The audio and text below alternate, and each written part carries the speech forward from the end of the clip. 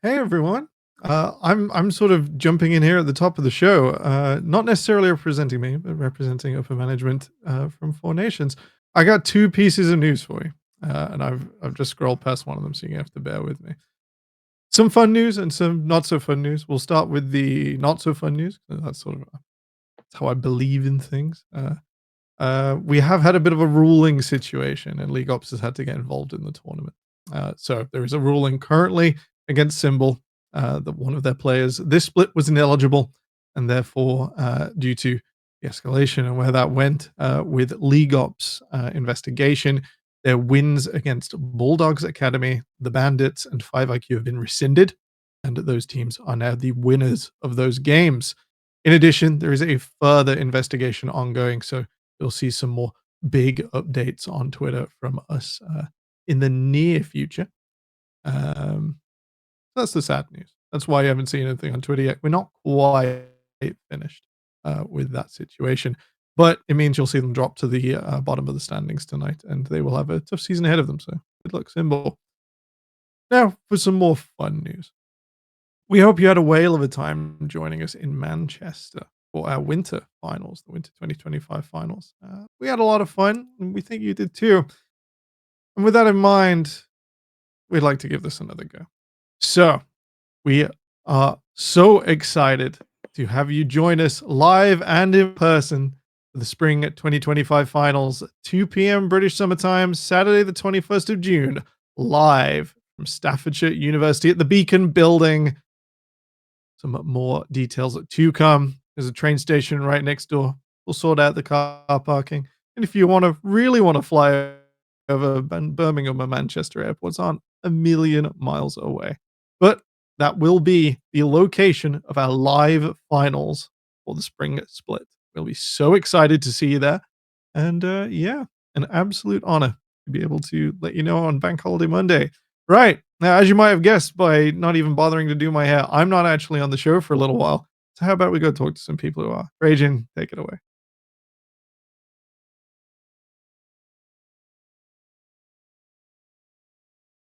Thank you, Temporal. I believe. Oh, here we are, popping into existence. Thank you very much, Temporal, for opening up the show for us and dropping those announcements. We hopefully look forward to seeing as many of you as possible in Staffordshire on the 21st of June. Live finals 2. Let's go. Hopefully, the casters will have a bit more leg room this time. That's my hope. That's what I'm praying for. That's what I'm doing summoning circles for. But my name is Trajan. I'll be your host for these first couple of games. Joined by Sovinix and Nick V as my analysts here today, gents. I don't think I've had you, Nick V, on a desk before. I think Sovinix, I might have had you once or twice. But we've got week 4, day 1 to look at. Symbol Venom Crest is our first game of the day. We've just had the update on them, so they have a uphill climb out of the 0-5 position right now. And what a way to start it, lads, than against Venom Crest, than against our reigning champions. Sovinix, this is going to be a tough one for Symbol, is it not? Yeah, it is going to be a tough one. You're essentially having to run it back and start from scratch. But I think they have so much individual talent on their roster that I do believe, like, what a great way to show your mentality, your character as a group, than to come up against the current reigning champions and bring yourself back into the league. Yeah, absolutely, right? It's not over it just yet. There's games to play. There's top 8 slots, make it into playoffs. And from there, it's anyone's game at that point, right? They still have a chance if they could have had their one loss, right? They're not a perfect team, right? But they're a pretty darn good team. So for Venom Crest, we're talking a lot about all the favorites in this league, the top 4, as it were, that has kind of shaped up right here. If I asked you right now who you thought the actual top 1 was, would the answer be Venom Crest? I personally would say so. Venom Crest, of course, in the last split as well. They were just the absolute number 1, going undefeated at the same time. And this time they have taken 1 loss against Int Quick. But the biggest question is, like, was that just like a one-off thing? Because so far it does look like it.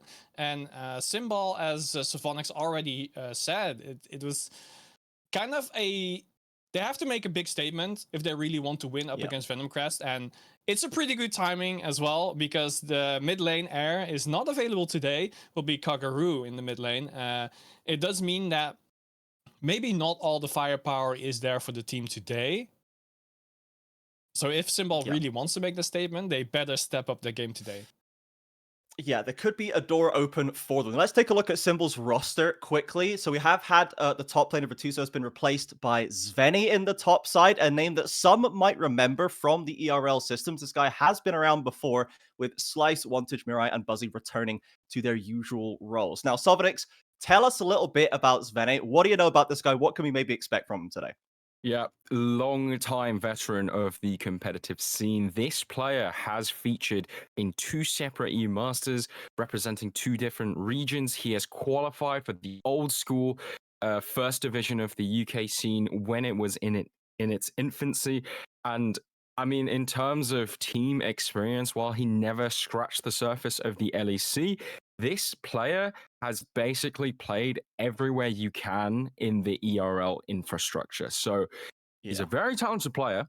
However, whilst I big him up, I think there's definitely a caveat I want to mention in that he's very much retired. He is coming out of the retirement room to come back to play for Symbol. And I think, when you look at his track record, you're maybe comparing him to Chrisberg on the other side of this matchup, another player who has so much ERL experience coming out of retirement. But I think the biggest difference is I think Sveni has had more time out of the spotlight than Chrisberg has. And so I definitely want to do a bit of expectation management and not too much pressure on Sveni in the top lane. Yeah, it's going into Bust as well, right? Bust has been absolutely crazy this split. Bust has already performed well in previous splits, but he's not been a perfect article, right? There have been ups and downs for this guy. We're in a big up right now for Bust. We are in a soaring high for Bust. He's playing so well. So Sveni's got a tough opponent ahead of him.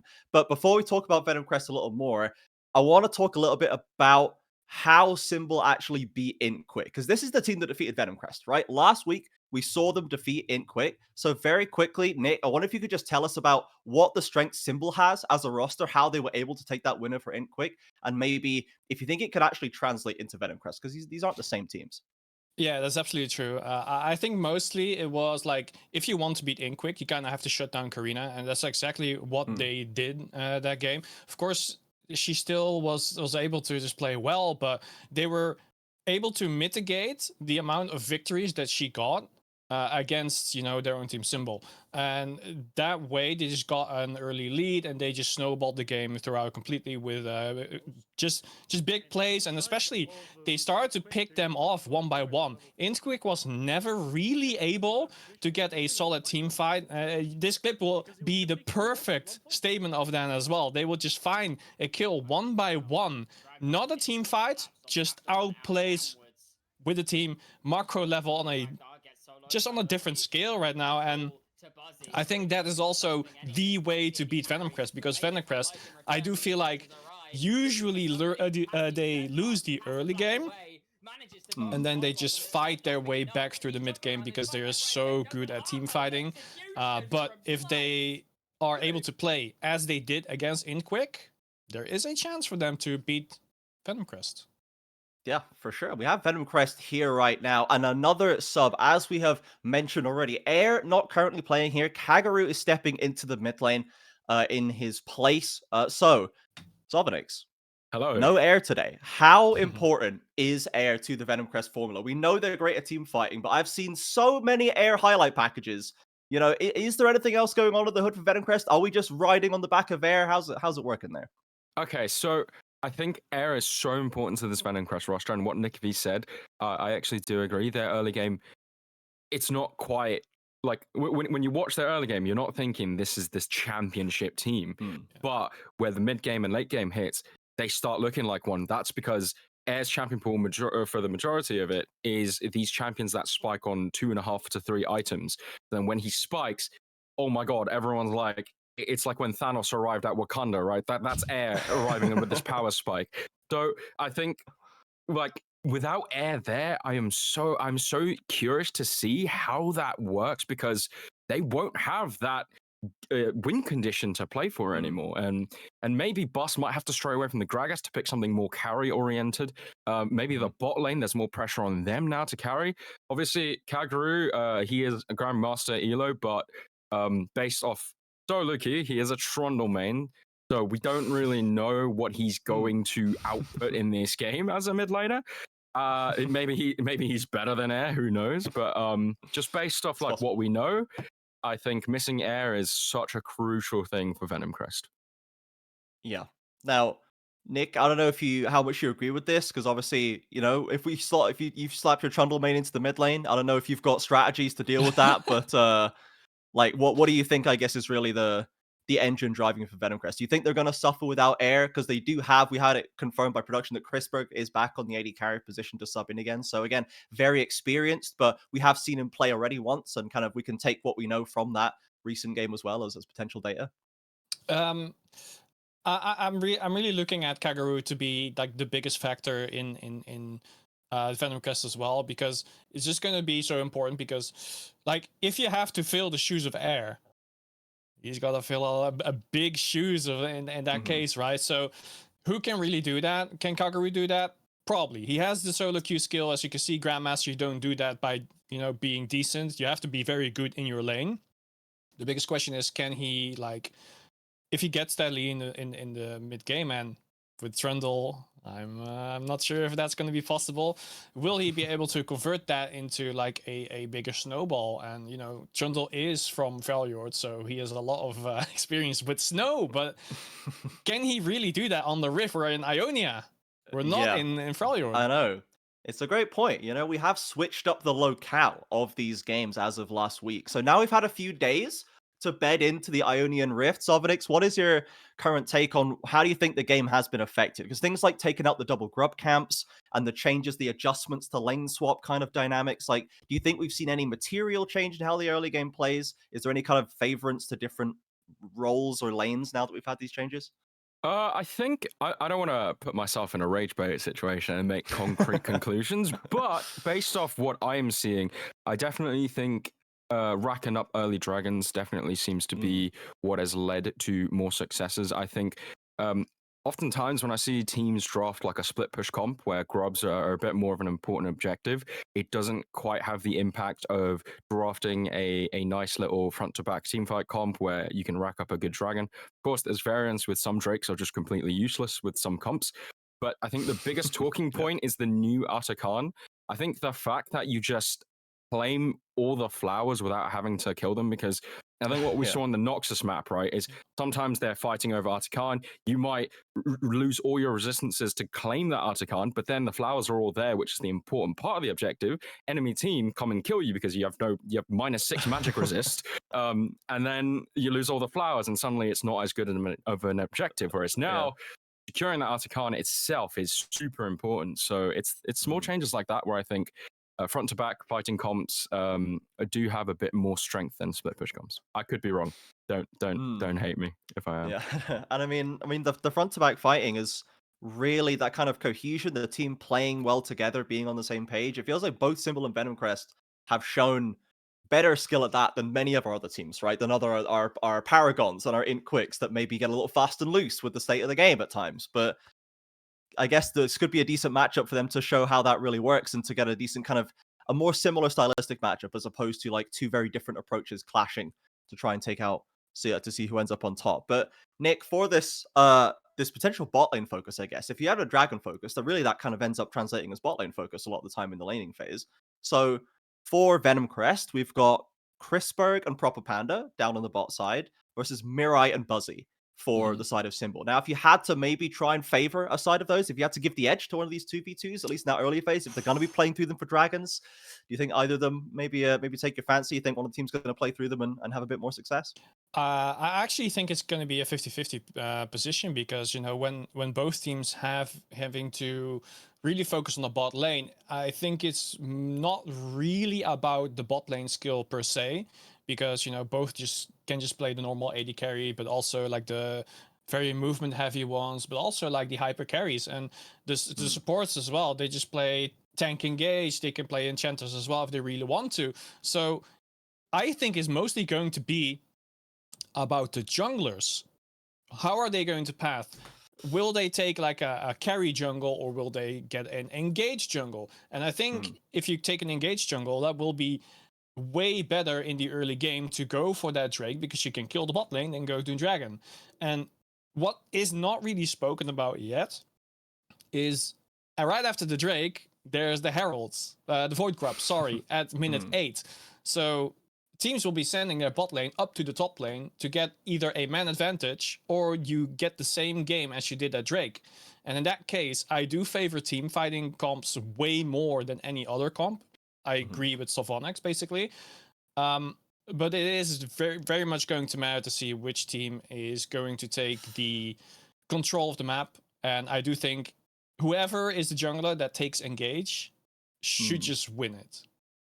Sure. I mean, I think for me, naturally I would want to favor Phrase, I guess, as an engaged jungler, because this I think is someone who has shown a lot more Wukong, Sejuani, Xin Zhao, like the classic bridging, I'm just going to lead the charge and I'm going to say, I'm going in, it's time to fight now, guys, and the team lines up behind them kind of picks. Whereas Slice, we've seen a little bit more kind of variety there. We've seen Viego. I think we saw a Brand at one point, right? Like we've seen a lot more variety out of Slice. So I guess you can kind of try and destabilize that formula, or you can just buy in and just try and go, we're going to do it better than you. But trying to do anything better than Venom Crest in the Four Nations is pretty hard.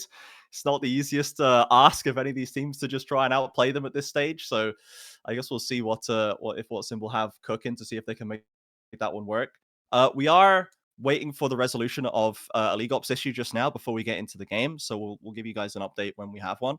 But while we're waiting for that, I guess if we can just let's think about the rest of the league very quickly. The second game we have today is Rise versus IntQuick, right? So another of the top 4 kind of getting lined up to try and take control of that one. We'll obviously talk about this a little bit more detail before that game, but since the games always run long, we never have quite enough time to talk about it. So Sovonix, for Rise and IntQuick, given what you've seen and what we've already kind of mentioned about IntQuick in comparison to Symbol and the kind of loose way they play, how do you think they're going to match up into Rise? That is another like super mid jungle focused kind of roster. Yeah, I think Rise's game plan is so like it's probably the most obvious out of all the teams in the league, but it's the most effective. I would say I don't know, I can't think off the top of my head a stronger mid jungle duo than BB Muffin and Trizzy in the entire history of the I think that's fair. These two are working so well together, and the weird part about analyzing Rise is everyone's always like Trizzy, BB Muffin, like those two are crazy. But then they kind of overshadow the other parts of this roster, which also perform extremely well. I think Nemeni, like I think I remember coining the phrase Brexit support. You know those classic boys with those like really ooga booga champion pools where they like will occasionally drop that 12 death game, but they hit a nice engage. Nemeni is the complete opposite of that. He plays the heavy engage style. He plays enchanters. He's as versatile as a high elo import support. He's a UK player, and so I think this Rise roster is very well balanced. I think Aniki as a rookie as well coming into this team, what better platform to lay the foundation for a rookie? You have 4 players with incredible competitive pedigree, and you've got a rookie who can just sit there, learn. He isn't necessarily blowing us away with what he's doing, but he doesn't need to. He just needs to do his job, and that allows the rest of Rise to shine. So I think this team is very strong. However, IntQuick, they have a very unique part of their gameplay, which is like they're just significantly higher elo than everyone else. And so their special secret strategy of being high elo players. And it's like sometimes I watch their games, I'm like, this scenario should not work because they hands diffed everyone individually. It did. So there is always that you have to be careful of. Yeah, that's the BZ guarantee is, this looks terrible, I know, but you didn't consider that I'm goated, you know, the BZ Dragdar guarantee for sure. Nick, how much do you agree, I guess, with this? Firstly, I guess, for Rise Gaming, in terms of how important do you think the mid jungle are? Do you think the rest of the map are overshadowed, or do you think that kind of there's room for them to be more considered here in that 5-stack dynamic, and then going into the matchup it's IntQuick in our second game? Yeah, I think the biggest issue for IntQuick will be, as you said, as you saw in the clip as well, it's just their grouping might not be on tempo in regards to like every other team. So like if Rise can just keep the tempo that they always do show in their games, and they can just outperform IntQuick in that way, you don't really need to skill check them because even if you lose, you got the tempo to create something else on that map and get more than the enemy. Yeah, for sure. So there are definitely ways to play this one out for sure. There's got to be options. I think the one thing that we can be sure of, to be honest, in the Rise versus Inquit game, there's going to be a lot of carry players looking to do some carrying, and I'm personally very excited to see that. I think it's going to be a pretty explosive match. For now, we are going to go to a quick break, everybody, while we resolve this League Ops issue. We will be back to let you know what's going on as soon as we can, but for now, sit tight, and we will be back in a few minutes.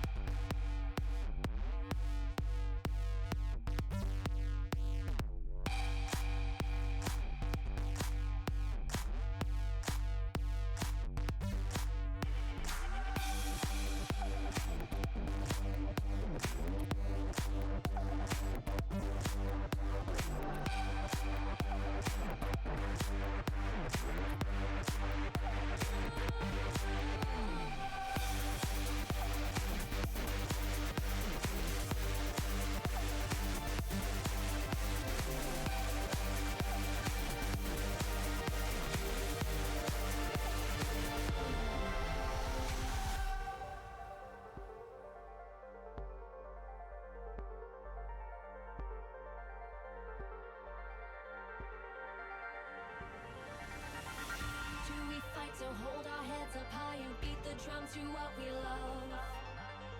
Risk the fall, or we have felt it all come crashing down from far above.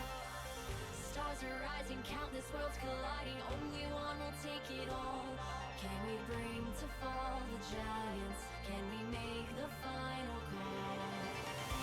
We are the ones to ignite the darkened skies. The champions of the world that we defy. The solar ray of the few who rise up high, and we all fight at the last light.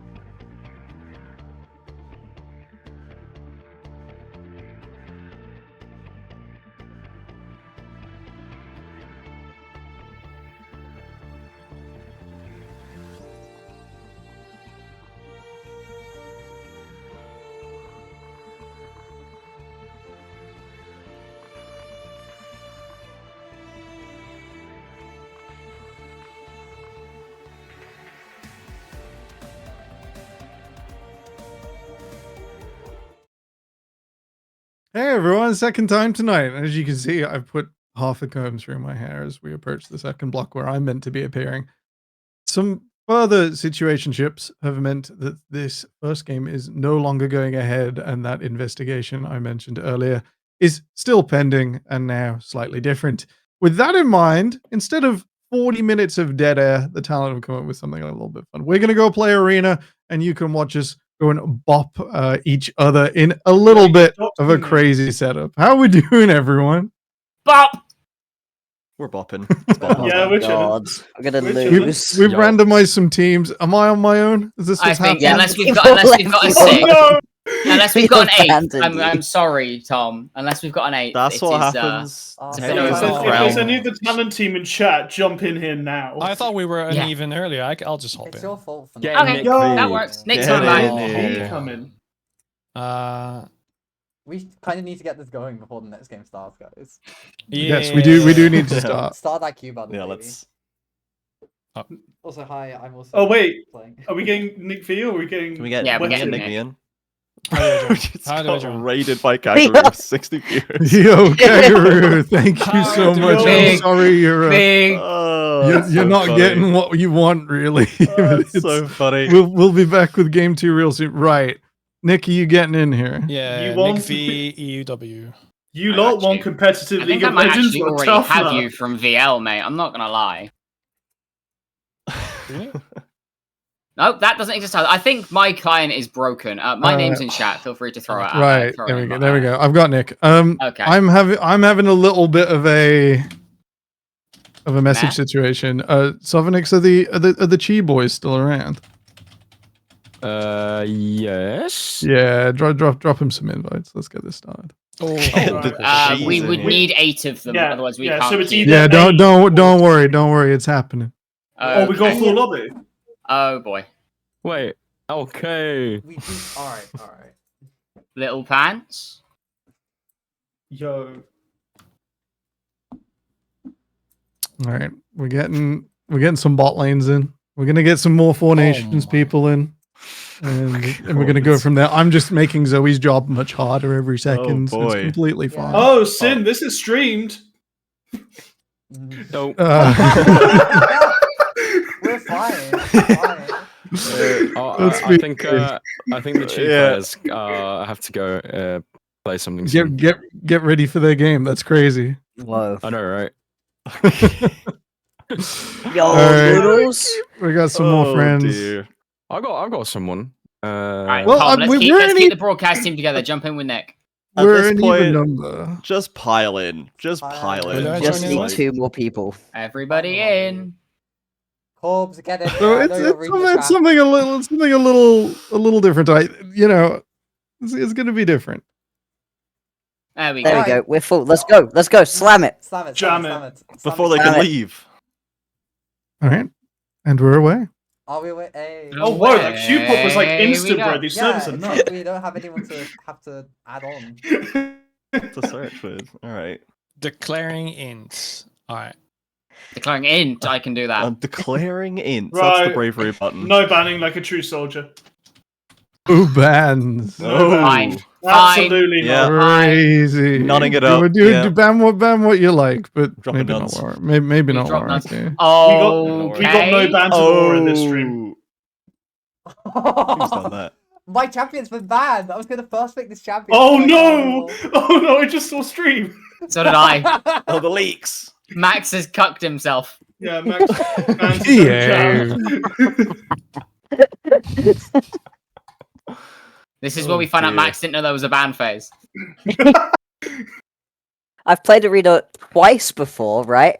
I've run Zoe down, and then I ran Trajan down in the tournament, the Paragon True. tournament. Let's be fair. We ran each other down in that event. Like, When my game only let me lock Jinx in and no other champion, it was cooked. Savonix, you said you're going bravery, fella. Come on, what is this? There was no option. Oh, it's right there. What do you mean there's no option? It's right in front of you! The button is on the front of the Brother! screen, my What a guys. shame. Oh, Gotta be dear. them. Gotta be them. This is why this guy's not a player anymore, Would man. you He like just can't anything read as the Oh, screen. hey, ridiculous, hey. DJ? I don't know. Just send it, Luna. just Send just it? Send it. Send it. Yeah, send it in whatever that phrase means to you. You know, Oh God, just follow you're your about to heart. be run down. I tell you that. Yeah, I am. Okay. Sure. Yeah. Okay. I mean, I did ask for this. All right, let's see what we get. Let's see what we get. A lot of bravery going on. Maybe I this was is the told only to send chance it. we This ever is sending actually. it. Is this the only chance we ever get to see Sin Twitch? Ooh, Is this? Echo. Is that? It's a not Sin Sin Twitch? Twitch. It's not Sin Twitch. Oh, damn me right. No. Definitely a thing. Right. Twitch chat. I am moving Oh, around God. to get to mod view. This is the most important prediction you're ever gonna make. Yes. It's also the longest one I have to write. Listen. So we got Crud. True. we I got singed! No! I'm about to bet every single point I have against us, against me and Zoe. Whoa. There's We got no Rogue, way we got wins. This- I got my Sentinel. maid! Max, I We got got- out No of my one buys a mind magic last time resist. Zillion Wolf. was on stream. We No, I just need the Rom. dots crit item, and No that's one's ever fine. bought Magic Resist. Don't worry about it.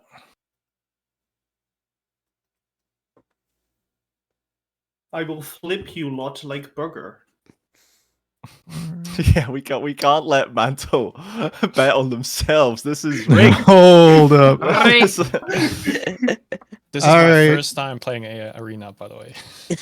Oh, It's your first kill time. the enemies. Look, that's not gonna hurt you any You more got than 2 you expect. minutes and the biggest Just- poll ever made in Twitch Like chat Hazel. history. Oh, Big yes. Formation. Huge. Just Do I to think remind you all, wins if you're this? using a third-party app, immediate ban. True. Yeah, if we spot some Any external Porofessors in tools- here, I'm going to be fuming.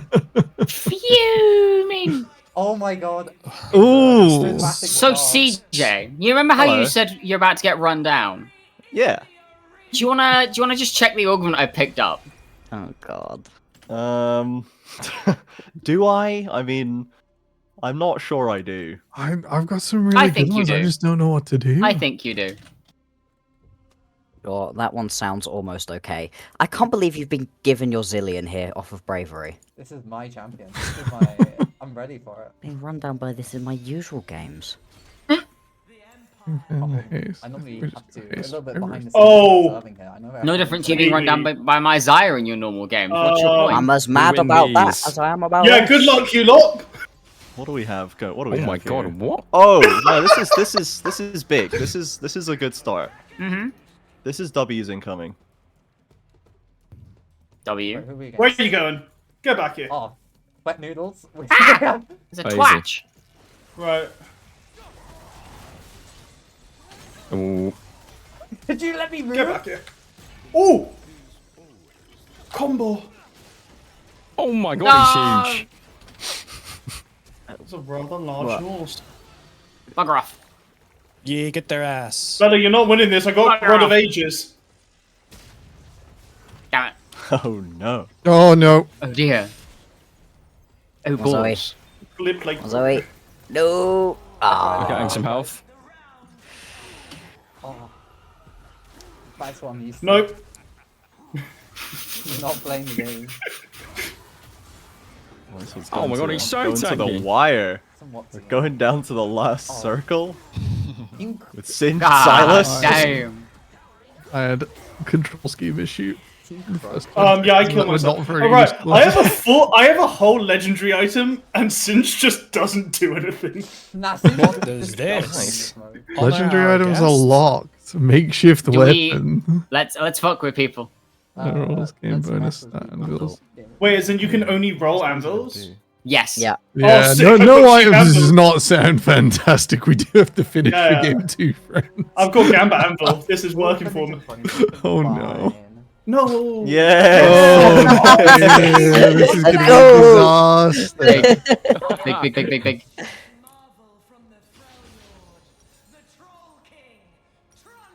No, this is a W. The Troll King. Do I wander through walls? Trandle. Oh, so we do get a Trundle this game. Right, who are we up against next? Harbo and Tom. Hmm. Why's Harbo in this lobby? Yeah, I did try to invite a load of Div 1 players, Yeah, why not? 4 nations, and then turns out we just got some NLC players. You got some NLC players in here. Okay, fine. Sure, man. Sure. Wait, I've just told myself. I've got the one where you need 3 specific items. How about Rise as well, CJ? I know. Yeah. You know, sometimes you have that moment. It's like, oh, did my partner do the best they possibly could in this round? I'm not allowed that this game. It's just not permitted. Get back here, Sin. Coward.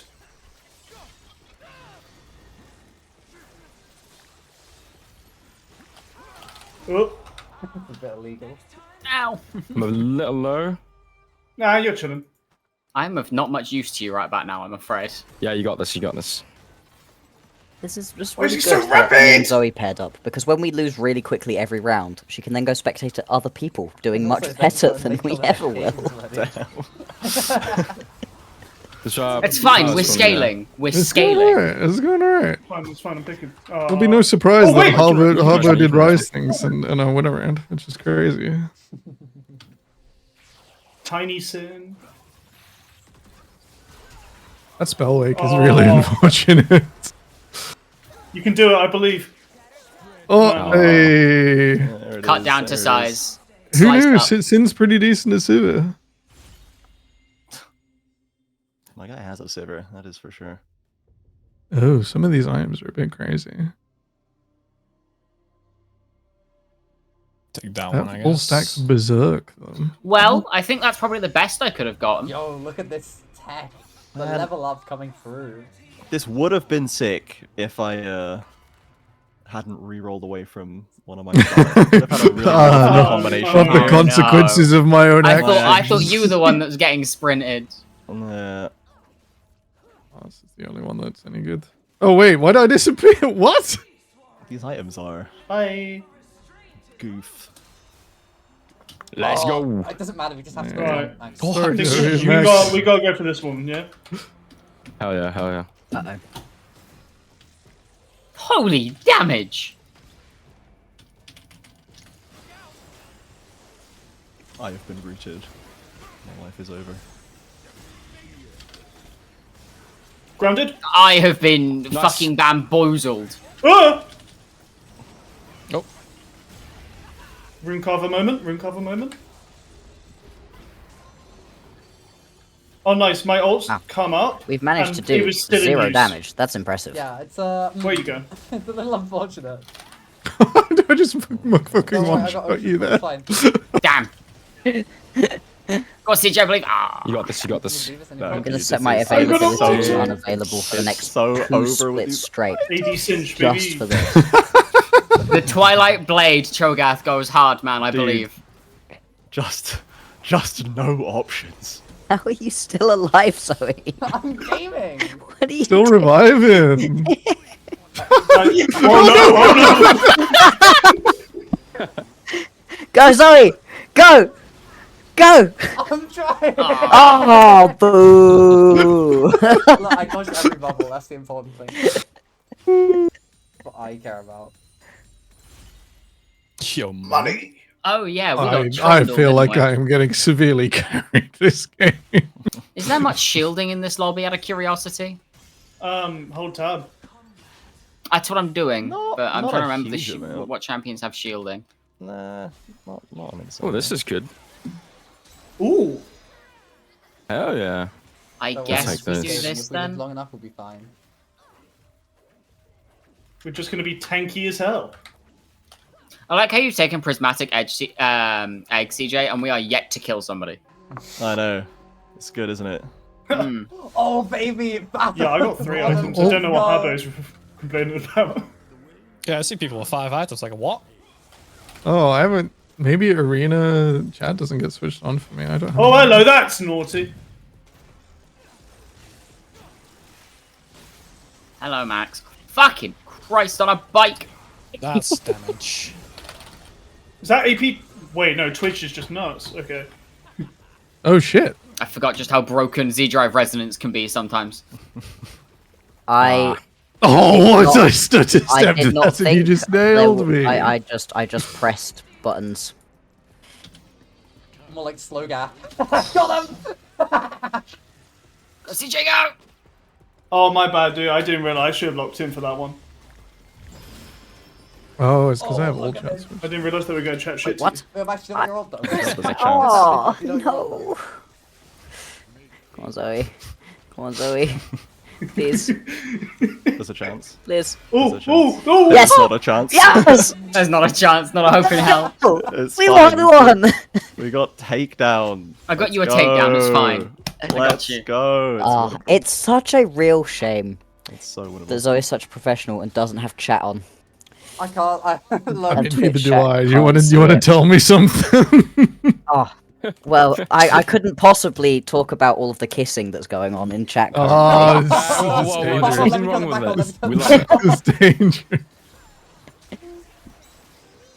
Right, I might need to try and buy an Infinity Edge at some point in this game, CJ. You do you. Like, if Infinity I mean, Edge I've is what got it this, takes. so... If Infinity Edge is what it takes, then let's go for it. Okay, okay, okay. This is where things get a little awkward. I'm coming for you. No! Oh, Christ, I didn't have my Q on this whole time. That's on me. No! No! Fuck. How the balance with it, Lilia, with any Ow. kill shots? That was a quick owl. I think we might be the first team going down. I think so. What happened, CJ? We used to be so good. We did, but I tried Arena again like this year and just lost it. You know, completely. So lost what you're it. telling me is that it wasn't my fault, that Paragon. That's not what I said, Max. Is that what I said? Can we check the tapes on that? I'm sure I hit at least 2 auto attacks on Jinx. So, Can Accelerating neither Sorcery is confirm nor pretty good deny. on Rise, huh? Yeah. Yeah, it's decent. No damage, man. Rise without his health going down is indeed Shit. Look, Max, we hit. A situation. We hit. Look. Oh, So big. you know how you guys love us? No, we can't be lost. We can't be lost. Do we now? I hope Yeah, so. I'm not sure about that Against one. The goat mantle. It's a bit doomed. FF, man. Why don't you don't, Max? That's a given. There's no way we lose 5 times in a row. No, you're against me and CJ Tell me what with a happens for free the game wins. is It's never been confidential, done. but this is much better, right? It's better to watch us run it down. Yeah. I'm so excited to push heal shield and on a Division 1 LC player and just watch the victory screen roll in.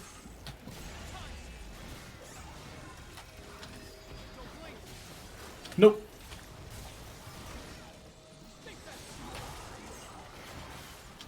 Hang on. That's mine.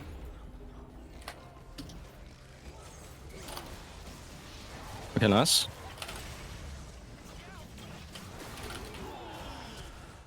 Fucking singed! Ah, leave me alone! I'm Fuck off! coming for you. Fuck off! Ah! No! Nope. You Don't can want rest you! Fuck off! It's cinch time. No! No! No! Oh my god, the Zoe. last team. Goodness. Come on, Zoe. No! I got Come on, Zoe. I got circle believe. of death as I well, so believe. my sanguine gift hurts people. Oh my god, we when can I actually win proc this, it. Max. Go, just dive.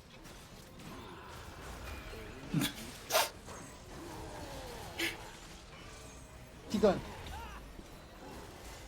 I can close my client. You and can slow sync Hecarim, my you do no CPU. damage then. That's how the champ works, right? No! Max, have you pressed R at all this game? I have indeed. Are you sure? You know, I've resurrected I did him. once. It's Just now. there's been a rewind that I saw. That happened. Yeah, so twice. I've pressed it twice now. I keep dying and then going, huh. If only my It's champion had this exclusively ability after that I could stop that revived from happening.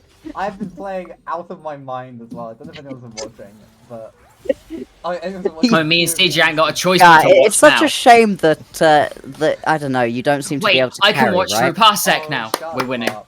I can't Oh. believe you most of the time Hang on, because, here, they've heard me CJ. yapping on stream. Wait, have you been Oh talking? dear. Oh no, the stream Oh, just think we've been no. Oh ignoring god, you the what whole have you time. been saying?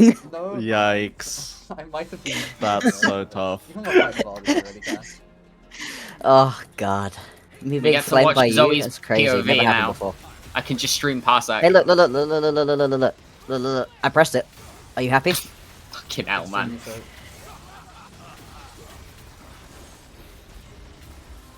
Okay, but Zoe's actually kind of smurfing though. I can't lie. What the fuck is that zillion damage, huh?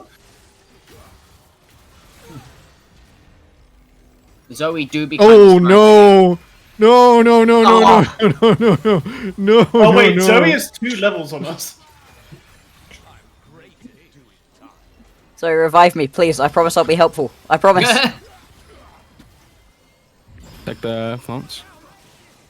Oh no! Alright. Oh no! I've unlocked my camera. I was- Oh I no! was- Oh, dear. I was about to promise be mean I'll be to, useful, for he you little says. fans. I Look, I've promise, unlocked my camera. All right, I can't play. promise I'll Help. be useful. Help. He says.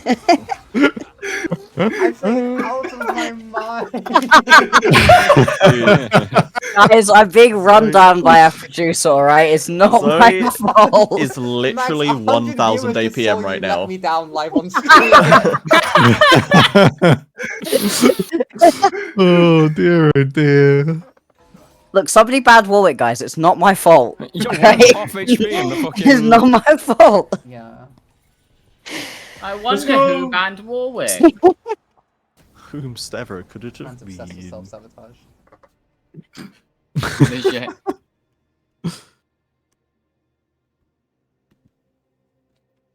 Oh well, no point in watching Zoe's PO anymore. They're out as well. FF. Hey, I would.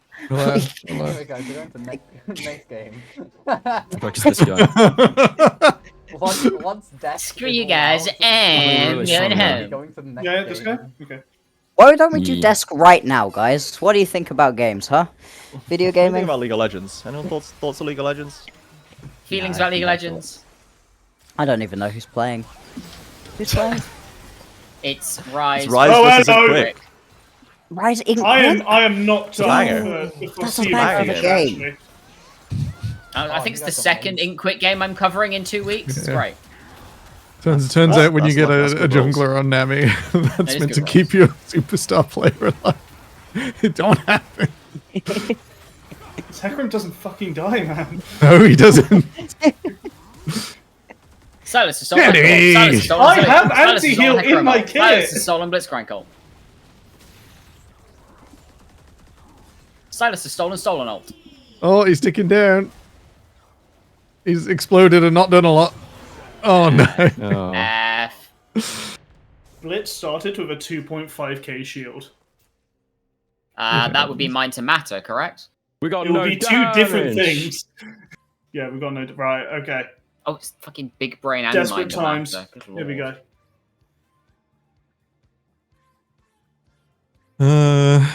Any of our broadcast team at the top? That's the real question we have to ask here. No. No. Doubt it. It shouldn't not come as a even- huge not even surprise to close. people that these fantastic All of the remaining broadcast teams are ready to be Yeah. knocked out. No. We got We can't this, make got diamonds this. without pressure. Come on, fellas. Tell that to I me, don't think CJ, most Zoe, of the and broadcast Max. team is making diamonds. Listen, alright. The last time I Oh, tried sorry, and just Maro. OTP'd Zyra the whole time, I made diamond. That was not too long ago. Only OTP splits. Zyra. That was the beginning of last year, wasn't it? Yeah, that was relevant, right, guys? Oh my I'm Christ. relevant, right, guys? Look, I just hit More relevant million than I'll mastery ever be. points Warwick. That's the important How have I thing, got right? for you little pants that's the twice important so quickly? Oh. Guess I had the the joy of Hecarim hitting is 500,000 on glorified. Zaya the other week. That was good fun. Yeah, this just in. I'm so washed a Division 1 player on his main couldn't carry me out of this match. Now what I'm saying is, That's fine, Tom. Wow, You'll always have Tom. that fiddlesticks clip. It is true. Once upon a time, I played support and it was okay. You played support for my Jin, no less, which is notoriously not very good. I have been run down many a time by the Lunar Gym. I've been run Actually, down it's plenty someone more else by I the played support for box that of had a good what's your time. point? What do you mean? I've never run you down once, Luna. Uh-huh. Oh no! This one does not die. Sure. God. Let's Come on, go, Noodles! I believe Come it. on, Oh my Noodles! Go on, goodness! Nick. Go on, Nick. Let's do it. Let's go, Noodles! Do it for back of Yes! house. Yo. Let's go, Do it for back of Noodles! house. I mean, to be honest, we almost beat those guys, so I'm not that good. You can do this. Yes. Get in there. Oh, the double knock up. Oh my god, it's massive. They've actually done it. CJ's watching on the stream. They've actually done it. Hey, go I'm watching with the fans. I'm watching with the the Yeah, fans. You're on like a there's a 3-minute delay. stream, guys. To us, mate. I'm watching with the real people. Yeah, but Max, I can watch from the game. Wait, doesn't Why that would I mean do everyone that on when I could streams watch that the don't great stream opening I that am Zoe's sending doing, you guys? the Later. feed. Oh my god. Yes, we Brian. know. You are sending me the game feed, this is true. Oh my god. Oh my Oh my Jesus god! Christ! What is that? little pants just Oh, 7. Yo! Oh, Yeah, 7 to the final broadcast team. Oh, We're seven. all out. If you guys want to have a break before you have to go on desk, to go. I take the time to do that. True, Oh, no, Death no. Time Honestly, for Game to 2 break is this coming down, up right? Come real up soon. very quickly. So I did do the I casted the arena. Wait, was it? Oh my we knew Jesus something. Christ, Little Pants is a machine gun! Yeah. We did the arena show, didn't we? Yes, not we washed. did. We've done a few at this stage, actually. Yeah. Mhm. I think I did the. My We've last one was done two for Paragon and one for whichever Riot's partner was, which I don't remember. The Arena Duo Diff. NLC That Arena was the Duo one. Diff. Oh yeah.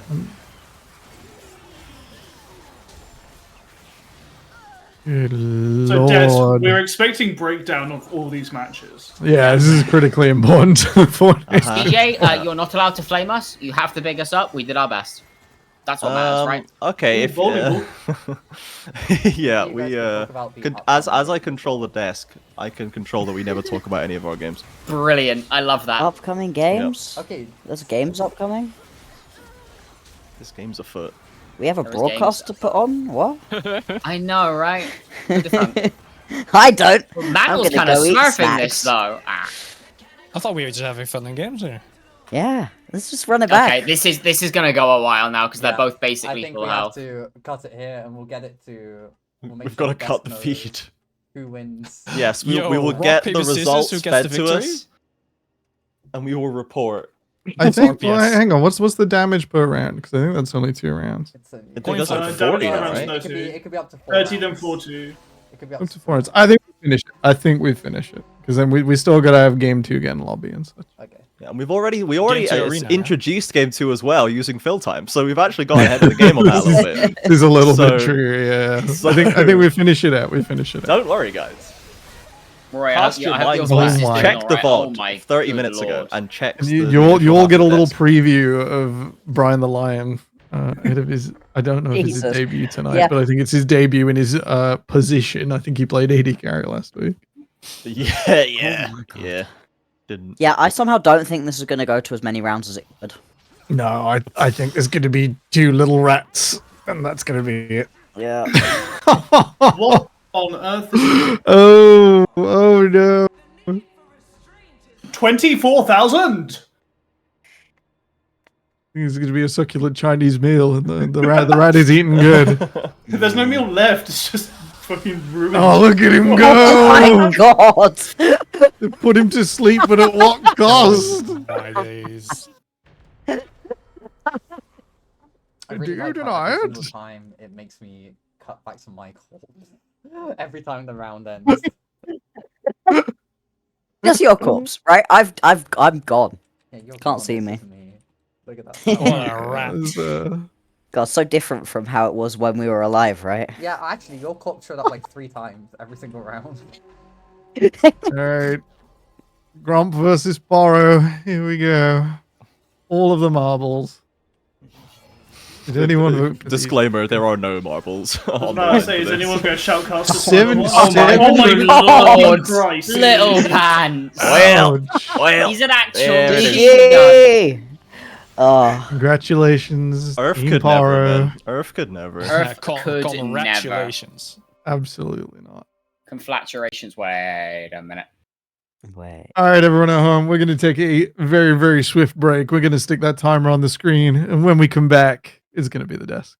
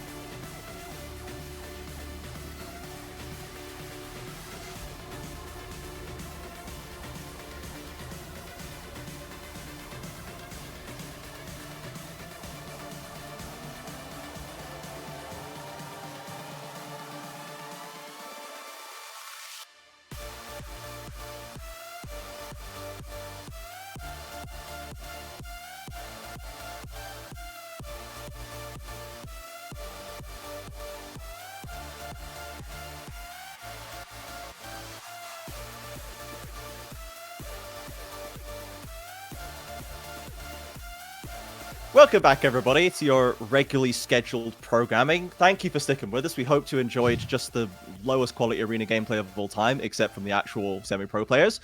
Now, we've got a game to get back to. We have to congratulate, just quickly, we will congratulate Little Pants, and who's Little Pants paired with?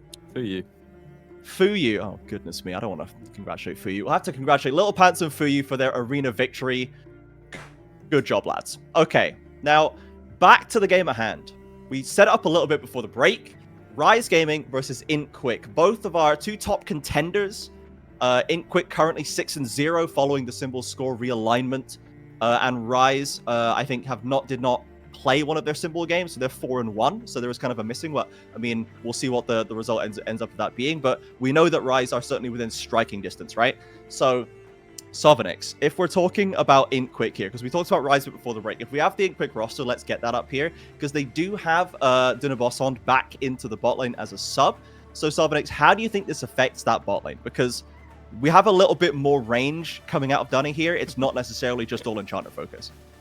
Love that Z graphic. Yeah, it definitely changes IntQuick a little bit, but it doesn't really change what I think their identity as a team is. They're still going to play their style, which is where we are going to attempt to hands check you.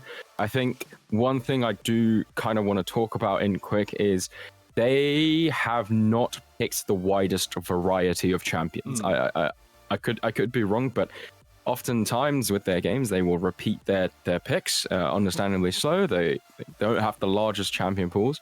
Maybe when playoffs come and it's Fearless, they might look like a different team because you cannot, repeat pick the Varus, which they've been doing in the bot lane since Ezreal is always banned, or the I think Silas or Talia, something that BZ has stuck to. These picks won't be available to them in Fearless format.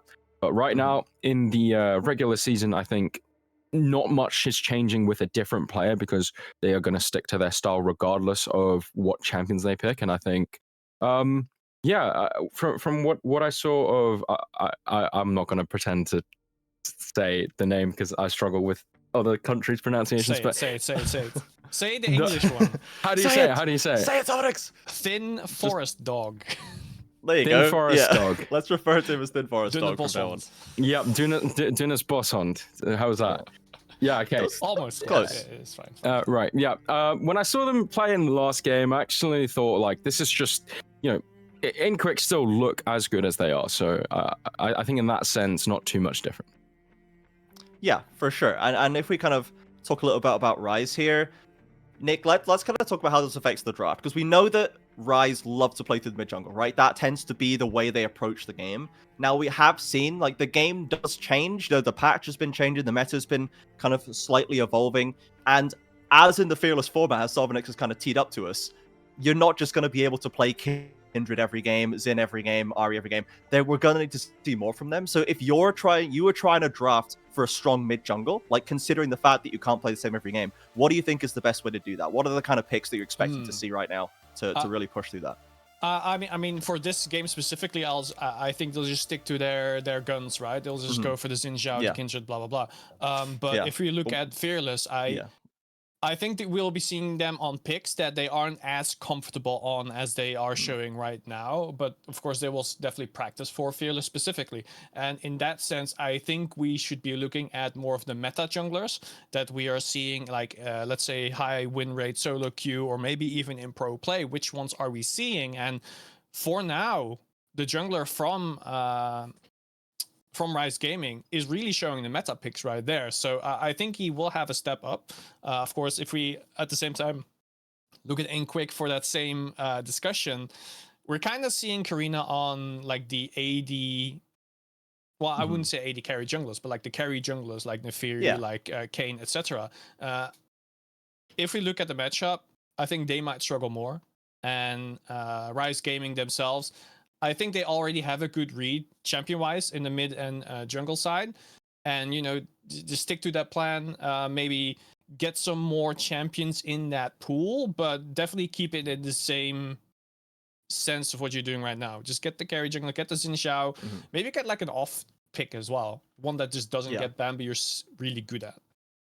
Yeah, we got a little bit of extra context from that from the InQuick manager as well on the Saturday review show last week. If anyone didn't see it, from Atreides, their manager, where in terms of you mentioned how they suffered by the fact that they previously were not practicing to widen that pool. BZ in particular was only playing what was required of him, which wasn't a lot of champions, right? But since that, in this split, once they promote to Div 1, BZ has been intentionally trying to widen that pool in mid lane. We've still seen things like the Talia start to come out, which he's very good at. Still a high performance mid laner, but is now kind of preparing for that later stage ahead of time, which is good to see. Now we're into the picks and bans right here. We've got standard bans away from Rise Gaming, the one trick Ezreal, the Neferi, which has more or less become a one trick, at least in this division right now, and the one trick Zed. Whereas on the other side, it is 3 Trizzy bans. They are finally paying the Trizzy tax. All 3, Gwen, Kindred, Xin Zhao, all removed, but that has left the Varus open, sadly, to Sin's great despair. He will pick it away from Dragnar, who also likes to take that one pretty often. Yeah, I think Varus is just your bog standard B1 right now.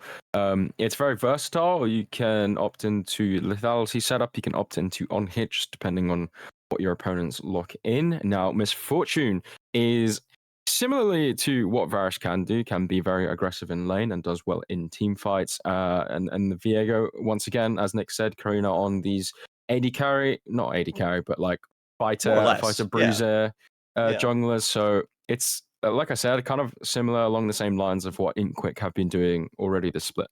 Yeah, and I think right now they definitely already drafting very clearly that they want to get a pick comp, right? InQuick on the Misfortune just deals burst damage, and the Viego gets the resets and gets going, right? Mm-hmm. We all know the famous Viego triple kills, and then suddenly he just takes over the game. Whereas Rise Gaming isn't really as clear yet, but with a Varus and a Jarvan being locked in right now, I think they will just go for a front to back. Jarvan engages, Varus just rains down the damage, and again, as Savonic said, they can basically pick whatever they want on the Varus. Right now, InQuick is quite squishy, so they might be going for lethality, but of course, it's only 2 champions, not all of them. Yeah. I'm interested, honestly, that we've seen Dragdar go for the MF, because we've obviously seen this as a counter pick come up a lot now, but it doesn't have that same... It doesn't feel like a Dragdar pick almost, so it's interesting to me that we've branched out to here. Honestly, I wouldn't have necessarily expected it from this guy, so interesting to see how that bot lane pans out, and especially what they pair with that support, right? Not the usual support, perhaps not quite as much time and inbuilt synergy there, so we'll see if that affects Dragdar. As Trizzy has gone into the J4, so we've forced the pool to expand a little bit more. We do have something that can certainly get stuck in and try and carry from the position, but not necessarily by building full damage, though of course it's not untested on Jarvan, so we'll see if he wants to go down that route. Iniki with the Ambessa fairly standard, and BZ back on the tool that we mentioned before. Yeah, I actually think the Jarvan pick is really, really interesting because it's essentially picked to punish this Misfortune being picked very early. It's very mobile, quite easy for Jarvan to get on top of Misfortune. But I think what InQuick have kind of done here, I don't know if this was intentional, but they've kind of drawn out this Jarvan pick. You're like, we're going to pick a mobile mage, mobile marksman in the bot lane. They're probably going to go for the Jarvan, especially since we've banned out 3 of his champions. And in doing so, we'll take that R3 Talia that they have done so very repeatedly throughout the split. That's going to make Jarvan's job of getting onto this MF very, very difficult. The way InQuick want to position here is MF and Talia will be playing together on the same line. And with the Unraveled Earth, it's like Jarvan just can't get through that and get on top of the Misfortune. So it's very tricky for this Jarvan. I think Trizzy will have his work cut out for him, but I'm assuming Rise have drafted this early so that they can set up a nice mid jungle. So we'll see what BB Muffin picks later on in the draft. Yeah, I think the Talia is also very interesting because, of course, Ambessa is also stopped by Unraveled Earth. And it also, we know about BB Muffin's monster performance on Ahri. Well, Talia stops that champion as well. So indirectly, it also damages BB Muffin's champ pool. They're going to just brute force the Talia minefield by having every champion dash over it, and they'll all just remove all the mines one by one. So they can't stop us all kind of strategy from Rise Gaming potentially coming through here. Bit risky going up into a Viego and willfully sending yourself down the Talia mine, but we'll see what the plan is going to be right here, and we'll see what BB Muffin wants to lock in. As you said, the Ahri now a little bit dissuaded, the Syndra and the Victor, so classic mages removed, and we'll see what the choice is going to be for BB Muffin to see if he can shore up this mid jungle. As a Tryndamere has been locked in for Kerberos. We know that Kerberos likes to drop a tricky pick now and then, blind Tryndamere Sovnix. What are we? Oh, sorry, not blind Tryndamere. It's into Ambessa. So Tryndamere into Ambessa, I guess. Any thoughts on how that matchup goes? Well, I think Kerberos specialist to lock in that split pusher, create some pressure on the side. Been doing this since he started his career in the UK scene. So locking in a Tryndamere into the Ambessa is good. Tryndamere, so Ambessa's got loads of dashes. Tryndamere's crits reset his E, so you can actually keep up with the Ambessa in that sense.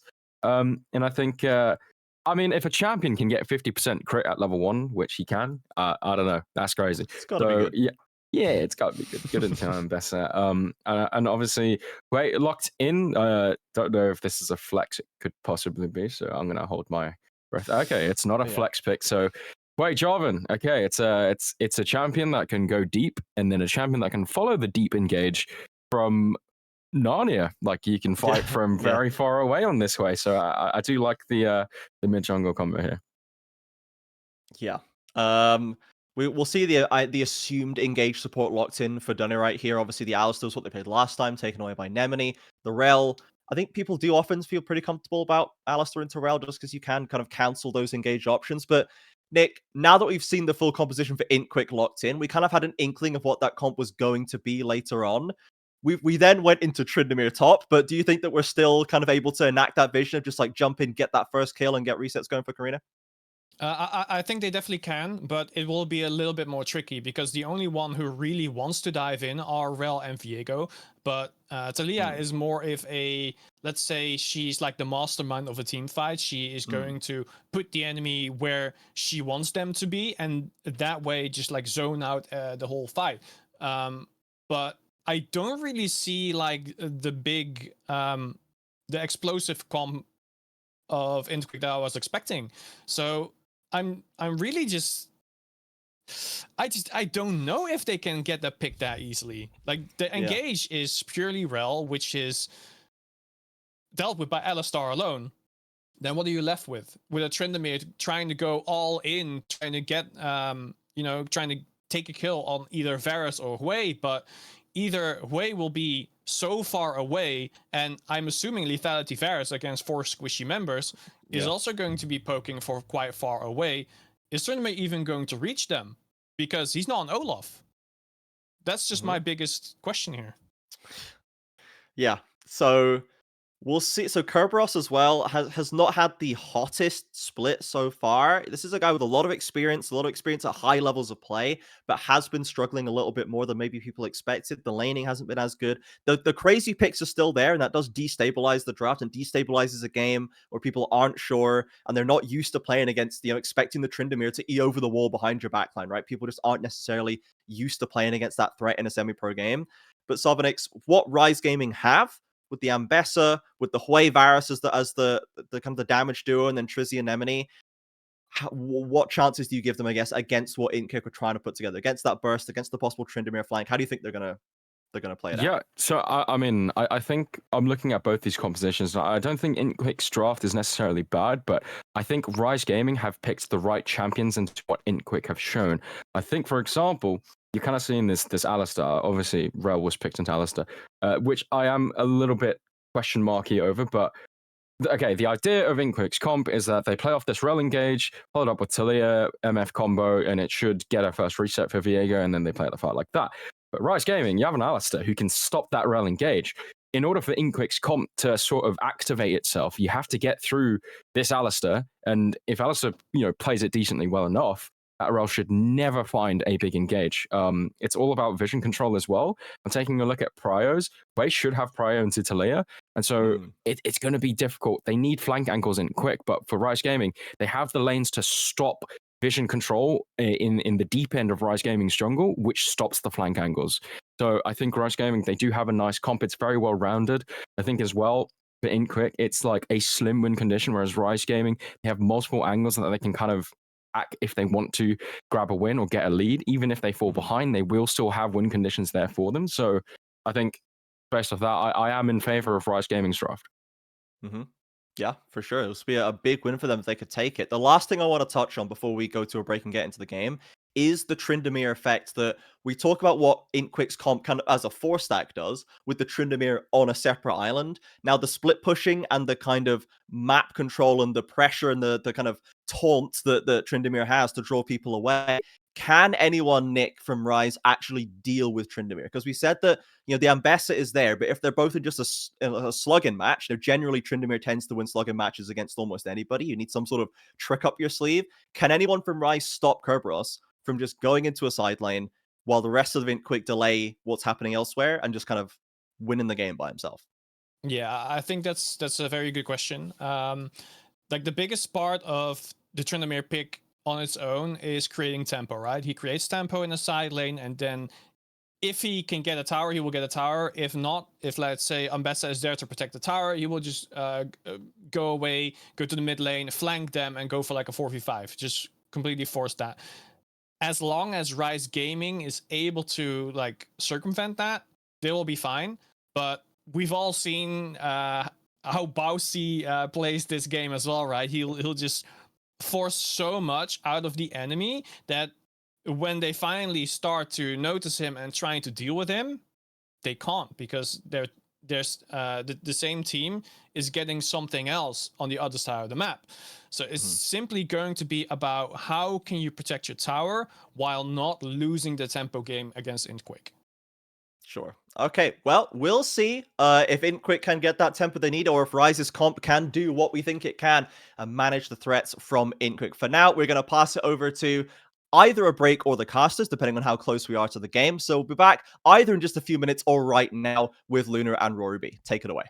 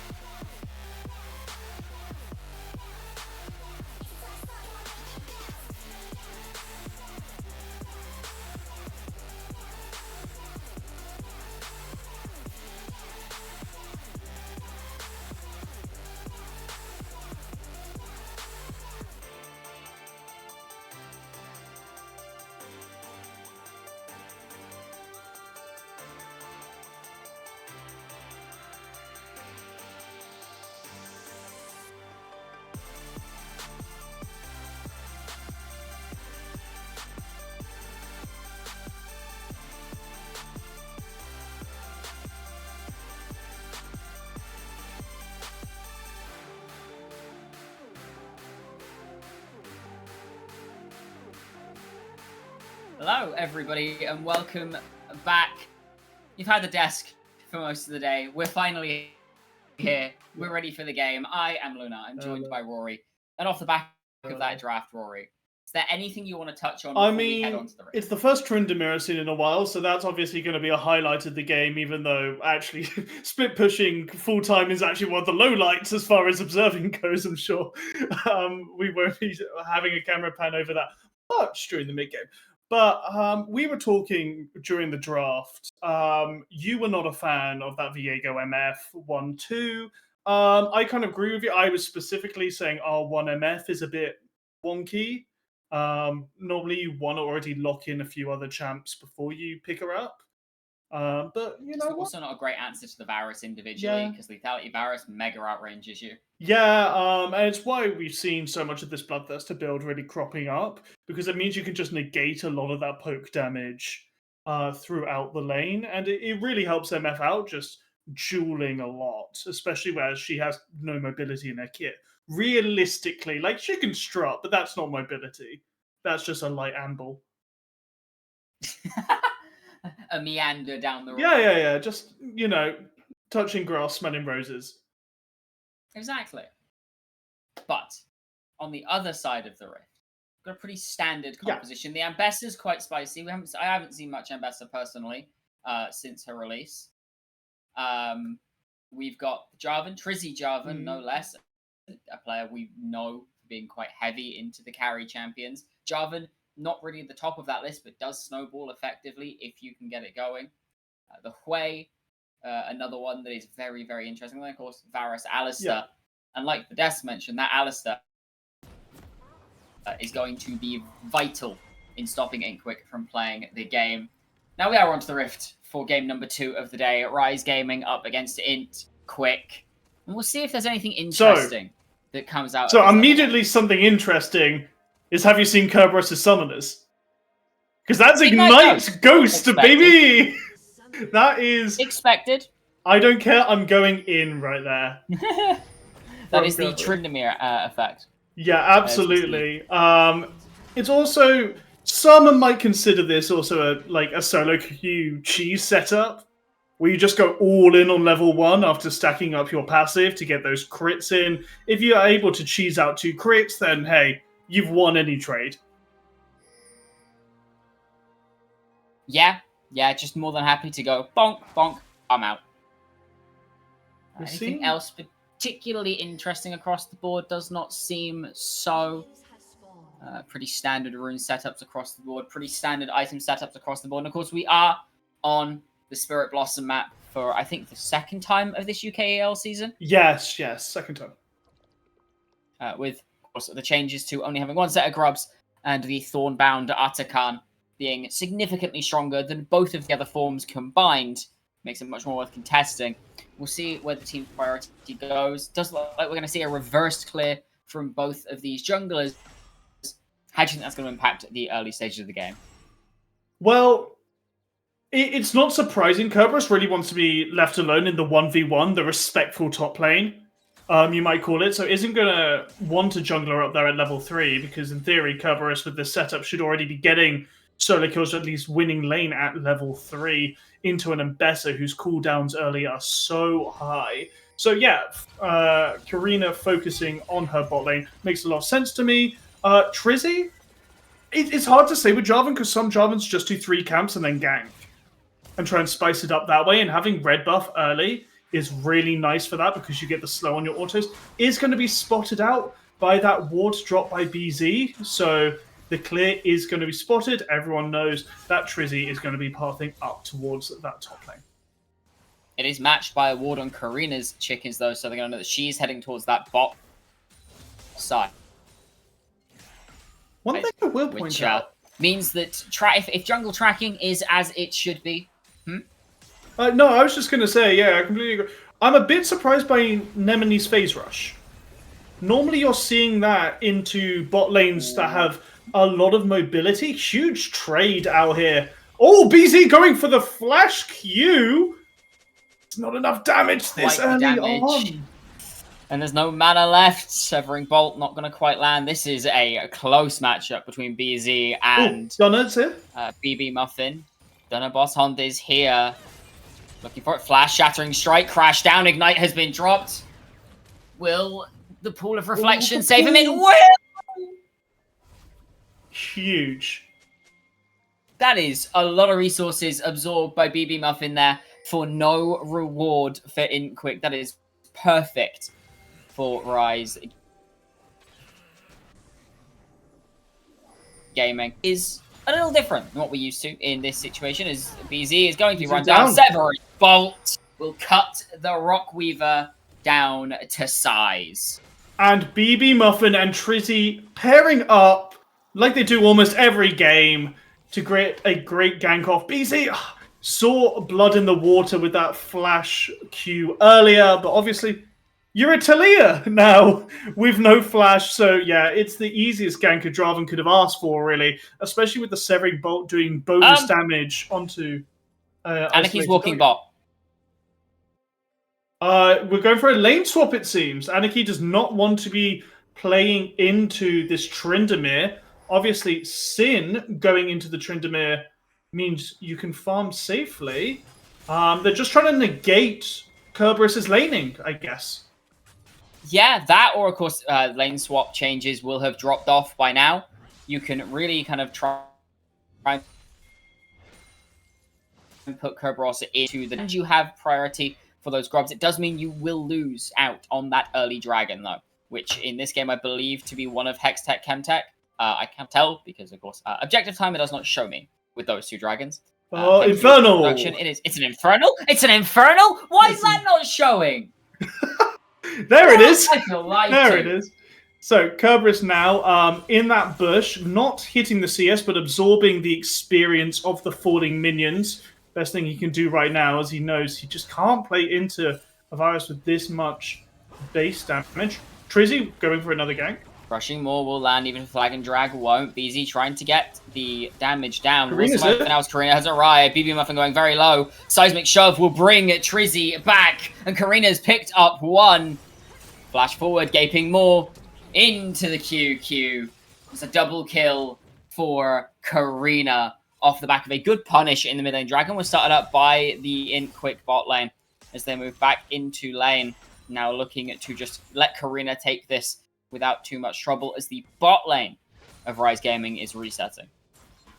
And that was so unfortunate. Unfortunately, Trizzy and BB Muffin just don't have the damage to take out BZ from 100% HP. And Karina is more than happy just to walk in and clean up the kills there. Investing the flash, fine. But you know what? When a Viego is this accelerated into the game, going to be picking up that first dragon as well, I'd be very worried on Rise because now Viego can get some very lethal ganks out and start invading Trizzy. Most certainly can. That Sheen already completed, likely going to have either the Phage or the Half-Bound Axe on reset as well after this clear is finished of that bot side. BZ just trying to make sure this wave goes under, really stop BB Muffin from being able to move around the map and have that impact. Trizzy looking once again. Not going to be able to find it though. Grubs should spawn in the next couple of minutes or so as the lane swap has been redone, this time by Int Quick. Yeah, but you're once again into the virus. So, I guess the original call by Rise to lane swap, 5AQ were just like, fine, we're happy with this. As we see another gank on into the mid lane, BZ calling for a pause there, isn't happy that he died. No, apparently not. Will get punished again. That'll be the second kill of the game for BB Muffin. We will try and find out what this pause is for and get back to you as soon as possible. If it is longer than a few seconds anyway, of course, it could just be connection issues or something similar. I've heard that Trizzy's fire alarm is going off. Oh boy! He's confirmed he's not on fire. Oh! Okay, he has confirmed he's not on fire, and we have confirmed that we are back into the game rather sporadically. Gonna have the pause after the pause, as is always the case in Spectator, especially on Very live nice fire. Varus skin. It's a very nice Varus skin. Very nice Varus skin there. Is he wearing Hubris? I think he might be. He might be wearing the crown. Oh, look at production. Yeah, close He enough. is. Hello, He's wearing Hubris. hubris. Look at those It's a bit eyes, like- the lack it's of a bit like- eyes, the It's a bit pupils. like how Viego has the Blade of the Ruin King, right? Yeah. Varus exactly. just has a free Hubris. Just take a closer look at the Blade of the Ruined King, which is significantly greener on model than it is in the item shop. It's a little less ghostly, because technically he's imprisoned right now. As far as the law's concerned, Viego's in prison. His sword's Yeah. just lying somewhere. Yeah, this is true. This is Akshan very just true. nicked it. Yoink! That's not true. It's my Well, headcanon, Sentinels. but you know what? It's close enough. I claim this for the Sentinels. So we see Karina moving up towards this top side as the grubs are spawning in about 10 seconds or so. You can see every member moving to collapse, leaving Sin in that 1v1 on the bottom side. Emily and Anarchy moving down. Karina's looking for that Spectral more. Just try and find the stun. Public Execution lands, but it lands onto Dunner, which is not the target you want. Finding the slow onto 2. Flash away from the combo from Dragdar. Oh, great hit! 3-man gaping more to absolutely annihilate the hopes of a fight for Int Quick. Already, Karina and Dunner are dead, and Dragdar is looking to be dove. BB Muffin does not miss. Trizzy taking a lot of damage. Will get traded back, and on the bot side, there is a solo kill by Kerberos. Fight's still going, though, as it looks like BZ feels himself. Could look for the seismic shove here. Does find the slow, forces the flash away. Flashing away from Nemini himself. And back to back to back, these fights are going so wildly differently. Insane! The pressure Nemini caused just with a single headbutt was insane. I think it was 2 flashes and a Viego ult. Force out just through the champion's existence alone and the threat of that. And then BB Muffin just with a picture-perfect ultimate, hitting all 3. Spiraling Despair, no, he's feeling pretty chuffed about that one. As we're seeing Dunner get caught out in the Java, and yeah, you're already dismounted. There's no way out of that one. Yeah, will just fall. That will be the second notch on the feat of monster slaying for Int Quick. However, you only need 3 grubs to attain that feat now. So it's guaranteed to go across to one of the teams if all 3 grubs are taken. That is the Dragon and the 2 grubs for Int Quick. For no objectives for Rise, but they do have the feat of Warfare with those first 3 kills coming in for them quite nicely in that topside skirmish. And obviously, during the whole skirmish, bot side, Kerberos ran at Sin, killed Sin. Yep. It was as simple as that. It was as simple as that. Oh, very nice, very nice. You were saying, yeah, we'll probably just go see some right-clicking in the silo. That's exactly what occurred right there. As, once again, lanes are back where they should be. All is right in the world. Lovely stuff, isn't it? So, I think I do want to talk about. I don't often see Triforce Viego these days. Normally, it's always just default click Sundered Sky. I see a lot of Sundered Sky into stuff like Collector. I've seen some people saying Collector is outdated now. You have to go LDR second for the mathematical build. But yeah, not as much Triforce. It started to regain popularity as of recently, specifically for Viego. Typically, the build we see is, or the build that I see, is Triforce into Collector, as BZ trying to send Rise between a rock and a hard place. Not really succeeding too effectively at present. As the Dragon is spawning and Trizzy is looking onto BZ once again. Seismic Shuffle will land, Stun will go down, Severing Bolt will tag. A little bit more damage will spell BZ's end. There's no flash, and sniped out by Sin. The piercing arrow from the heavens. 3 members strong in this bot side still versus the 4 of Rise. No teleport for Kerberos means this will just be a 3 versus 4. Possibly a 3 versus 5. Boss Hunt is stepping up. Potentially looking for something. Karina's still waiting down here. Could look for a steal with Baghdad in tow. What has been dropped. Karina's looking. Finds the Spectral more. Good engage. Allows for the first kill to come through onto Nemini, but Karina's going incredibly low because Nemini not very tanky at the minute. Will go down. Trizzy. As BB Muffin picks up Dunaboss Hunt with the spiraling despair. It looked decent to begin with, but only funning your engage onto the Alistair is very, very awkward. I don't really know what 5IQ were thinking. Like, you can just drop the Dragon. It's not that important at this point in the game. Like, sure, I know you want to stack them because you really want to push the tempo of this Misfortune. But overall, I think you're fine just giving, like, a Cloud Dragon at that over to Rise. Meanwhile, we're looking towards the top lane, and Kerberos is going hard. And here's Public Execution comes down, and the ultimate is popped for Kerberos. Gets the heal come through. Ignite goes down. Nemini finds the stun. Headbutt is there. Pulverize not quite, as the grass proc will keep Kerberos alive for now. But Anarchy happy to find that one for himself. Undying Rage is not enough for you today, Kerberos, as 3 members collapse on the top side. BZ now looking onto the bot.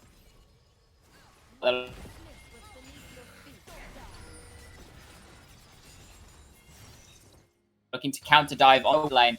Nemini walking back from the top lane play as well. And Inkquick's window has long since passed. Wow, what a force, wasting the Weaver's Wall there to try and look for something on Sin, but Sin had the ultimate, had full sums, so you really have to be concise with your plays there if anything's going to happen. They call off the play in the end. BZ wastes a bit of time in mid lane when they could have been farming, and Rise currently sitting on quite a happy 1k lead, but that a trap has been set, and Sin gets caught. Most certainly has. We can see a little bit of a potential play, but no, the flash away is good enough. Rel now using her flash for that play. Won't be available for the Herald fight that's coming up in a minute's time. Karina looking for the kill. Does find onto Sim. Barrier comes down, but it's not enough. Karina picks up her third kill of the game, but is now stuck between a bit of a rock and a hard place as Nemini finds the engage. Knock up on the flag and drag is buffered, but the Cataclysm will keep Karina locked in, and Anarchy is here to claim another kill for themselves. She did her best, but she had to trade. But As yeah, first tower goes down top. Anarchy TPing there, it just gives the Tryndamere a free tower. And Can see... longer push. Yeah, we do see a bit of a fight going on in the bot side jungle as well, stopping anybody from rotating up to match Kerberos. Nothing came of it, but just buying time for your Tryndamere is more than enough in this situation. Absolutely. Looking across the board, 4 items being completed now for basically everyone but the supports. That's Archangels slowly stacking up for BZ, not having the greatest games now, but obviously Talia is the most impactful in the mid game when she can just get so many volleys of rocks out in these team fights and just zone out the enemies. So we can still see BZ shine throughout the game. Yeah, absolutely finding it at the bottom. Flashes over the wall, looks like BB Muffin, and everything in the kitchen sink is thrown at the way. Find the first reset for Karina. Not really able to find the angle to the fight, though, as Nemini gets on a tower, and Trizzy is still waiting in the wings. Zanarchy arrives. Could look for public execution, but it is very at this. Both teams backing off. Oh no, Nemini caught out again, has to pop the Unbreakable Will here just to get out, which is the go signal for Kerberos to start up on this Herald. So Kerberos is taking Herald in the top side, BZ's taking Tower in the bot side, and now look, Trizzy has to force a play onto BZ. But it does not matter indeed. The Weaver's Wall doing absolute work to keep BZ alive there. As that third objective will go down and feats will be secured for Inkquick. They are in a gold lead despite being down 3 kills as Kerberos is now looking to run at Anarchy once again. Completed the Ravenous Hydra. So has a good bit of healing available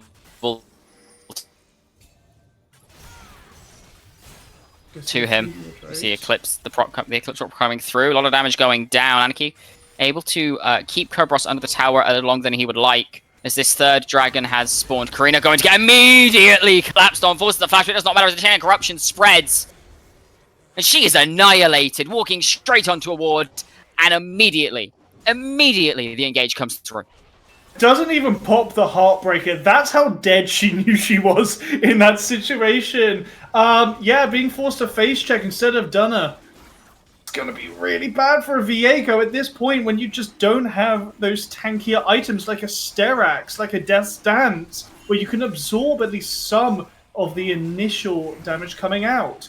Going to be a second dragon over to Rise now. Going to be a Chemtech Soul on the map as well. Certainly will be. That going across to Rise puts them in a pretty commanding position for the next couple of dragons as well. They can try and force the game quicker. I wonder, is Kerberos actually going to call people towards him just for trying to overload Anarchy? It's unexpected because normally you're saying Tryndamere wants to be left alone, but if you suddenly have all your mates show up, that's a guaranteed tower and a kill. Yeah, most certainly is. Herald dropped in the mid lane by in quick. They just want to try and open the map up a little bit and take this tier 1 down, and they will succeed. Game 4 now. There's BB Muffin looking onto Kerberos. Severing Bolt does land. Nemini looking to get in. Does have the blast cone. Spiraling Despair goes down. Headbutt. Pulverize. Undying Rage is popped as the stun comes down from the trample. There's a little bit of damage left in the tank. Dodges away from the crushing maul. The ghost has had to be popped. Ooh. Again, an execution is on the line. Severing Bolt comes down again for Kerberos.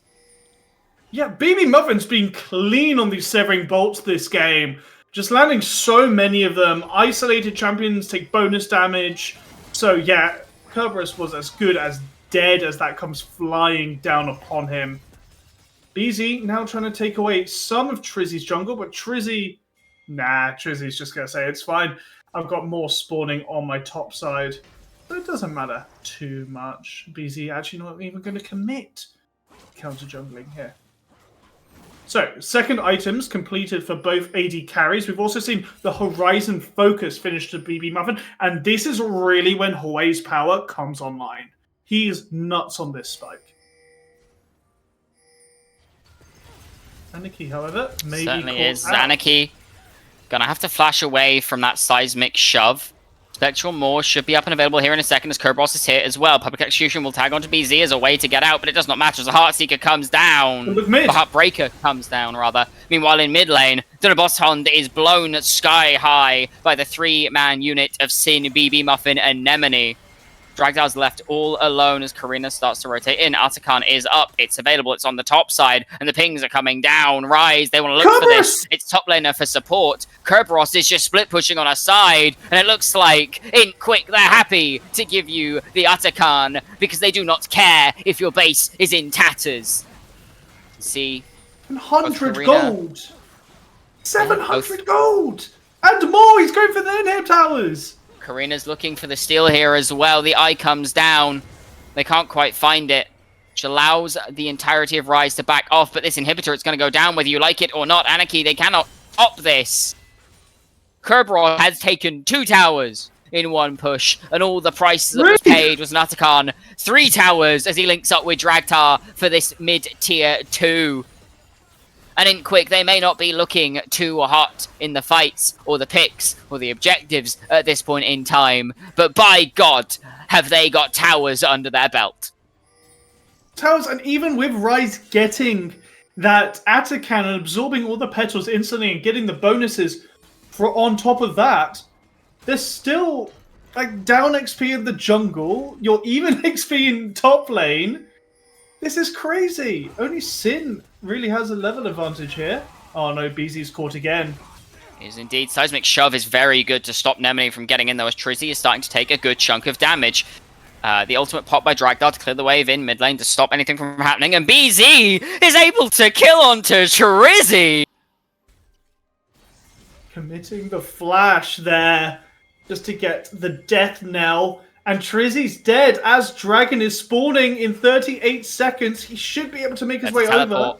It's a teleport into the enemy jungle from BZ's. Anarchy's being ran down by Kerberos. Nemini, BB Muffin, and Sinner are looking in the mid lane. Nemini finds Flash Engage. Dragdar has to fetch away himself. Dunabosshond has found his way onto the back line, and BZ saved! BB Muffin goes down at the same time as Dunabosshond. Dragdar trying to survive as best he can as Nemini is just bashing on his face. There's a double kill for Karina as he will fall as well. Sin is running for the hills. There's a Talia at his heels. And he can do nothing but try to escape. BZ has that passive to try and catch up. The threaded volley going to go ever so slightly short. Uses this Scryers for a little bit of speed. If he can find the seismic shove, he has everything he needs, but he's not. He's going to let Sin live. He's going to let Sin escape with his life for now, because at the end of the day, they've got their prize. Kerberos has flanked, as you rightly say. Sin drops the hail of arrows to try and stop something, but I think it is all she wrote as Trizzy looks onto Kerberos now, but the ghost has been popped. He's not going to chase it down. Dragon goes down. 3 kills go across to Int Quick at the price of 1 in Dunabashond. And Int Quick, they are starting to run away with this game. 4.5, nearly 5,000 gold in the lead at this point. And they're looking for more. Trizzy now has to run away from the 3-man unit from 5IQ here. And it feels like Rise slowly being choked out of their own jungle. Karina's been able to take away quite a few camps from Trizzy as well. As we look at the goal, look at that top lane difference. It's 3k from basically towers alone here for Kerberos, picking up now the Navori Flicker Blades. He can just run the game at this point, right? He's so strong. You have to send 4 to kill him. You absolutely do. And Anarchy, I think, is about to find that out the hard way. Goes in to try and steal away these Krogs. So hard to try and match this Trinner at this point. Kerberos is doing so much heavy lifting on these side lanes. And the rest of Int Quick are capitalizing on it perfectly. Trizzy and BB Muffin hovering around this mid lane. At the moment, Nemini just covering, making sure that nothing can happen onto their mid laner. BZ is to use the ult. Looking. It's going to get spotted out by that far side, and with 3 members running down, the passive should be enough to just get to safety. Baron spawning in 40 seconds, and you can see everybody starting to move up towards that objective. Karina stealing away the entirety of Trizzy's topside jungle, looking for a flank. In fact, she has a flank. The Wasson could look for something here as Karina finds her way on Sin, not quite as he flashes the wall, but it leaves Nemini between a rock, a hard place, and the entirety of Inkwick. Zaniki comes in, stun comes down, Kerberos can't get away, and Trizzy finds the knock up onto Karina, but the heart of the flash is good. The Wasson tanks up the Spouting Despair and moves away from his team as Nemini falls to Dragdar. It's a killing spree for this misfortune. We did not like it in draft, but it's doing work. BZ goes flying in with the Weaver's Wall, finds the seismic shove onto BB Muffin, allows Karina another reset. Doesn't quite find the Severing Bolt, but the Baron is now on the cards. A beautiful flank from Karina to start this fight, and 3 members of Rise fall, and the Baron is the prize for Int Quick. And teamfighting excellence there from 5IQ, combined with Rise having a bit of an off-call, right? You saw Sin being forced to flash over that Raptor's wall. At the same time, Nemni's going in to try and buy space for a Varus who's no longer there to buy space for. So it was all very miscoordinated, but that's what 5IQ's comp does. It causes chaos, it controls zones, and yeah, Rise was just simply out team for. 8,000 gold is the difference now, ladies and gentlemen. Int Quick have been given an inch, and they've taken about 5 miles out of Rise Gaming. It was a very good start to this game for Rise, no less. They were in a very commanding position, but they've slowly but surely fallen to the wayside and started quaking in their boots in the face of Int Quick. They are doing so much in so little time. And now Kerberos, he's on a side lane again. He's got Baron. Who can stop this split push? Honestly, I'm not sure because it's not an Anarchy, and if Trizzy has to go help him out, it just means 5IQ can just overload this mid lane. They have a decent siege with the Talia and MF. You know, she does a lot of damage to towers with that love tap available to her. Easy, also pushing for this inhib right now. Is looking, Karina's hovering, and that spectral mist. Sorry, the mist in general, hallowed mist, I believe. Will force Harrowed. Hallowed is Gwen. Hallowed is Gwen because names are fun. Yes, that they are. We'll be able to get the inhibitor as Kerberos looks to dive, has to pop the ultimate as the public execution was used. Ooh. Heals up, finds the slice as Anarchy is cut in 2. That is another tower down. The inhibitor in the mid lane is open as that tower fell just a moment ago as well. Sin is looking for damage but cannot find it. BB Muffin finds the Severing Bolt onto Karina. Gets the passive prop as well as BZ takes the Spiraling Despair, but Karina is at his back. Sin Stuck in the ultimate from the MF will fall to the Heartbreaker from Karina. BB Muffin stuck in base, can't do anything. Nemini has to flash in as well, and this may just be game. We're sitting at 12,000 gold in the lead, ladies and gentlemen. Kerberos has joined the rest of his team, and 5 members strong, and a dead AD carry mid laner, both back to the stands. Nemini can do nothing but watch on in horror. As in Quick find their angle, you kill onto they find the kill onto Nemini, and with that, in Quick take the will they find in commanding fashion. And this game was weird because it was all calm, it was all even, until 5IQ just went, you know what, let's win. And they just team fought so well, they utilized the item spikes so well, and Rise, they weren't really sure what to do. Trinamir on a side lane Yeah. was the turning point for this game. Kerberos managed to find a wonderful push on the bottom side. They did very, very well to make sure that they had that pressure going all game long, and they used it incredibly, incredibly well. Very, very, very nicely done by Quick. Now, in the interest of time and the delays we've had today, there is not much more we can say. It's been a pleasure. That is it from us, but we will be going back to the desk. So, Trajan, take it away. Thank you very much, Luna and Rory, for covering that game. And they kind of said it pretty well. It was a pretty chill, very close game, a very interesting back and forth. And then 5IQ just got a little bored and decided to wrap it up, man. It ended very, very quickly. And Nick, you mentioned we were trying to work out what the theory of the Quick comp was and how that combo kind of was functioning. And early on, it looked like they were doing it, but it wasn't working. But then we come to the end of the game, and they're just completely smashing every fight. Like, what are we seeing here? Yeah, it's like when everyone on that team just put their one brain cell together, they just proved that 5IQ is all you need to just unlock that superior macro play, right? It is exactly what you said. Like in the beginning, Tryndamere was picking fights in the top lane. Then it was actually a very good Alistar play there to interfere with the fight, the 1v1 against Ambessa, and then they got a kill. And at the same time, Quick was trying to get the tower dive on the bot lane, but got absolutely nothing over there. So like major props to Rise Gaming over there. But in the mid game, it started to be online because no one could really match the Tryndamere, and when they tried to, they gave up so much in an extended rotation because it's not really that Quick got objectives out of it. They got picks, and then because of that, Tryndamere, when he respawned, went to the other side lane and got like 3 towers within 20 seconds. That was incredible play there. So it's just very good macro play, and it just means that like everyone just put their brain cell into like the Infinity Gauntlet, and then Rise Gaming gone. Rise Gaming gone, snapped away from existence. Now, Sovereign, we saw Rise try to deal with this Kerberos Tryndamere pretty early on. They tried to lane swap away from it as soon as the updated legislation would allow, but we still saw that Tryndamere go a little bit nuts, despite Trizzy and BB like having another kind of laning masterclass.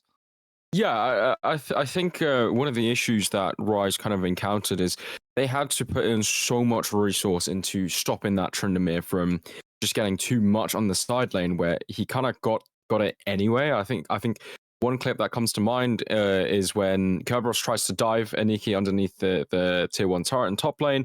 We've seen Nemeni move over on the Alistar. They did eventually kill Kerberos, but it's like, if the Tryndamere is getting like 4 plates and dying for it, it's kind of like he's happy with it. You know, he's all right. If he's getting one step closer, breaking down a turret, he's happy with that.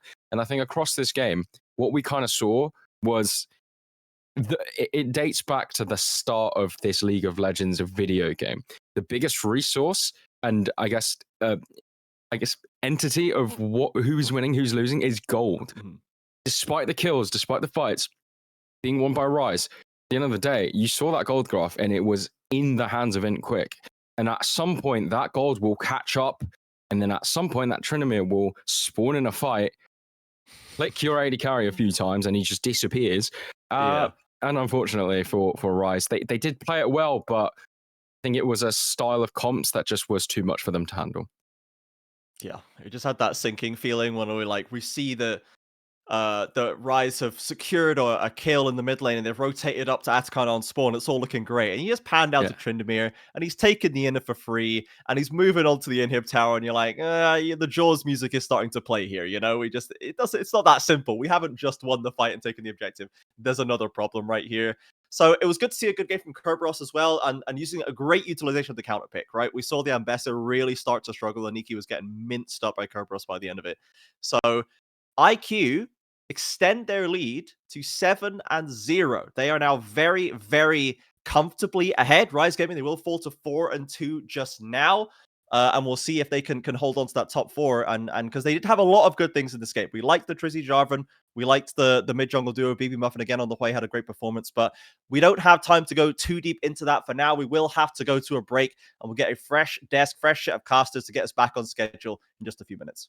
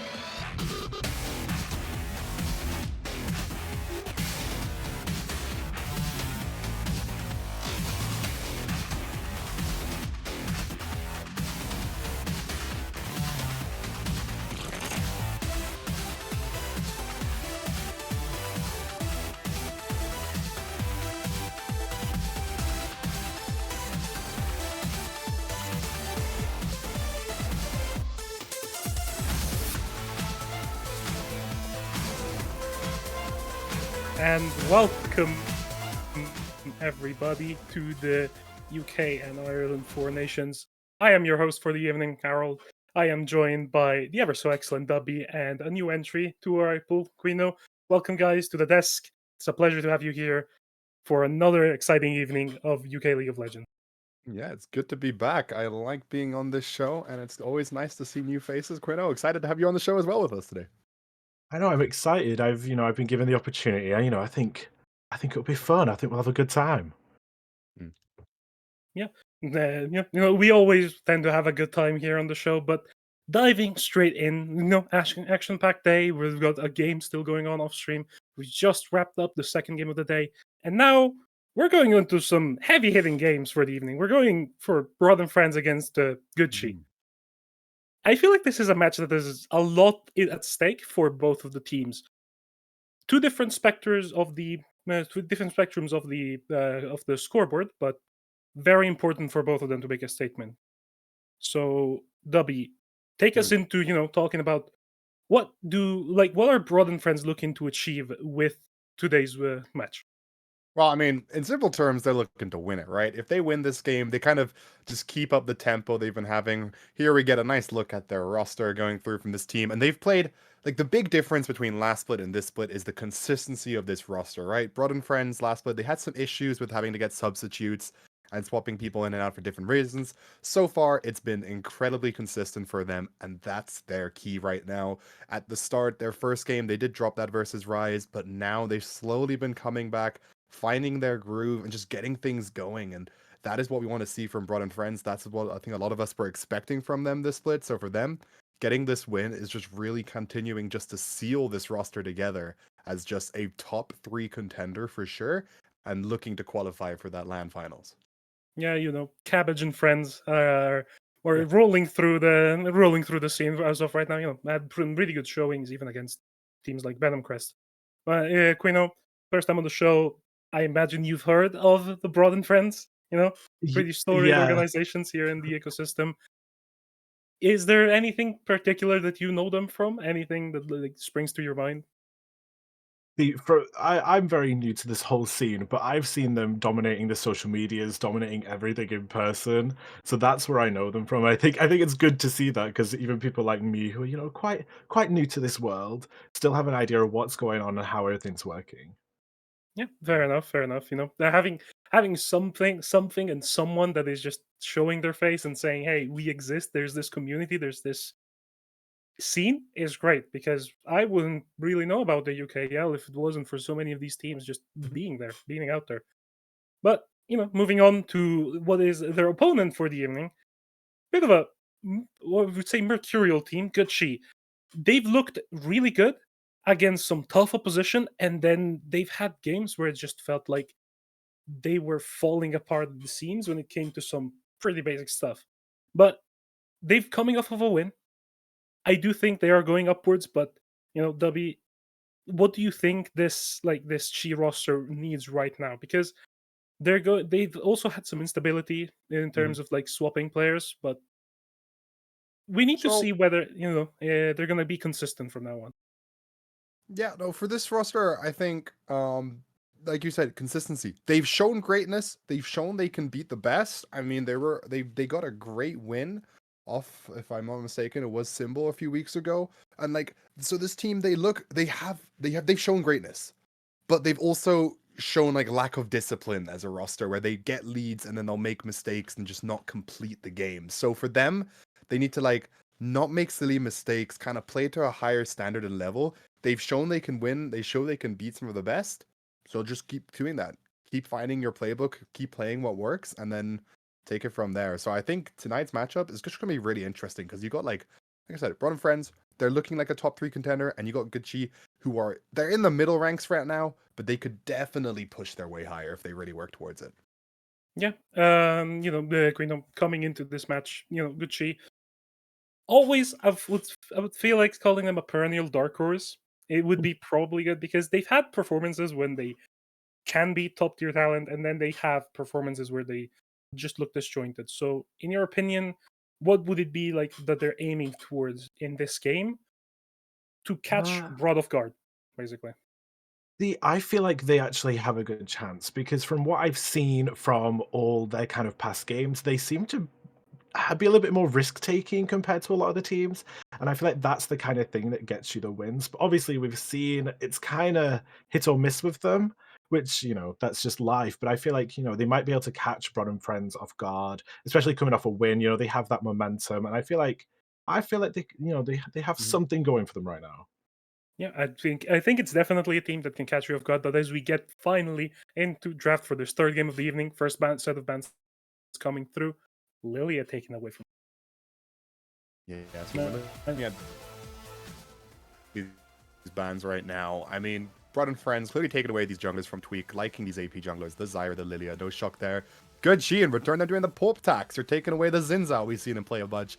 The Viego, which is just like this consistent kind of like AD carry jungler. So we got like the AP versus AD jungle carry sides going on right here. And we have 2 bans left. And if it's following these trends, we're going to see like a Brand Karthus here or something from Broad and Friends getting away like another AP jungler. I don't think we are. But if they want to go for an AP jungler, okay, we're going to skip forward and get some picks going as Ari and looking at that, Heimerdinger is being hovered. A lot of respect thrown over to the side of Tweak. 3 jungle ban. And so the victor is taken away from QQR. Chi looking to secure some safe laning, would seem, as the Ari is already locked by Broad and Friends. I feel like Gragas locked in now, probably going in the hands of For Sure, who had some pretty good performances on it. Thinking back at the win against Symbol, for example. Really being consistent on, but kind of what do you think Chi are looking for this draft? Because they've been known to save R5 for some interesting picks. Yeah, I'm a bit scared because we saw them against the Ari with the Vayne not so long ago, and I remember that not going the greatest for them. So hopefully that's not the vibe they're thinking of. So I feel like they might be a bit traumatized from the Ari pick from past games. So they might be like, okay, let's deal with that first, and then think of other things. As the 80 carry, that's an early 80 lock-in for the side of Chi. Team that usually has preferred to go to a more later 80 carry lock-in. Or I see a smile on W's face. Do you think this could be mid lane? No, it's more of just, I like hearing you talk about your drafts because, you've done some creative drafts yourself. So if you ever hear Mr. Harold talk about this draft, it's not Harold drafting, so that's why it's weird. I mean, I think you could get away with locking the Sivir that early. It's got the spell shield to play against Ari. And now we're matching it with like this Vi and the Rumble. Like they have a lot of dive going forward right now. Sure, Rumble doesn't dive, but he follows up with the Equalizer. And I like this kind of get the Vi in, lock someone down, follow up with everything. A lot of opportunity there. But gonna be a bit hard now, especially with the Talia being picked. That minefield, also a great tool to kind of deny any kind of follow-up or initial engage. So far, Gucci's draft is looking pretty solid. This feels a lot like LPL drafting. We're drafting early solo lanes for strong, skirmishing, strong power, strong laning to just get that early laning lead, move with the jungler. On the side of Chi, at the same time, but this is basically quadruple AP solo laning. Where is your physical? Like you have a Sivir, but you need some kind of bridging physical damage on the side of Gucci now, and the Vi is gone, which is probably the premier pick on AD for Tweak.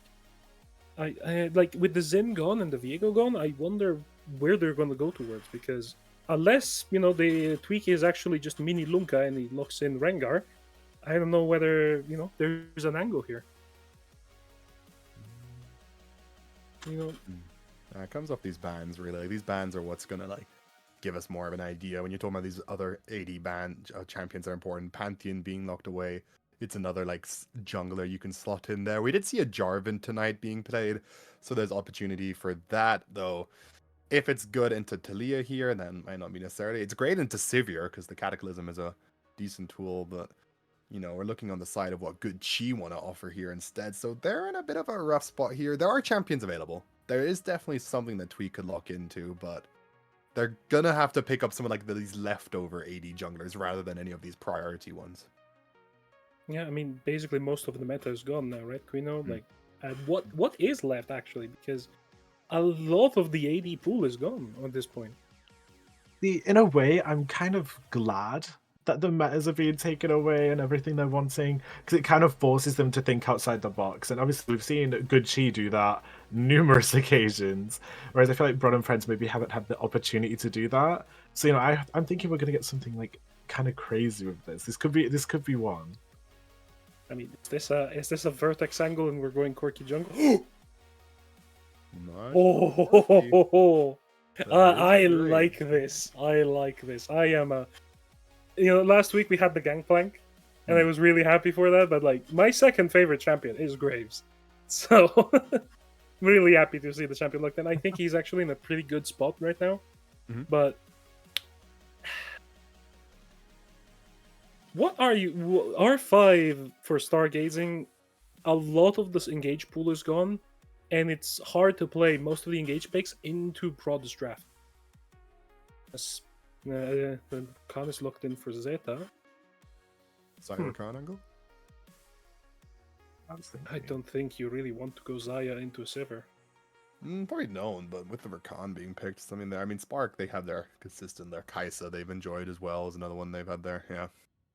We'll lock that one in. Shocker there. I mean, that's been a Spark champion these past few games. It's looked good. They've managed to use the mobility well. They like the attacks. They like the movement and everything, so why not? But yeah, no, I'm interested in what Good Chi round off this draft with here, because like they need there's something missing in this comp. I can't place it yet, and it's up to Good Chi to show us what that is. They're hovering a Nautilus. Is that it? I mean, it could work. It could work. It could work. I think. I need to think about this for a second. Someone, give me some intel. What are you guys thinking? Never mind, it's locked in. So, not really. I mean, I was thinking Maokai. Maokai could have been fine. It gives you that long range engage you want with the Talia. But Nautilus, tried and true, guaranteed knock up with the ultimate counter block in almost any way. There's immunities on the side of Broad, but it's really difficult. But now we have the full 10. We have the full set of champions. My dear analysts, which way are you leaning towards when it comes to the draft, and which ones do you think are the key picks on each side? Because I have two in mind, but first of all, I want to hear you guys. So, Quino, please, you first, and then we're gonna go slowly sliding back to me. Okay, so on the side of Broad and Friends, I definitely think the Rakan is gonna work really well. I feel like that works so well with their comp. They have so much dive potential, and judging by Good Chi's past performances, I've noticed that they get caught out quite a lot, and that's kind of the perfect way to do it on the side of Broad and Friends. Whereas on Good Chi, I feel like using that Talia Nautilus is kind of nasty. I feel like those two kind of work really well together, and I feel like it could, surprise Broad and Friends. Yeah, W.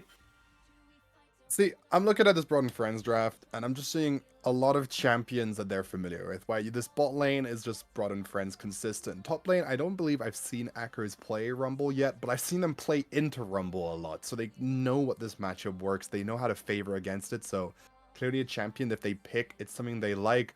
Pope getting something where he can be early on this Vi. Last time I saw it played, it was against the Bulldogs, and it didn't look too great, but it scaled through and actually was the pick that helped them. So I think when I just look at this comp, Broad and Friends have it a bit simpler. Good Chi, they have a lot of great picks, right? I like this Graves, I like this Talia, but I don't see how it all meshes together. But whereas Broad and Friends, they kind of have that click R on someone and send it. Good Chi, they have cooler champions. Don't get me wrong. I like their draft more, but just from the simplicity of execution, which sometimes all it takes, I have to side with Broad. Yeah, I mean, it is boring.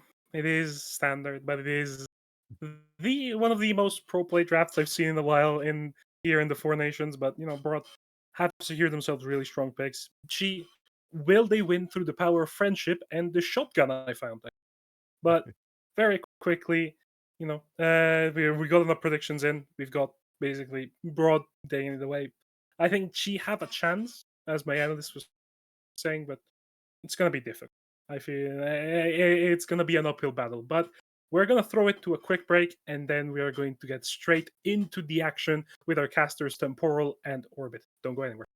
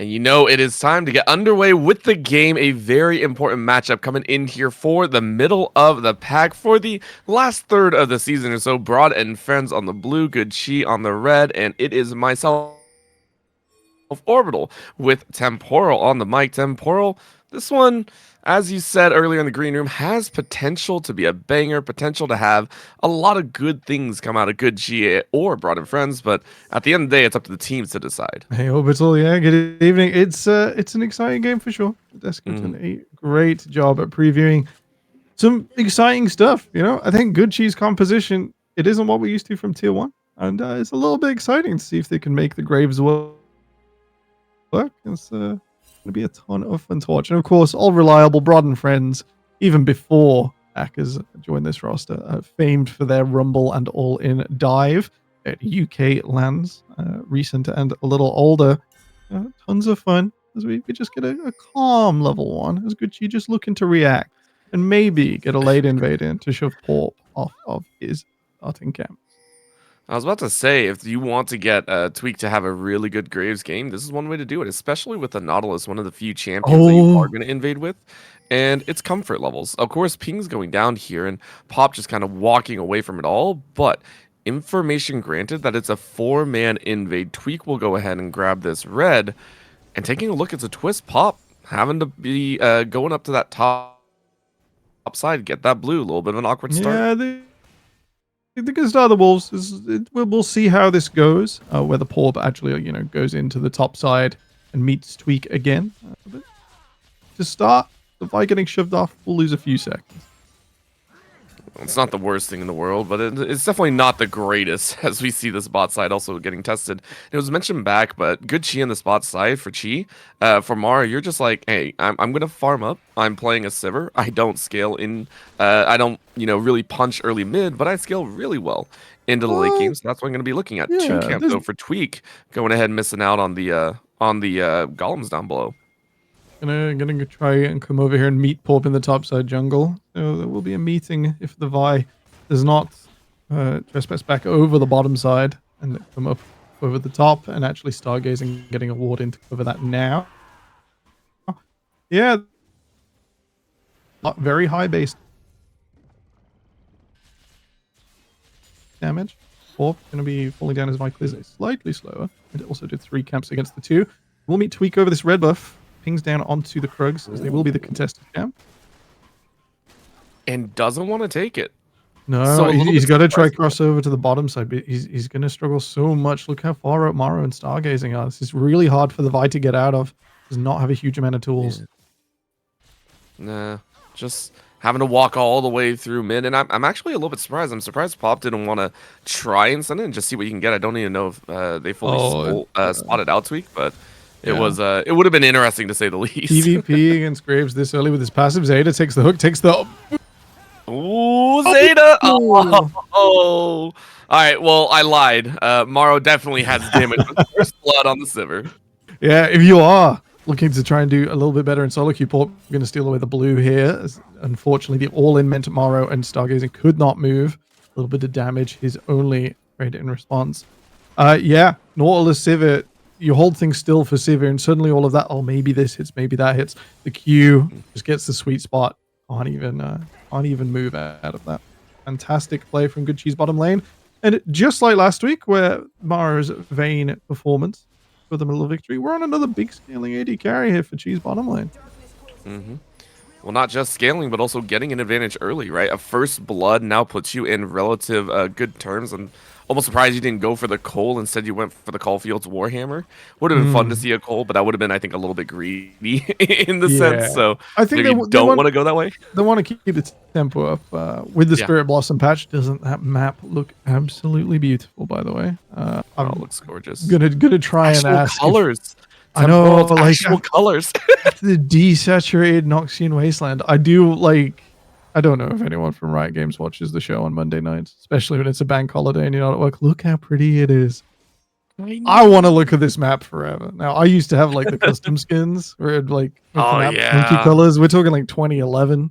I had like this midnighty one, and it was kind of like this, but more purple with sparkles. I just want to, throw a few Riot points at someone. who can just give me this map forever and like move Otacon around when he's changed and stuff. That'd be 10 out of 10.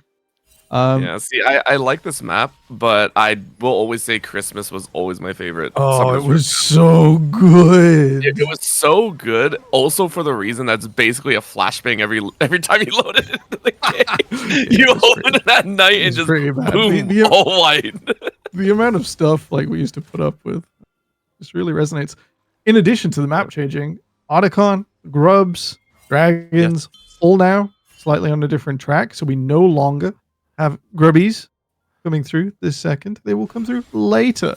So being able to pick up these dragons and stack them up has been more of a thing. We see Porp moving down towards it now. Tweak no doubt will recall after this camp and go and get himself over to the bot side of the map. There he goes.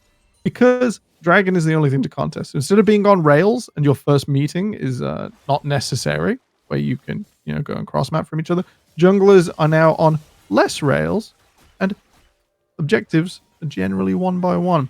With that in mind, let's see whether Brod and Friends overloading this bot side gets them aligning on the Dragon. Because Tweaks recalled and spent about a minute finding out the Porp's not there. Oh. Tweaks is sad. Tweaks was the first one to be an annoyance, and now it's like, oh, they ran from my annoyance. Well, that leaves Ack in a little bit of a rough spot. Ack getting attacked and having to run away, but the flash is only going to get you so far. Good boomerangs to go, but of course, with the extra shielding, you are safe. So Ack Attack is going to live through that barrage, allowing Pop to get this dragon. Yeah, okay. Ack is sponging a load of pressure. We have seen lane swaps nice and early to get plenty of control and extra plates before the grubs come down. Like, in a lot of people and some sort of games, that when people would just swap up early, they'd be like, oh, well, the grubs aren't there anymore. What are you doing? It's like, well, we weren't swapping that hard for grubs beforehand. So it is like a reaction to the, we're not going to play the dragon. We just want to be here early. Blow flashes and blow teleports. Not just that. It's also get a lane state and wave over. So Acker's in a little bit of tough spot. QQR in the mid lane as well. On this Ahri, still trying to gain some leverage. Has a good CS lead. But when you play an Ahri, I always feel like you kind of assume this is going to happen in some of these more range matchups. For sure. And Ahri sort of lives on a knife's edge. She is sort of an assassin in the way she has to play. She has to try and mess with people, whether she's dealing enough damage to kill 5 people or only just enough to take out her prime target. You do have to sort of be up and in people's faces. And without that, you can't use the lead you generate. So with that in mind, QQR getting a small lead is good. Ahri is still very execution focused. So a big lead doesn't necessarily transfer to an overwhelming presence. I mean, we've seen Ahri's, especially with the Rod of Ages build, which quite literally got tweaked because of this issue. Yes. I think they dropped like 50 HP or so. It's still being built, but right now it's around the grubs that we're seeing the fight. Out comes the wall as well, and that's a catch right onto that's Aaliyah. Burst out Chover, as this is Broad and Friends saying the friends fight together. Or not at all. As they get one, they try and run away, but Vi is stunned up, and Pop goes down. That's going to be a great cast, but Spark flashes away. And it's going to be a 1-for-1 overall. In the meantime, Acker's in the bot side pushing, but it was one grub only taken, so Broad and Friends technically could go back if they wish. Yeah, fancy feet from Broad and Friends gets them out of danger. Chova just a little exposed for the vial there. The stones were fantastic and stopped QQR's advance. So I was like, this is set up for good Chi to do decently well, but not at the stage where they can bot people back, where they can deal damage in those moment-to-moments with Tweak and Maro. That's going to be later in the game, as Maro will get the smite, be able to walk on out of there with 2 avoid grubs in hand.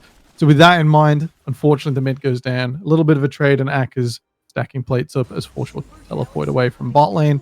That in mind, Dragon's still a few minutes away, but we're going to be missing those summoner spells from good Chi, especially Stargazing's flash and Forshore's teleport to make that nice and smooth.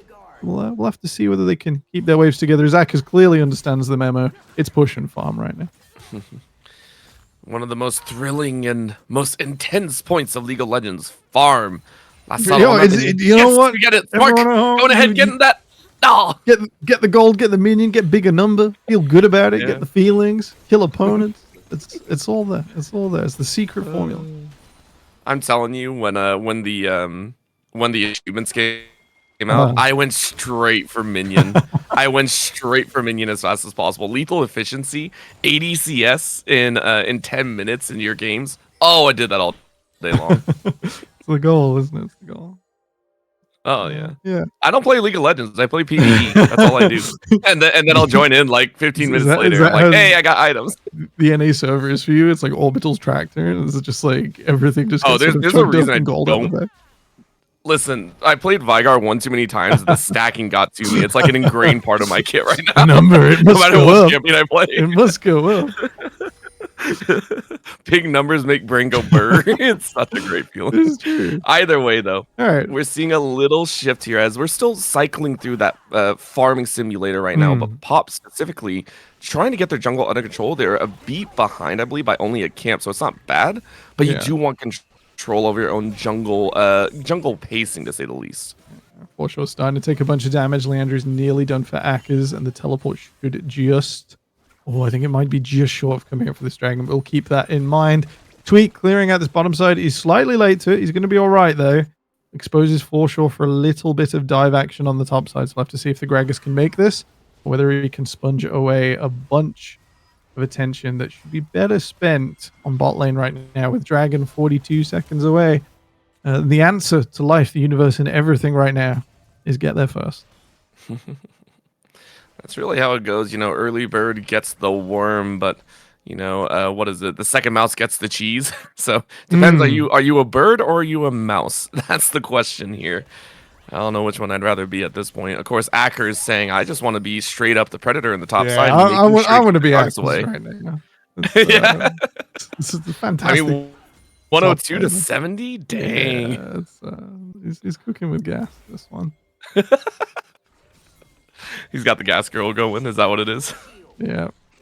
You know, the Texans, they feel the envy. This takes a bunch of damage on the wave. Oh, gets it back. It's all right, low bomba, but that's a flash underneath the tower. Zach is like, all right. Flash for flash. Still, though, for sure, having some struggles because you're losing out on the minion wave, but that is going to be Chover sacrificing the bot side and instead looking for the Weaver's Wall towards the top. And Acker is realizing that you have to fight this one way or another, and either way, you're going to go down. So that is 3 total kills. Feat of Warfare handed over to Good Chi, while the second dragon goes the way of Broad and Friends. It's a shame they're a few seconds late here. Chover could have unlocked Forshaw's teleport into this dragon. But instead, Good Chi, they're happy to go a little slower. They're going to see the Hex Gates come through and probably start to play on this first Hex Tech Dragon instead. You know, Otacon amplifying dragons so well does mean that if you get lots of a good mono type right now, plus Otacon, you do end up in a frankly ridiculous position. And Garo going in. Yeah, we're seeing a little bit of a battle, but with that TP, it's pretty much denied. The bouncing boomerangs as well, eating through Spark and Zeta's HP bars. And for Spark, you have no real healing behind, so you're just like, all right, I don't like that. QQR, though, in the mid lane, gets a good charmer to Chover. With the stones being slung, it's just extra damage either way. Another boomerang coming out, though, and Spark dropped low. Stargazing really wants this, and for Spark, you're realizing, yeah, we can't stay here right now. Zeta gonna run interference. Great quickness, go ahead and keep everyone in place. Over the wall they go, but down goes the Rakana. Its quick smite goes down, but the barrier forces Stargazing away, and Pop going to save their ADC at least. Hook goes just a little bit shy, but in comes a chance with the top and mids. Overall, though, Good Chi get control of this tower. Yeah, greedy bases. Bronfred slightly too far out from the tower. Get their first base delayed into a bad base, and then followed up by being able to be chased through. That is a huge gold swing. Good Chi, 1,500 at 15 minutes. And looking down their composition, there's plenty of scaling. There's plenty of setup for this Sivir. So Maro, a lot of weight on the shoulders, but looking good right now. Looking exciting. Will be a late game fiesta for sure. Well, of course, and we think for Good Chi, this is a very good sign if you're a Good Chi fan, right? Steady pacing, not getting overly aggressive, but making sure to keep the opponent in check. Yes, Brown and Friends have 2 dragons to their name, but overall, Good Chi having that extended lead, 1.3k in their favor, willing to walk into enemy territory. They're doing all the right moves so far. Yeah, the only loss of takedown is Zeta getting engaged upon. And that's just going to be Zeta almost chunked out here. Does have flash to try and stay alive and is almost going to get away, but the collateral damage takes them down and just in time for this Herald. Big time pickup if Kuchi are able to take it away. Watching QQR now, trying to get in into the Herald. Will eventually have to go back to the minion wave, but fears the dive, so that's Broad and Friends dropping another wave. We'll see if they manage to cross map the bottom side, but Chova unlock does mean this Rift Herald goes over. TP's into the bottom side from QQR. And looks like they're going for the 3-1 dive once again. This is no. for sure, but this time without flash, and that's just clean. So a kill in tower in response to this Herald might not be the biggest prize, but it's enough to tip the skills back to somewhat stable. Yeah, it's plus 500 gold. You know, it went down so fast, I wasn't sure Akers was going to get an assist there, as QQR was really, really quick into the tab. Bunch of damage on the second tab, so it's not going to be too much. Chova coming across to defend. I think that's going to be an easy defense overstay by Akers as Chover cleans that up. Not only that, Morrow able to break down this top side with the Herald help, and a little bit of revenge as the haymakers and hooks are starting to fly in either direction and attempt at a chase here. But for Morrow, getting some help from Tweak as they are able to match. So 3 towers to 1 overall, extending that gold lead for Good Chi by about another 1,000 gold. Most importantly, they dump it solo on Tomorrow, realizing the Rift Herald gains. So you get the solo tower bounty on tier 2, you get it on your late game 80 carry, and you get it nice and fast. There was not a long time with Rift Herald in an inventory there. With that in mind, all right, Good Chi back on the board. They've doubled a gold lead that we thought was sliding away from them. Yeah, I mean, Morrow's going to be that giant pain in the backside. Plus, with extra boosts, you already got the upgraded Merc Treads coming in here. And fun little stat, I don't know if you are going to do this, but because of the reduction in the upgrade boots pattern, you can get a free Kennick Rukern, you know, for what, 500 gold off of that. Hey, that's pretty good. I will be the first to admit I haven't looked at the extra boots changes yet. I've sort of equated in my mind from an expensive elixir. Yeah. It was just a gold reduction, but it was 750, which was different. Right now, though, we might be seeing those boots put into action here. As this is a fight into the mid lane, Zeta realizing that, hey, we can just keep stargazing, gazing at the stars as you are bounced up there to the stars. That's a great juggle that they're picking up one with their kind of chain CC hit and run. Or stargazing. Like, Norlis looks so sad when he falls over. This is absolutely tragic. And you're right, yeah. It's gone from an expensive elixir to just a second elixir. Not a bad idea to pick up the boots as soon as you got, you know, an odd number of gold and there's a fight coming through. Very effective instead of an extra component. Weak looking at your entry here.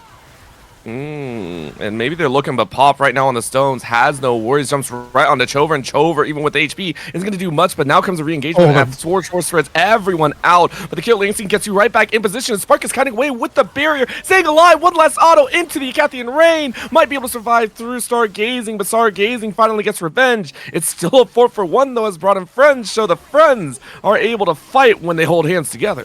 That was so tough. I really thought Morrow was going to be able to dance through the fight, and I don't know if it's split calls or just a little bit of nerves as Akers arrived and the equalizer flew over the top. While Spark goes down, that's 4-for-1. And a real struggle.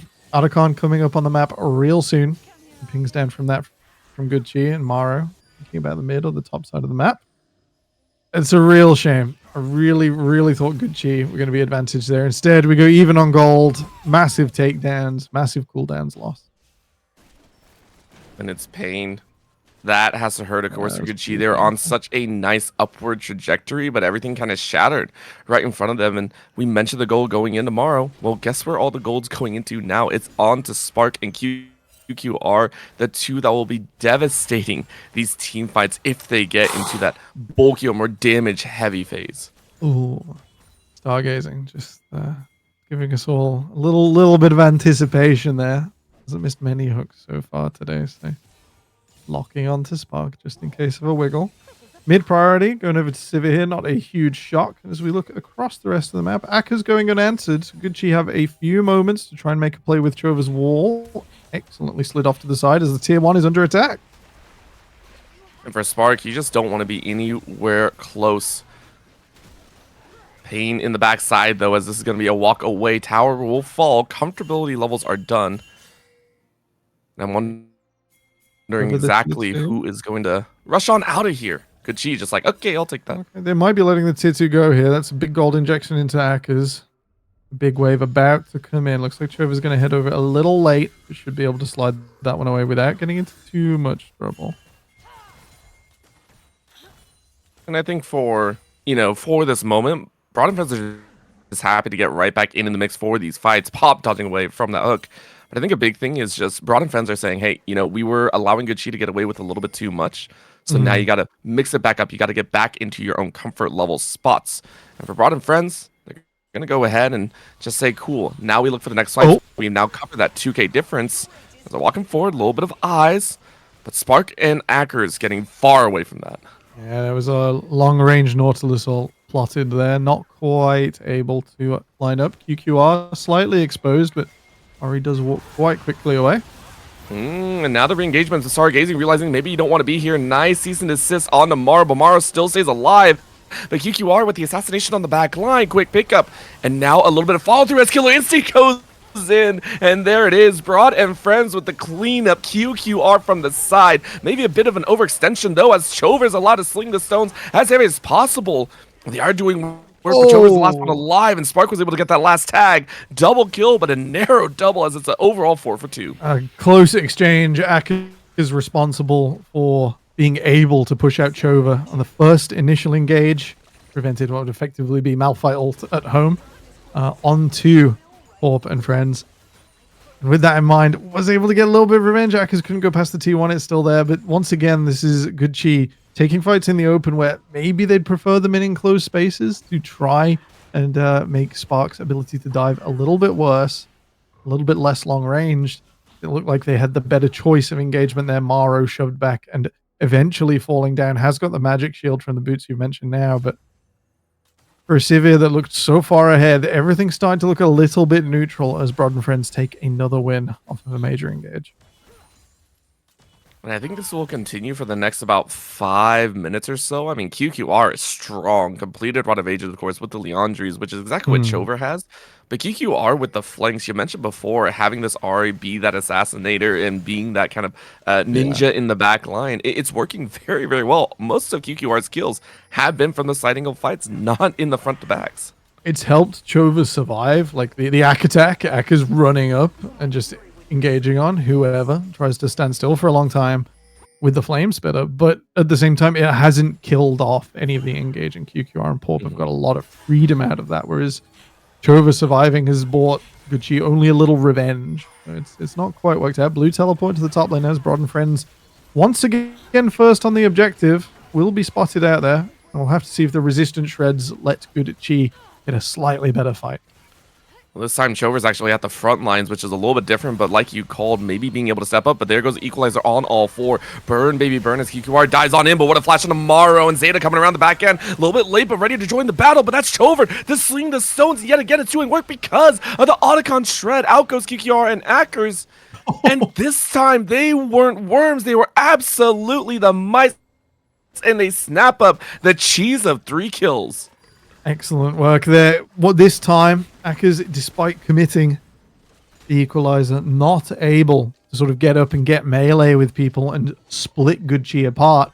And by standing together, sure, they take slightly more damage, but they're already pretty tanky. And Chover being able to shuffle over everyone who dives too deep for Maro, secures 3 kills, will get the dragon stacking, break the soul that Broad and Friends frankly should have forfeited by going for Articon that keenly. And it keeps the Good Chi game plan of 4 Hextech Drakes plus an Articon alive for now. I do wonder, like we have Vagar itemization where you get a bunch of stacks and you get tanky. We have Anivir itemization where you get a bunch of AP and with your Rod of Ages and you get 1 more tank item. Just be an immovable object. It's like, yes, you can CC me to stop the ult. It's a shame I'll be alive after all that's said and done.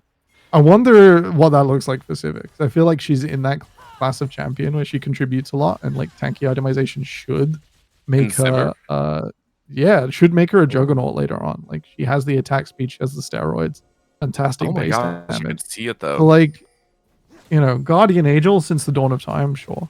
Like, right? Maybe Sterix. I'm sure that doesn't work. But like, there's got to be something. I mean, you get a Something maw undiscovered. even, you still get attack damage. I think obviously Yeah. Oh no, I'm thinking like the blades, you have to pick unending up more despair price. levels of like this item is not for you, but it's optimal. Yeah. Like I don't know with if how you do many Sivir. people were close range, like maybe unending despair is the angle. Last Yeah, fight. I don't know. I'm actually looking at this. I'm like, I don't know what I want because I like seeing Sivir just pump out damage and says stay alive. Yeah. I'd rather have 3 boomerangs that destroy Oh, a but- team rather than 20 yeah. that just don't do anything. No, but maybe 3 boomerangs destroy team and health bar is still full. That's the dream. We want ignorant gaming. As the mid wave once again disappears. Stop Bar giving just walks off. playtesters something to do. Like it's Stop really giving- like, you know, I Stop say giving Veigar, I Crafters say something to do, Anivia. man. These are similar classes of carry when it comes to the clock in the game to Sivir. True. It just feels like she's just the only one not allowed to have fun. You know what I mean? It reminds me of the Ashe CDR builds, right? The ability. Yes.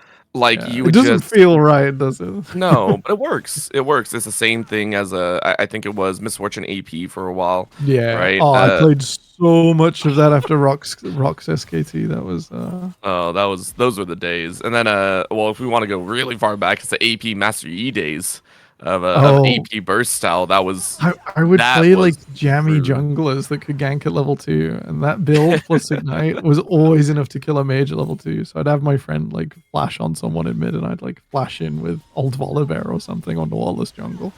We just kill people. Jova just coming across, gonna try and find Akers, try and spook him out.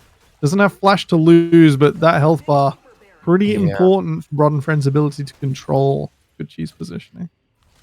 And I think for Akers, I mean, what is this now? This is now the 6th set, 7th actually, if I'm counting correctly. 8th? Okay, it's 8. There's only 2 that don't have Merc Treads across all 10 players, I believe. That is For Sure, as well as Spark. Everyone else has Merc Treads in one way or another. And I think that's what actually nullified a lot of what Akers' damage could have been done. Like having a quarter HP instead of half, able to still stay in the laning phase and get ready for what could be this Baron fight. I wonder if the Crypt Bloom is overdue with so much melee and dive that item does get a bit better. Otacon going down here looks like Rod and Friends have secured that. Remember, no petals anymore, but you get the silver ones. Yes. Oh, I love this call though.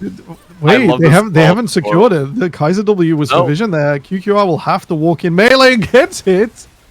Oh, but the equalizer on the back end. Yes, you will burn QQR, but you have to get this Baron down quickly.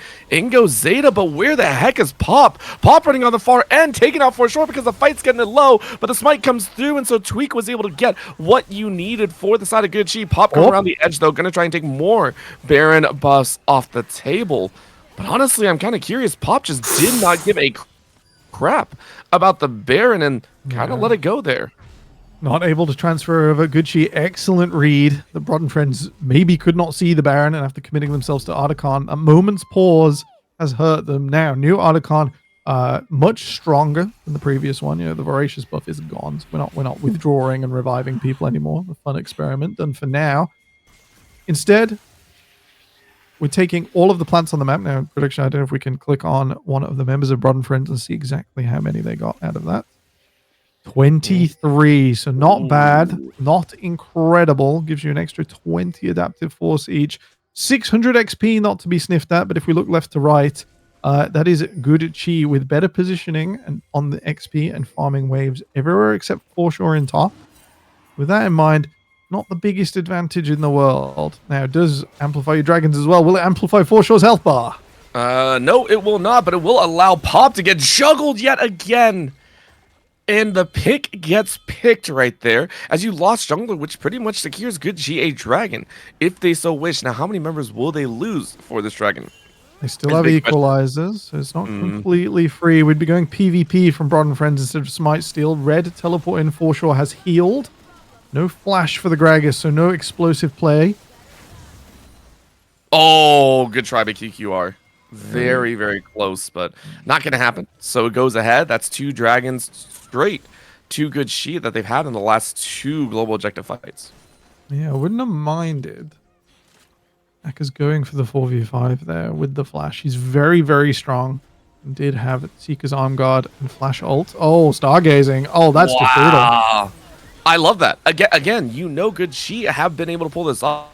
Of course, KQR is able to get revenge, so support for support, but remember, who has that push? Who has the wave? Who has the Baron? Very comfortable inhibitor take. Get it back away, but in comes Akers. Akers ready with the flank, ready to get some revenge, but they just blow up Pop yet again, and guess what? Tweak is doing damage, Chover's doing damage, flash away from the shove, but Spark goes down as well. It's a double for Tweak, and 3 are alive. QQ are the only one remaining from Broad and Will the Friends. 2 and 4 beat the 4 and 2s? Good Chi are going to try and end this. QQR, no flash, no ult, only a hope and a dream. Only a few minions here. Tweak going a little. Oh, gonna execute off the tower. The eagerness. They'll take the Nexus tower. Remember, they do respawn these days. But oh man, Good Chi just a little too excited in the final moments. I think it was risky either way, and they knew that the Baron was kind of timing out, so it was the last chance to try and grab something. They still got the tower at the end of the day, which is huge. So you've already broken the base forward. I appreciate a Good Chi, again, a team that you just mentioned, 4 and 2 versus 2 and 4.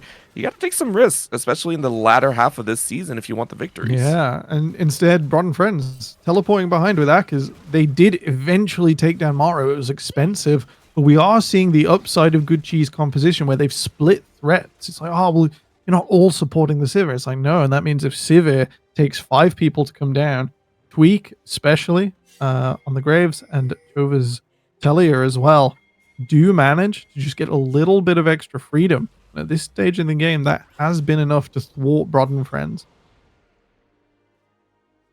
I'm just very surprised at how comfortable Good Chi have looked as we reach kind of that break point to the late game. Even Akers, I'm not sure, is going to have that great opportunity into Chover here. It's just like, yeah, you better hide. You don't want to fight this at all. I mean, Chover is 18 right now. Nasty level lead. It's only going to continue, but I say continue, you're at max. It's a deep flank, and I'm not sure Broad and Friends know how deep this is. The 5 members of Good Chi assembled on bot side to respond. And now they come around the corner. Akers is spotted, and Indigo with the knockup Stargazing going to tank it up a lot before Shore, ready to try and help out. Great cast to slow things down. They're going to pinch on the weak side of this flank. Akers having a flash to get to safety, but Zeta tries to pop, and that quickness is able to get some chunks, but out comes the wall to slow everyone down. And it looks like the knockback is going to do work as well. But overall, well done by Broad and Fens. They bite and chew and absolute rend their way. But at the end of the day, it's only 2 for 1. Yeah, Good Chi did manage to reposition. The Equalizer hurt quite badly, not enough to take anyone down, and Zeta having to pop the ultimate. The only reason the numbers changed there, keeping Foreshore and Stargazing, the 2 non-carry oriented members of Good Chi, still long enough. And with that in mind, the 4 and 3 is still pretty close. Everyone backing off, backing out for now. Dragon, pretty important. Getting to the stage where it's more important with Baron now, when we are threatening Hextech Soul for Broad and Friends, which would twist these fights far in their favor. And with Good Chi benefiting so much from all of those stats and wanting to deny that soul, I don't think we're going to see a huge rush for Baron here. Pings are down on it, but Chover is holding teleport. Lots of red wards in the bottom side as Dragon is on the mind. I mean, that's the right call, though. You know that if Broad and Friends are able to get the soul, that's the turnaround moment. All of a sudden, these picks become straight up kills. You start seeing Chover get a really rough time, as at the same time, Chover's looking at the Rabadon's about to say, hey, I'm going to slam this painful hat on top of your head, and you're not going to enjoy it. But they do just want to stop that slow, that ability haste, that electricity from reaching their backline. All right, assembled in mid. You get the push. In addition to that super minion wave, Broad and Friends could start a pretty chaotic chain here by starting up the Baron, inviting everyone in, winning the fight, then taking Dragon instead. That might be the optimal line of play, as they do have Superior Vision on their side, and Good Chi might be liable to panic here. You do cover a lot of ground with Sivir's ult. Might be oh my gosh. Yep. I think you set this up. I think you do this. I think you draw Good Chi with nerves, saying, "Oh, but actually we're on Dragon, but we have to fight them." And so potentially losing heads. Yeah, it's 4v4. You try and get in. Tweak trying to say No hello. way. Actually bumped in there. You're not going to get the smite fight, but the death might be around. Tweak is able to get some damage down, and Morrow chasing Pop into the wrong side of the battlefield. Spark able to get a quick darkness glimpse, but the autos are just going to do more than enough work. Quick step up. Final auto. Stargazing gets their second kill of the game. Hook landing on the wall as Spark is going to try to jump around and is able to spam. Remember, that is burst heavy Kaisa. But it is a double at the end of the day for Stargazing of all members. But guess what? Because of that kill and because of that fight, Dragon is going to try and be quickly burned away. Foreshaw's got to try and stop this. Chova can TP down quite close. Oh, man, should see this coming. Oh, this is going to be so crazy. They're going to look for the kills instead. Dragon down to about 2k. Acker's trying to stay alive with the Zanya. Is going to burn very, very low. Who gets last auto? It's going to be one kill. It's going to be the finish. Foreshore gets it at 3 HP. QQR on the run now. And I don't think you're going to get away. Stargazing saying, hello, you are not going to enjoy this one. Quick belly bump to finish. Zanya's going to only delay the inevitable. And it's a photo finish at the end of the Dragon as we're now looking at a 7th. I called it chaotic when I called this move a few minutes ago, Orbital. You did? I'm not sure I expected it to go quite so badly for Broad and Friends. It was great to invite the fight, but they committed to the objective pretty hard, took bonus damage from standing behind it, and it feels a little desperate in the last few seconds. That was sort of the makeup move. It didn't really work out for them there. Good Chi standing on 3 dragons, and while they don't have the Articon of their own to complete the trifecta that this composition requires, dragons, bonuses, and the late game setup, they are on 2 out of 3. They'll crack this inhibitor once again, sending super minions down mid lane with that extra priority. We'll see what they do. Baron and Dragon miles away. Plenty of open map play now to be the theme, and with Spark on Kaiser, this is something she excels at. You never have to face check manually. No, you don't. But what you do need to worry about is the fact that with Good G having nothing else to do, we're going to start seeing wave management on the top and bot side of the map. We're going to start seeing, maybe these waves be played for and actually shoved in to break a second inhibitor. Good G have everything on the map to play with, and as they so wish, we'll see if they don't look at too many targets at once, or else Broad and Friends might pick them off. Yeah. Lots of nerves as both teams move around as 5. No teleports from Good Chi is quite important as we look at assignments coming out of the base. It's much harder for them to play sides. You could have an attack show up behind you. Foreshore going to move out on this lower side. Plenty of pings down. It's vision into quadrants now. I think Good Chi should probably be racing down top, letting Foreshore to his fate, which is looking like 5 members of Broad and Friends and an overload down here. No Baron buff means he should be able to clear the wave. At worst with an ultimate, and at best with some barrels being able to stand off on it. His patience rewarded here. Rod and Friends waste about a minute, but no one is pushing on the top side, so Good Chi haven't really capitalized. And it feels like Good Chi are actively just waiting for some of these larger buffs. They don't really know how to close out a game, which hurts to say, but it does feel like that's their linchpin. That's their final little cap on the end of this game is, we just want these buffs. We know the buffs can help secure the end of the game, and that allows us to get fights afterwards. We just don't want to make that mistake and fall further into the lower side of the bracket. I mean, currently sitting at 7th, they do need this win to kind of push themselves closer to that 4th through 5th position. Yeah, a valuable one against a team that has picked up more wins in the first half as well. Plenty of recalls and some vision left behind there. Good Chi not over-investing, just 2 wards. And, of course, 1 in the river. They buy a little bit of time each time this rotation comes through on mid-wave. We see that the bot lane from Broad and Friends having to stay there, whereas Good Chi not having to, and frankly, nearly at the stage where they're not having to farm now. So the gold becoming immaterial as we move through. Plenty of red pings onto mid.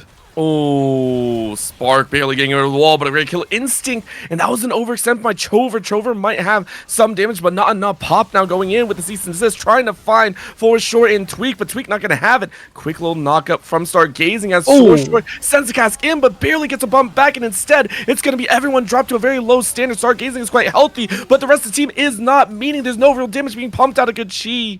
Broad and Friends still staying alive, but Morrow now unleashed. This is Morrow's Playhouse. Oh, the passive. Very little speed up, but that's going to be the charmer of the wall. You need one last auto to grab it. And then after the re-engagement, Broad and Friends say, hey, we're going to pull the trigger. And they clean it up with not a double, but a triple and ace to finish. Broad and Friends win a late game team fight.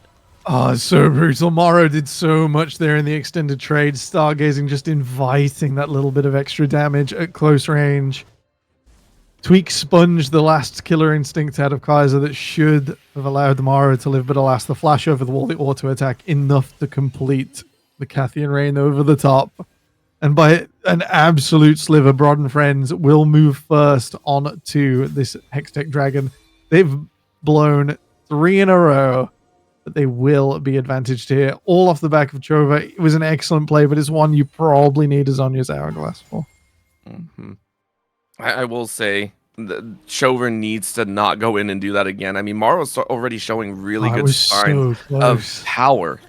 Morrow can chew through if Chover is alive to help kind of slow the pacing, right? Yes. But at this point, there is no Oh, it's chance gonna be this close. dragon is getting burned so fast. You say close, I say not close enough. Pop Surely swipes they that away. PvP off the back of it, though. No? I don't know if they can. They're looking a little bit worried, and they're probably There a we little bit go. hesitant. But yeah, Stargazing goes ahead and gets the hook, but you're just immediately blown apart. There is no hope. Zeta straight to the back line, finding a great knock-up in this tower, doing a lot of work as Tweak is able to stay alive, and now Morrow taking down Zeta's life. And man, I didn't respect it at all, but it is going to be a 1 for 2, and you went ahead and killed off Pop. So just like Broad and Friends were able to get the dragon because of a jungle death, it's going to be good Shi to turn onto the Baron. With the inhibitor open as well. It's been a long time with Orbital since we've opened Temporal's macro notebook. It's been years and years since we've done that segment on UKEL, 4 Nations or otherwise, as we start to trade now. But with the Baron buff, you're right. Broad Friends might get this mid-tier 2, but they have to get back home quickly. Good G escorting this wave in. If you know, in the deep late game, this is from the textbook, that all of your enemies are assembled on an objective. Doesn't matter if they get it, doesn't matter if it's Baron, doesn't matter if it's Soul. You reduce its impact by fighting immediately and straight away, and by knowing that they are assembled on the spot. It is vision you cannot buy otherwise. Another inhibitor over to Good Chi, as this game is teetering on the edge of Orbital. I hate the fact that that's true. It's good. We get into the good nice stuff. edge. I've been asking Good Chi for great games all split. We had a fantastic Vayne off stream, which I'm gonna have to cut up some more replays for the Saturday show. And today we're getting absolute bangers. Yes, and I love it. Again, one of these big points to it all is the fact that we were able to push to this edge. You talked about Good Chi also going to the absolute limit. They've had some good games that have gone the limit and maybe just needed that extra little push, and this is that push. Now you have to decide, how are you going to close out this game? You have the late game. I will honestly say you have better late game front to back. If you can pull off a front-to-back fight, if you're allowed to fight with everyone in front of you, QQR and Spark don't get flanks onto Tweak, onto Mara, onto Chover. That's what Brown and Friends are actively trying to do. They're looking like they're going to harness everything to try and sling at just one of Good Chi. Let's see whether that is enough. Whether the 3-point composition of Good Chi, it's triple threat with a severe tip of the spear. We've mentioned it earlier on, is how they got through some of those intermediate fights. They bring the Baron wave down for sure, escorting the one in mid towards another inhibitor. Top wave far and far away. 1 minute left on the Baron. We look for the plane. 40 seconds as Foreshore teleports in. And that's a deep teleport as well, so Foreshore has to stay alive. Quick Zhonya's to stay alive, but QQ already out of the battle. What a charm, though, and you find Mara with the lead spell shield, but in goes Pop to try and bring the pain, cease and desist, to bring the Nautilus to their knees, but Ackers, Zhonya in the middle of the lane. So it's a 1-for-1 at the end of the day, and I do not know who came out on top there. It is going to be Good Chi, though, as they get the tower. Out goes the wall, though. Is anyone going to be cut off? Yes, you do, but they're deep in their own base, so I don't think you're going to find anyone else. It's brought them the wave into the tower. Tweak and Mara now to destroy Nexus Tower, the last hold for Broad and Friends in an upset victory. Wave from top synchronized. It's getting close, Orbital. They have not got a lot of wiggle room here. Like anyone else, I would say this game is over. Anyone else, I would say this game is over. But you look at Broad and Friends, they still want to fight. And Good Chi, even with 3 inhibitors down, do not want to force this any longer. No. Yes, Dragon isn't going to be up for another 2.5. Baron won't be up for 3, but you still feel like you can't close this game out. Their Baron was just fading away as that wave fell. So instead of trying to force it, instead of giving Broad and Friends an opportunity to race back at middle, they will allow the double super minion waves to crash out onto the map. This is the position they've bought. It will be up in time for the Elder Dragon. They have to keep Brod and Friends in the base, secure that objective, and go from there. That is all that Gucci can do now. The options starting to become more limited. Brod and Friends still have these scrappy picks, these creative moments. More wards in the jungle will make it harder for them, but they've got to be lurking. They've got to be waiting. And Chover and Gucci just like, we don't want to get caught out either. We want to catch, but we don't want to get caught out, so we're going to sit in the middle of the lane. All eyes. Yep. No bushes. We don't get caught. They've played open spaces so far, and it's hurt them in that it sort of invites these big Chover walls that a little like this, yeah. Ineffective. But let's see what they find. Blue ward gets hackers out to the side, and they move into the base. Wards here to cover the entrances, allow them to see anyone coming. 3 minion waves. The bot lane slightly desynchronized. Come in. Will they transfer over to the top? Will they back away? Yeah, and I think this is going to even out pretty nice and easy, but we are 45 minutes into this game. This has to be the last fight. If I'm looking for sure, having the Banshees popped a little bit early in crashes one wave, it's going to be enough, and I believe that's going to be a hook directly into Zeta, but Zeta is not the one that you really want to find, as that invites Pop. It's now a re-engagement. Zeta about to go down, but is able to stay alive. Maro chunked out heavily, and this dies. Spark is able to find it. Great science to go ahead and allow QQR to die the back line. Spark still autoing away, and this is Brod and Friends straight up out team fighting Gucci. The team fight composition, not even the belly bump can help you out, as that is a quadra for Spark to ace out Gucci. That's absolutely brutal. You saw the call from Gucci. Engage at all costs. It was a little too bloodthirsty. It was a little too much. They've pushed it so late into the game, and it's so heartbreaking to go down. The super minions are still going. That was the advantage they played with. They've lost a Nexus Tower, Brod and Friends, despite being the beneficiary of this upcoming Elder Dragon. And I couldn't help but think that the equalizer from Akers was perfect at dividing good chi there. Chover dropped the stones, tried to cover the entry, but it was on the wrong side. Everyone else moved right, stones went left, and it let Spark, it let QQR and Porp in over the top, with Zeta being able to ult to confuse everyone just long enough. It was a bit of an unworkable position. The Elder Dragon will be nice and slow here. Gucci do not need to do a lot other than maybe let this Baron go down. They still have so many super minion waves themselves. It's going to take Brod and Friends a long time to race up mid lane. They still need to bring the minions. They still need to get under those tier 3 towers, unless Gucci want to PvP a little earlier on. I would advise again. You know, you were talking about getting those buff stacks, you know, with Sivir, if you're trying to be like that raid boss, like Vigar and all. I also want to see if we go 3 or 4 Barons deep. I want to know what extra we get there. Like, that's what I want to know. We've had a Bloodthirster in for a Guardian Angel so far. But that is it so far. For sure. Shouldn't be getting picked out there. We'll be able to walk it off. And yeah, you're right. I want to see what everyone does when it comes time to sell some items. Yeah. Well, it's also like, man, I would like to see them add something. If you pick up 2 Barons in a game, and that's 2 of the 3 that have been in the game, I'm like, dude, give it execute with the Baron buff too. Screw. You want Elder Baron just in case? Just in case everyone forgets the bot side of the map. Oh my gosh. Oh my gosh. Do you remember when the Baron used to be able to be grabbed by Syndrome? Yes. Imagine the Baron moved around the map if it went to like 3rd or 4th. It just spawns between the 2 teams. It's like, you can't run away from me anymore. Fight me. He starts chasing down members one by one. Random. Becomes, this maybe. All right. We spoke earlier. Noxus map ugly. Theme was fun. Spirit Blossom. We're a week in, and I don't want it to ever go away. I'm having tons of fun. Shadow Isles. Oh. Baron is like Big Maiden comes to you.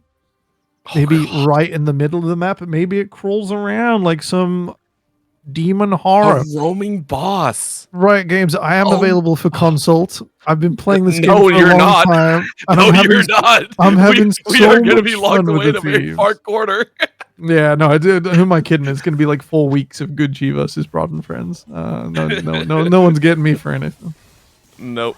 We're stuck in a corner right now, though. The game might be over as we're breaching into that 49-50 minute mark, and that Elder is about to wear out. It has gotten 0 use so far, except serving as a warning. If Gucci step over the line, they are going to be in pain. Baron also holding out, so this is just a stall for stall moment on either end. Yeah.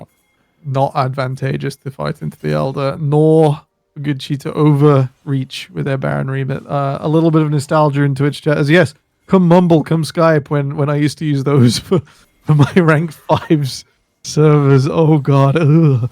You feel age catching up with the orbital, I certainly can. My age has already caught up to me, my man.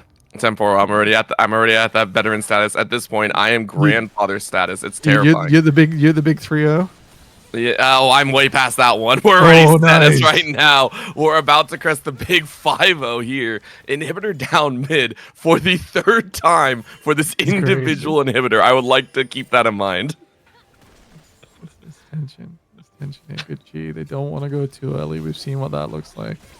They don't want to go too slow because we haven't seen it yet, but it probably rhymes with Broad and Friends running a wave up mid. What rhymes with that? Oh no, that's English. Sorry, that I don't think Americans have that. When it's rhymes with, it doesn't have to rime with it, but it means. No. We're idiots. You got to keep that in mind. Like, yeah, bring the IQ jokes down about 100, please. Sorry, Department of Education. We're a little bit close to home, aren't we? A little bit close to home as Chova races across Akka's court. No flash, 5 seconds. Oh, well, no, you got it. You turned around again. Chover is almost eliminated, but Acker's now going into the zone. They're going to bring out a reactionary fight, and they dive into the back line. It looks like Chover is gone. QQR sprinting in with the Spirit Rush, and it looks like they found it yet again. Spark dives over the wall into Tweak. Tweak barely living thanks to those Merchant's boots, and you're going to try and pump the damage, but the damage is not enough, as that is Broad and Friends to find the eliminations yet again. It's an ace. 3rd for Broad and Friends, as now yet dead time is over a minute. Single-digit health for Spark there. Your Regen up base. to 30 before we could even click on them, and that's with the Ocean Dragon. All right, can they do it, friends? 40 seconds on everyone from Good Chi. The wave coming in. No more super minions in this top wave, but if we observers, if we pan with the same zoom down to mid lane, but close to Broad and Friends' base. Yeah, we might is have it even another worried? problem as the Winions No. will just go down. We've got the towers The towers came back respawned. up. Broad and Friends, forgot about- dude, congratulations. Our old heads thought the Tenacity. towers didn't respawn. Oh yeah, tenacity in front of their Nexus earns them a victory. Fantastic work. It's so good. I loved every single moment of this game, Temporal. I'm not even upset. A banger. 51-minute banger in there, man. All right, That hang was. on. I'm gonna have to come back from the Shadow Realm. There you go. That's just the Yeah, brightness of there my we screen go. this late at the night. I decided Dude, it you were was too hot asleep. for lights. You were asleep in there for a little bit. Oh, Oh, man. that was keeping me awake. That was 10 out of 10 action. 10 out of 10 action intention. It We're a little was. behind It schedule, folks, because that was Yep. a late one. So me and Orbital are gonna say we'll see you after a break, where the desk is gonna break down what was frankly an exceptional game of League of Legends from both sides.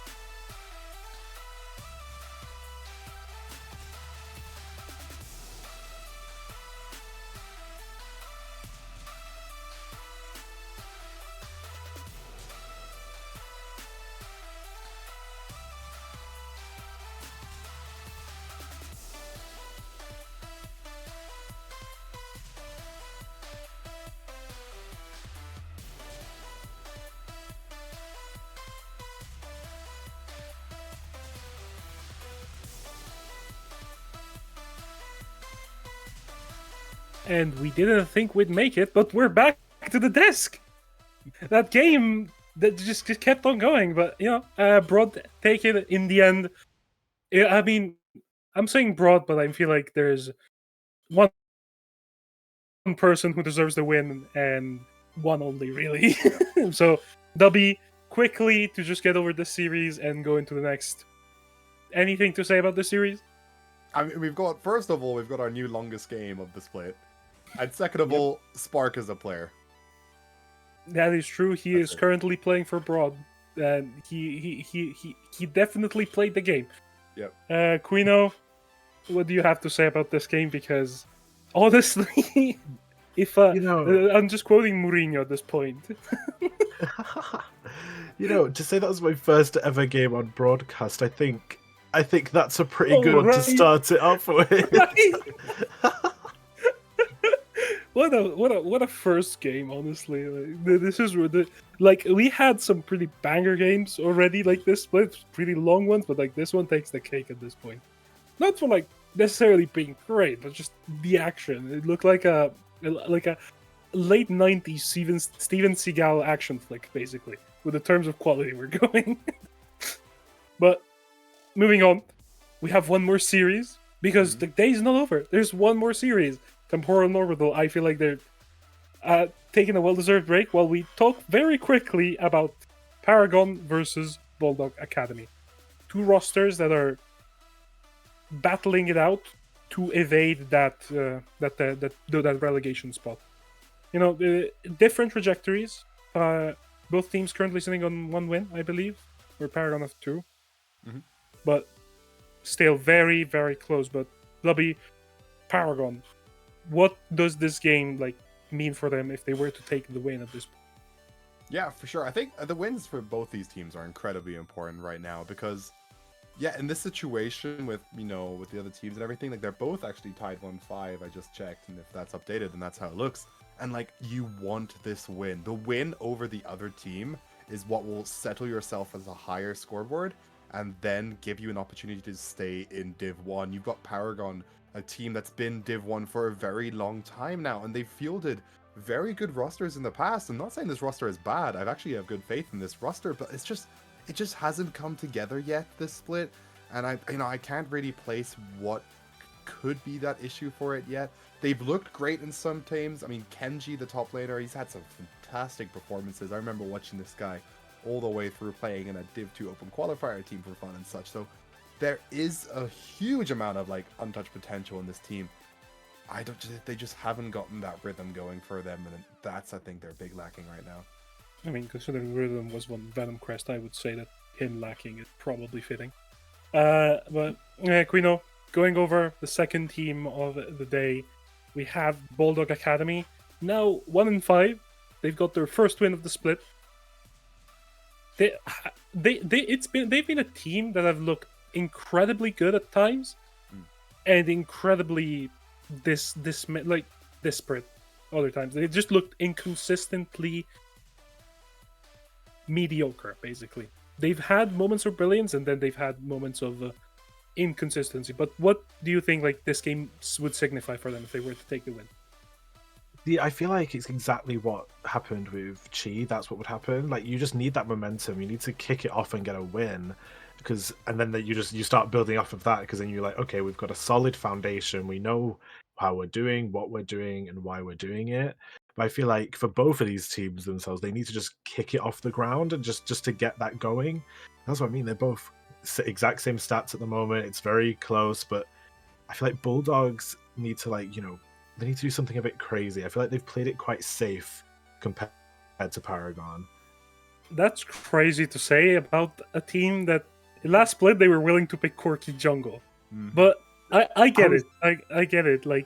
They need to bring forward a bit of that chaos that was the Vertex team. It feels like when they had Celsam, they tried it with the Nidalee early games, the heck at him. And then now they're back to having their main roster with Harikari back in the jungle from the top lane. They have so many they have some good options, but it does feel, Dubby, that they kind of tend to run out of steam at about 15 minutes. I mean, it hasn't been As normal soon as, like- since with Harry Carey. They've picked with Harry Carey. We've got a Shen jungle game and a Morgana jungle game. Like, I don't think the swap out from Zelda to Harry Carey has stabilized anything in normality. If anything, it's made it a bit wilder because Zelda would at least he would play normal picks and then play them illegally, whereas now we're getting illegal picks being played normally. So whatever floats your boat, the way to do it is there, but I respect it. Yeah. I mean, personally, I think Morgana's a fine jungler. She's more than fine. Always been, but I get your point. Yeah. Seltsam was the X factor looking for that go button, looking for that play, looking for that aggressiveness, while Harry Carey has always been more of a team reliant player, I would say. More looking towards that skirmish, that 2v2 to fight together, to be more set in his ways. While this team does need chaos, and going into draft, there's a lot of possibilities coming through from the side of Bulldog Academy. Like, are we expecting anything peculiar? Because they've been denied their main takes. The Karthus is been permabanned against Harry Carey. There's Heimerding has been permabanned against Mike. okay, Fruity Carrots. We already had a 50-minute game. Why are you implying? We already had the game against Bandits, which was 49 minutes. But yeah, but I do think on the side of Bulldog we need a bit of X Factor, but on the side of Paragon we need more. I feel like we need more control. So, if you were to look at it from Paragon's side, what would be your approach coming into this draft? Right, now that you've mentioned a Corki jungle to me, I want that now. I wasn't here for that, and I feel like it's only fair if I get to experience something very crazy like that. I haven't been on it either, so yeah, I want to see it too. I watched this team back in Div 2 and they didn't play Corki jungle. They promote to Div 1 and then they start picking it, and I'm like, come on guys, where's my content? Give me some of that. I want to see it too. I mean, it's definitely a team that hasn't shied away from the exotic pick, let's say. They had a Vayne mid this split already. They had in previous splits Ornn and Corki jungle. I do want to see them going towards something spicy, but with an idea behind it, because it does feel like we're going into these drafts saying, oh yeah, we want to just play this, and then it kind of just falls apart at the 15-minute mark. So I guess we'll have to see, but hopefully we will be getting in draft very soon. But Connie, thinking about this lobby, anything about this game? Oh, we are in the draft, and already all the bands have come through. Oh, this Dark Shadow. Oh, okay, that's a new one, because Dark Shadow has been on the Varus most of the time, mostly because it was open, but this time is banned. So, what's the adaptation? I wonder from Bulldog. I feel like they're gonna lock in. So, by trend on them, they're gonna lock in some wacky jungle pick in this first two, and then. I don't know if they're the one to give Nectarius an 80 carry to this already, but maybe I'm wrong. I mean, we're seeing a Lucian being hovered here. That is something that's not normal in a sense that we haven't seen Lucia being popular in a while. Is this something that might be see Mike Volti take it in the mid lane even? I mean, Lucia mid was something that was active for a bit. I don't know. But you know what? We're already getting something a bit fresh from Bulldogs. I actually want to say that they played Lucian on last week. They played Lucian with they played Lucian against Broad. Yeah, exactly. So it's something that we've seen Nectarius play out a bit for. And now we're getting an Ari. So you know what? Bulldog, suspiciously normal so far for them. I wonder if the solution is going to be jungle at this point. But Fruity Carrots gets his hand on the Zyra. That's an early Renekton. That is very early. Wonder, at this point, what's the answer coming through for Bulldog? If you have Paragon just slamming these very standard picks, where do you throw the spanner in the wheel?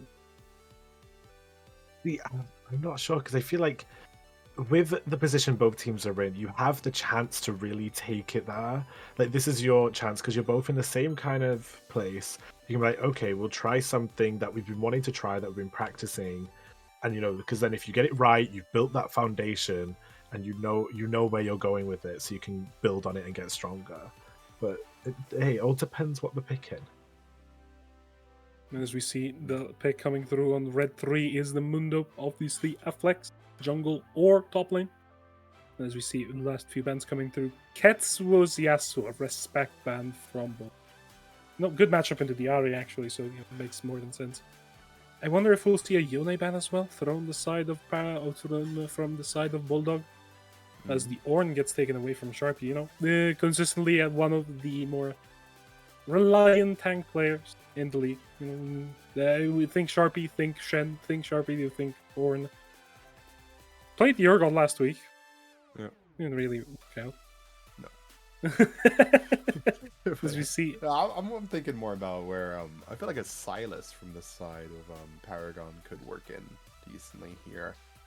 I don't hate it, I don't like it. That's when you need the mid lane could work out. But Paragon, they're looking very squishy right now. They want maybe a bit more health bars.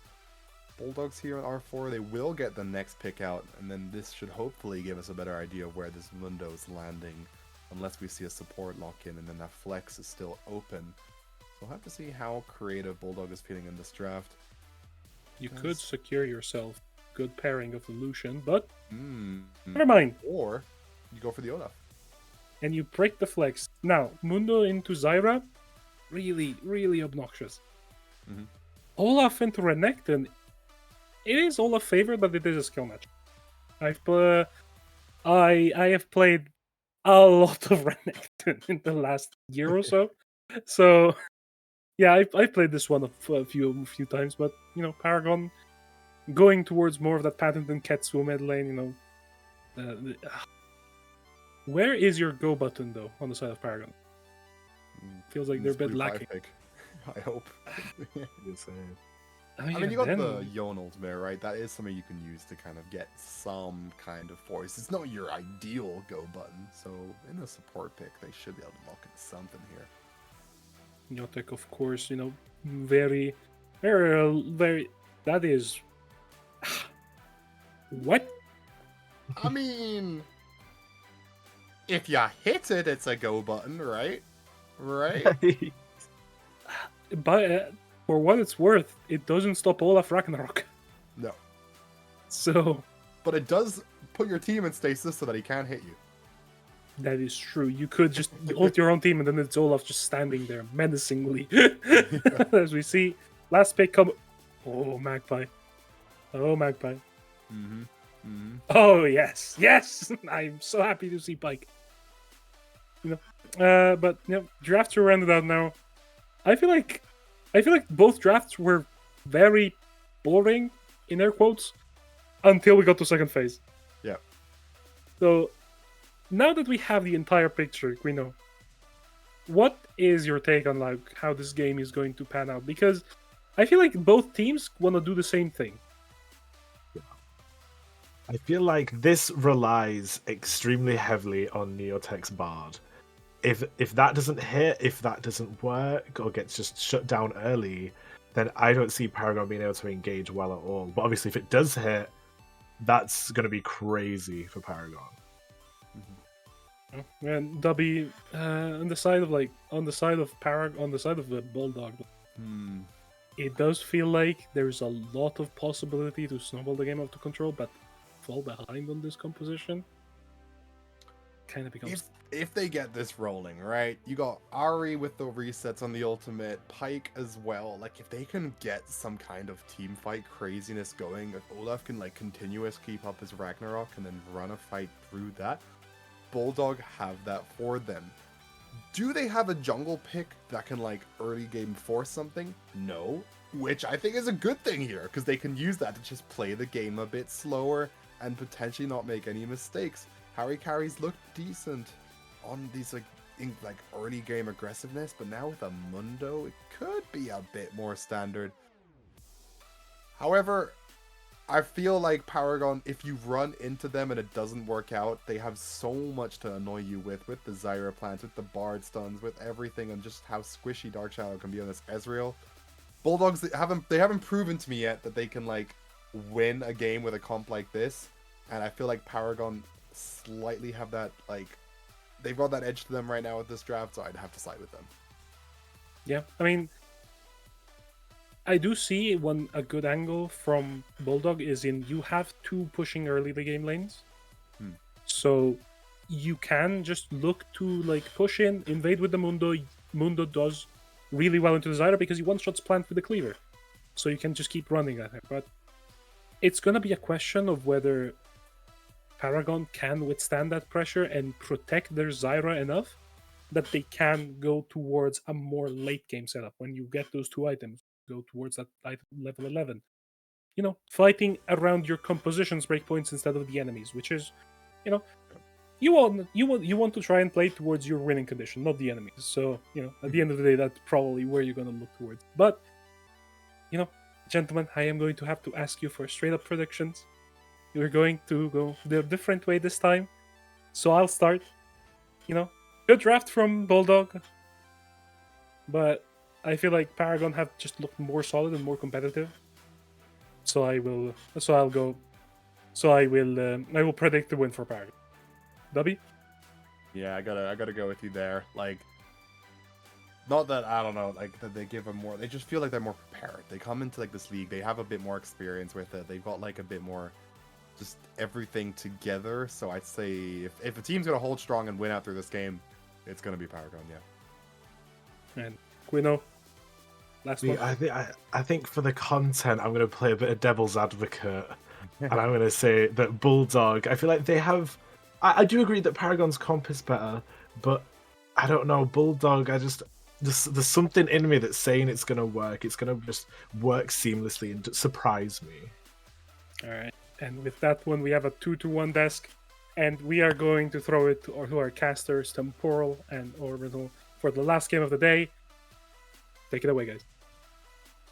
Okay, listen, you can't say that you're going to do it for the content and then try and reason your way out. That's not how that works, okay? I come from NA. We know how to do content, and this is what you say. Bulldogs, you just take it. You're the better team. I know you are. So you're going to go ahead and just take the victory. That's how you do content here. Temporal, you got to agree with me, right? Bulldogs. Some of these champions look very flavorful. And I think if you max out that flavor, their odds get better every week. Well, that's fine. It's good. How much they've improved by against reality, we will see. And that's okay. Yeah. Because, you know, to say it was, oh, they've picked Exodia champs, it's easy. It's like, come on now. You gotta respect the hard work they gotta put in here. And with that in mind, Yeah, I gotta agree. There's a lot of question marks, of course, and when it comes to Bulldog Academy, they're actively chasing, and it was pointed out on the desk that this is that moment of, you know, trying to revitalize Paragon. We've talked about the fact that here in the UKEL, they've had decently strong rosters. It's not like a huge, well, you know, I won't go that far, but they've had a history here in the UKEL, and they want to gain some of that former glory, even if that means starting at the very bottom when playoffs comes about, and that is that step number one. So as we load onto the Rift, this composition coming out of Paragon saying, hey, we want that Zyra in the jungle, we want Ketsuo on that Yone. There are strengths here, but on the flip side, if things get out of control, Bulldog Academy, I mean, just the weight of some of these champions, you look at the Mundo, you look at the Olaf, these can do a lot of damage if left unchecked. they have a decent way to play through the game. The desk highlighted that Zyra suffers a little bit of Mundo shenanigans. Mundo also gets to walk at her for free. You know, the one CC negation means it's ult because your E will simply peel the canister away from him. And suddenly we're sending lots of conditions.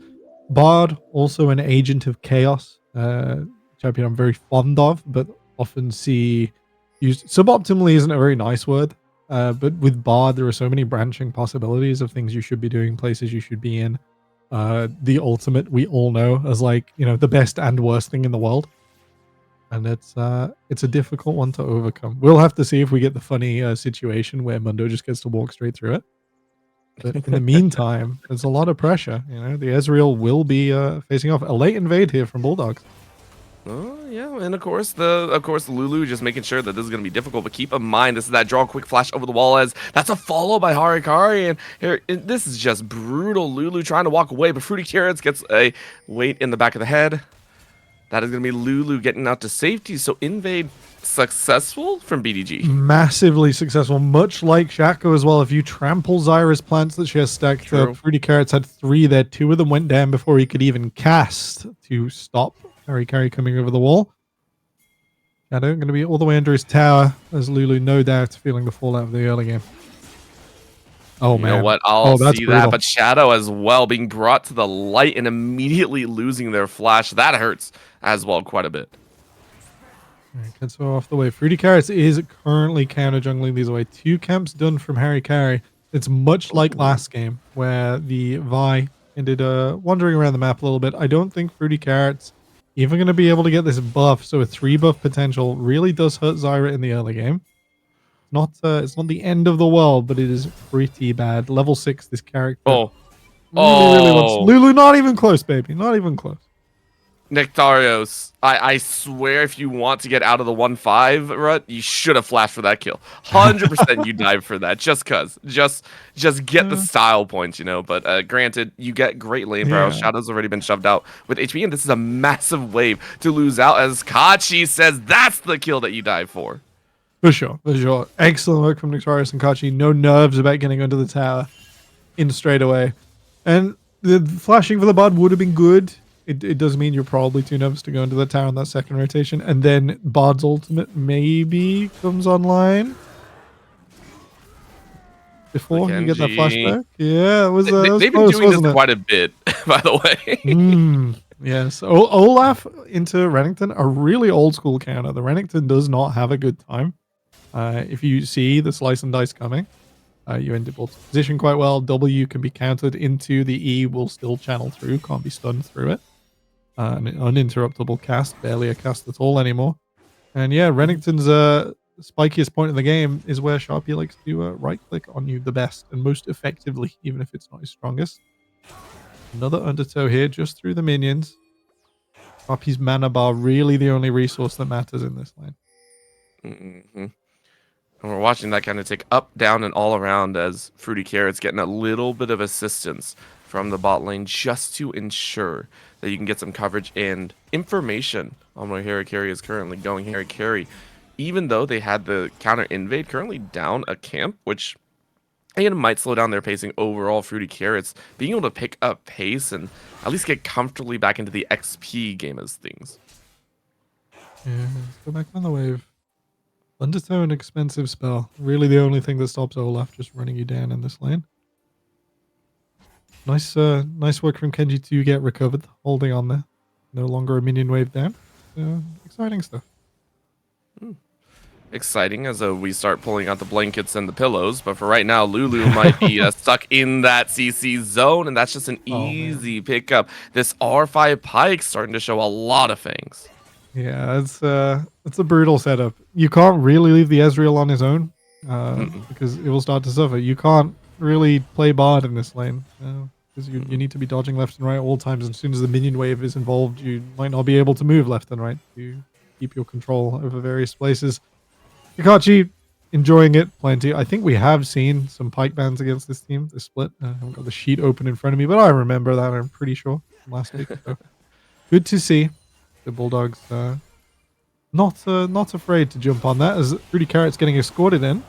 Oh, and a nice double stun as Kakashi might be able to roam away, but doesn't have a flash. So this just might be the walk down for Doom and Shadow. Gonna go ahead and pick up a kill in return. I was about to say that Fruity Carrot's getting down and helping out the bottom lane is the way to go, and it's a little bit more difficult with Bard Portal. That's one of the benefits. You go ahead and grab that kind of revenge kill. Yeah, it's a bonus as well, the Bard allowing the kill there onto Kakashi. If you had a Blitzcrank, if you had a Nautilus, the body block from Nectarios and Burning of the Summoners makes it go even and doesn't give you gold over.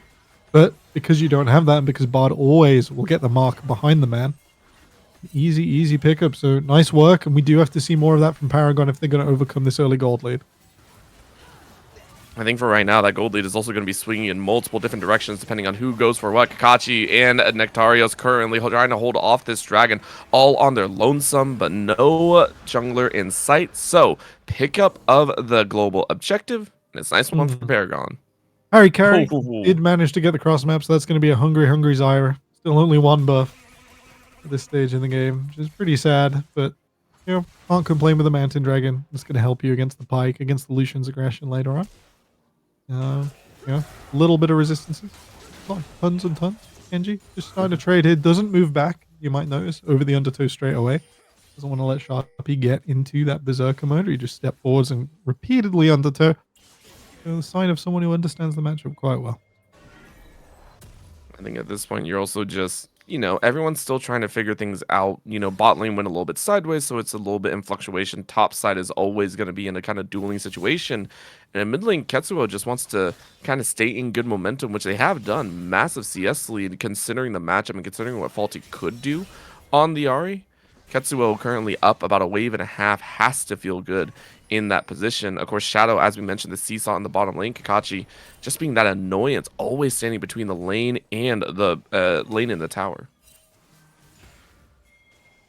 All right. Dragon taken. Something we're expecting to see more out of the Spirit Blossom map. I'm still not used to current teleport. I've started playing characters that do play it again. I've left my jungle behind for playing mid lane once again. And with that in mind, the Grubs starting to come up. Lane swap not coming through this time, and both top laners currently on top of each other's heads as their health bar's going down with evidence. And Kenji running him off, but that is a great timing left on top of that Ragnarok, and Kenji might be able to storm this one away. But the flash ain't enough to catch up to the ghost, so Sharpie is going to try and throw another axe, but it misses. Now you get a dash through the minions. Do you get the stun? No. And Kakashi comes right on around. Quick little snap of that stun, and Sharpie is able to grab the third for the team. There are a few worse feelings as a top player, and then when you get that 1v1, you feel so good about it. The trade goes your way. Faulty goes in. And Faulty saying, hey, not just tops, mid as well. Always has some trouble. Fruity Kier can barely get through the portal, but you're easily chased right afterwards. Ketsuo going over the wall with Fate sealed into the Bard. Stun puts Faulty in a really dangerous position, but you barely get away. But the blue buff playing for Paragon's side is also going to get the damage on Harry Carry, and that's going to be a two-piece combo for Ketsuo. Huge win for the side of Paragon inside their own jungle buffs. I'm not sure who feels more betrayed here, Lulu. No doubt will go down as the undertow goes down. Is it Kenji that the entire enemy team was there to get him? Sharpie, what is going on? Or whether it'll be Faulty that, the blue buff just did that to you. Yeah. Excellent scenes, excellent scenes. A scrappy early probably favors Bulldogs the way they want to play this game out. They want to move into mid eventually later on with the Lucian. But, oh boy, what a mess. The entirety of this also started with the top lane. We have to point that out. Kenji and Sharpie went at it like cats and dogs, which drew Kakashi up there. And then with Kakashi up there, it rotated Ketsuo and Lulu a bit, which also drew Faulty. So this entire issue... magnetic, man. It was like, that is the most Dominoes-esque move of the entire game to ever watch happen. Because everyone's just going to be like, well, that was a fight in the jungle. No. That was Kenji and Sharpie both opening and closing a full-on team fight. Opening. They're like, welcome up to top lane. Why don't you gather around? And then immediately said too many people in the doorway. Leave. Yeah. They like skip till the end of the song, and it's like, that's top lane, folks. Sharpie once again on the wave. Oh, Ulti with a solo. He's not even close. All right, I don't I think that's a surprise to us, everybody watching. That's okay. That's all right. I'm pretty sure that's a surprise to Faulty as well, as Faulty just kind of stood there for like half a second. I was like, okay, I'll take it. Because they're full health. Take a look at that. They are very healthy, which makes me wonder if Ketsuo actually went back to lane after that mid-fight, said, okay, so I can stay in lane, and then just got chomped out. That's the only thing I can assume here. I think they presumed Vamp Scepter was enough, and the only thing I gleaned from the scoreboard is Ketsuo's ult was about 3 seconds away when he went down. I think maybe a little misprioritization or your aims by staying for that extra wave. With that in mind, quick look over the map. Big gap between these objectives now, folks, and both of them being fought, which is a bit more interesting and allows our junglers a little more freedom. What have they done with it? Punished each other, pushed each other. Mundo doing what the desk asked for, getting in onto the Zyra, making life a little bit hard for her. And while she's got a bit of extra gold from those assists and is up on items, massively down on camps. Have to see if Harry Carey's going to recall. Yep, just goes back there, gets the heart steal. Nice. And an opportunity to use it on the exit from this dragon. Bulldogs not able to get there on time. And I'll be honest, even though Fruity Carrots is down quite a bit, you still have comfortable leads over the global objectives. That is now all 3 objectives covered, meaning that you go ahead and, I believe, have a feat of 1-1. So for Paragon, it's not so much about those kills. It's not so much about the 900 gold lead that you're facing. It's all about just consistently getting those global objectives and maybe forces mid to late game to play into your favor. Harry Carey? Harry Carey's he's just thinking wandering at about this it. point. He- He left he's the one- gym and is just like wandering for food. He's once again like, oh, I've eaten all the calories in my opponent's top side.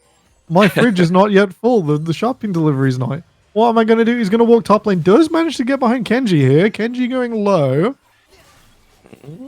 I'm wondering if that is going to be the finish, but bot side is really what we want to watch. Kakashi with the great stun and now roamed out. That will be the finish on the top side as Sharpie takes it away, and Harry Carey is able to live as well. So great top side dive as Bulldog Academy are showing their academy strength. Lulu getting cut down with the culling and has to portal away.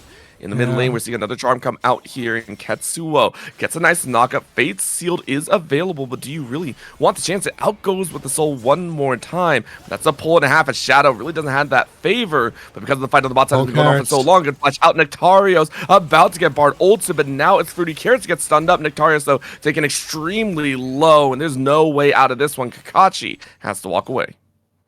Bulldog's just a little slow on the punch. I think we're expecting those big cooldowns used a little earlier. There were 1 and 2 culling spots I think maybe could have been favorable. And I think Paragon just saw that the extended aggression was an opportunity to punish. Bulldogs nearly get away with it, but not quite. And for the Bulldogs, I'm liking their fight, at least. In every single lane, it feels like they are very willing to kind of pull that trigger, go for that fight, even if it means their doom. And they're getting these fights exceptionally low, so maybe testing the waters with what they can get away with. Faulty as well, dealing with Ketsu in the mid lane. But as you mentioned, Harry Carey, with that Heartsteel, only 17 stacks so far, might be looking to start contesting inside of enemy jungle directly into Fruity Carrots. Things down onto the top side as Fruity Carrots finds out that all the food is gone. There's nothing to do here. Nope. Bulldogs feeling emboldened with the vision. Yeah. At this point, you're going to miss your calorie count. Still got to get like 2 or 3K. I know, the gains, bro. Think of the gain. It's got to be done. You got to get up to, those are rookie numbers. We got to pump them up. Talking of that, well, you know what? Ketsuo. Good pump up into that mid lane as Faulty kind of found in a fault line there and kind of crumbles underneath. Down they go. 30 seconds on the death timer, which now opens up a lot of space into this top side. Sharpie, realizing you don't like to be here, has the ult and forced to pop it. You're actually taking a lot of extra damage. The last few autos could actually finish you off, as that's going to be a little bit of tower extra shielding, but Lulu tanking up gives Kenji the flash Q. Great spin to win. That's the sort of Bard extra global passive there. I don't know if everyone noticed, but that was quite a late Ragnarok from Sharpie, because he was like, oh yeah, it's just Bard. This is all right. Walks it off, culling in, Shadow under a lot of risk here. This is generally how Lucian goes into Ezreal on his own. Oh, that noise of the Heartsteel. Oh, it's going to happen again, too. Kenji TPing on the bot side has ult ready to go, but this dive might be a whole different story, but it doesn't really matter as that's going to tower burn. Kenji burned the ult just to stay alive, but well done by the side of BDG to go ahead and get that tower plus a little extra gold in their tank. Harikari wants a little bit more of the Heartsteel sacks, but no ult of their own. Burn down. Good ult to come out here as Lulu forces the dash. Nectarios going back to safety. And in that song and dance, so far gold up a little bit for BDG. It's crazy that even though Harry Carey pulls the bow special and goes in and dies for 2 Heartsteel procs. Somehow, yes, a gold positive play. Does mean Paragon get the Rift Herald as they extend down there for the T1 in the bottom lane. With that in mind, might be an opportunity to push Faulty out of mid and crack that T1 without only having a few hit points left. And with the Dragon coming up, it's the line of play I'd like to see Paragon explore. Though at the moment, getting mid priority without that Herald might be a little different. I think at this point, you're looking at those dragons yet again. I mean, Paragon have been really on top of it. They've made sure to kind of stay in that lower ground position. So Herald might be one, but Herald picked up by Fruity Carrots. You want a little bit more than that one. Dragon up at about 15. Ketsuo on the top side doesn't have TP. Sharpie does, though. So this might be that mismatch, but Lulu going over the wall, immediately stunned, but Faulty can't find the re-aggression. It does call that TP, though, as Sharpie enters this bottom side very, very early. Ketsu is wandering on down. Will arrive before it goes down, and Bulldogs wasting their time. Do you mean the Paragon are actually going to back off? So, going to break the Dragon stacking, coming in on the third, generally the best here, will be at the cost of the mid-tier one. I'm not going to lie, it's been a while since I've seen Hextech Dragons back-to-back in games. I just, I don't, yeah, I don't normally see that. Normally it's, you know, you get a Hextech and then you get what, like an Ocean or something like that. It's not very often that we get to see. You mean it doesn't excite you enough? What excites me is seeing, I honestly, I don't know, but Hextech is enough to just give me hope for this game to be a little bit more thrilling. I mean, 8-7 is not enough blood for my taste. Hey, you know, for a Bulldog game, for a Four Nations game, it is on our lower end this split, I think. Only just above a kill a minute. No, normally, you know, we've had our clangers, we've had our 2 kill per minute half an hour specials. It's not quite there. That's okay. I think that's a sign of measured restraint from both of these teams. Down towards the lower end of the table, if you do slip against one of your rivals, is absolutely brutal. And it feels weird to call Paragon the lower end of the table team. You gotta respect it. You gotta respect Bulldogs coming together to try and get through this early game. And I mean, they're showing the hands to play, by the way. It's not like we're sitting there saying they're, you know, they're this horrible team or anything. They have hands. Nectarios and Kakashi, I would say, have won this bottom lane by a decent bit. You take a look at the kill count, 3-1-0 on Nectarios, 0-1-4 for Kakashi. Shadow and Lulu have been put kind of into that dumpster, so we're not going to see that hard-hitting Ezreal until about 4 to 5 minutes from now. So for BDG, they're looking for a way to rotate this Lucian into a stronger position. They're looking for a chance to bring Faulty in, who is also 2-2-0, decided against the Rod of Ages build, going back to that Malignance kind of burst heavy in the early mid. Yeah, I think when you've got targets like the Ezreal, you really do need to make every moment count. Nectarius shoved out here. The only thing stopping him unleashing the culling and running forwards. Slightly dinged health bar and bruised ego. Harry Carey has ulted there just to walk on. A little bit of trading, a little bit caught out of position in the jungle. Red team sent walking home into the waiting arms of Ketsuo. Oh, wow. And the chase as well, because you know that they have no ult. That's going to be a Bard ulti as Ketsuo gets Bard ulted in. But that does allow the rest of the snap on the Harry Carey's life. And they are down. Red buff now acquired by the side of Paragon. They steal that one away as well. I wasn't sure for a moment there, Orbital, if Ketsuo was going to be very, very frustrated with a Bard ultimate over the top. Doesn't complete the knock-in, and I don't think the damage went on there as well. But it was enough to hold them still for a little longer. Keeps Paragon slowly trudging forwards in this game. Articon, not far away now, forming on the top side. Everyone running down to bot first. Yeah, they're just making sure they're in a comfortable spot and everyone just kind of putting in their own. But Sharpie, realizing this might not be the spot to be in on top of the ward. Lulu comes in, Kakashi there to help out, but you're a little bit too late. It's Kenji starting to bear even more than just fangs. The absolute jaws to snap onto the Olaf feel real good at this 1v1. That's a big TP in. There were 3 people down there, Bulldogs. And the Thornbound Anacon has just spawned. They've got to rotate the Lucian and make a big deal out of this. Otherwise, this is a tough waste of resources. Kakashi about to get 1v1 by the Bard. Oh, and it's done. Lulu is on a rampage, which we didn't respect because they have 4 kills right now. 4, 1, and 7. Have the dead man's plate in tow. That is full build. Let's be real.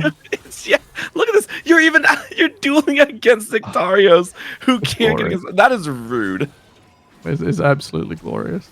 Shout out production and Blockster if you stayed up to watch. I think this is reminiscent of our games last week. It's getting a little bit out of hand. The little Bard-tacular. Is rough. You love it. Even approaching through Bard now, as he's going to start to get tougher and tougher target, is just so difficult. The current iteration is really good at holding off. Ulti has to focus them as the target. This is still as free an Articon as it was before till Kakashi arrives.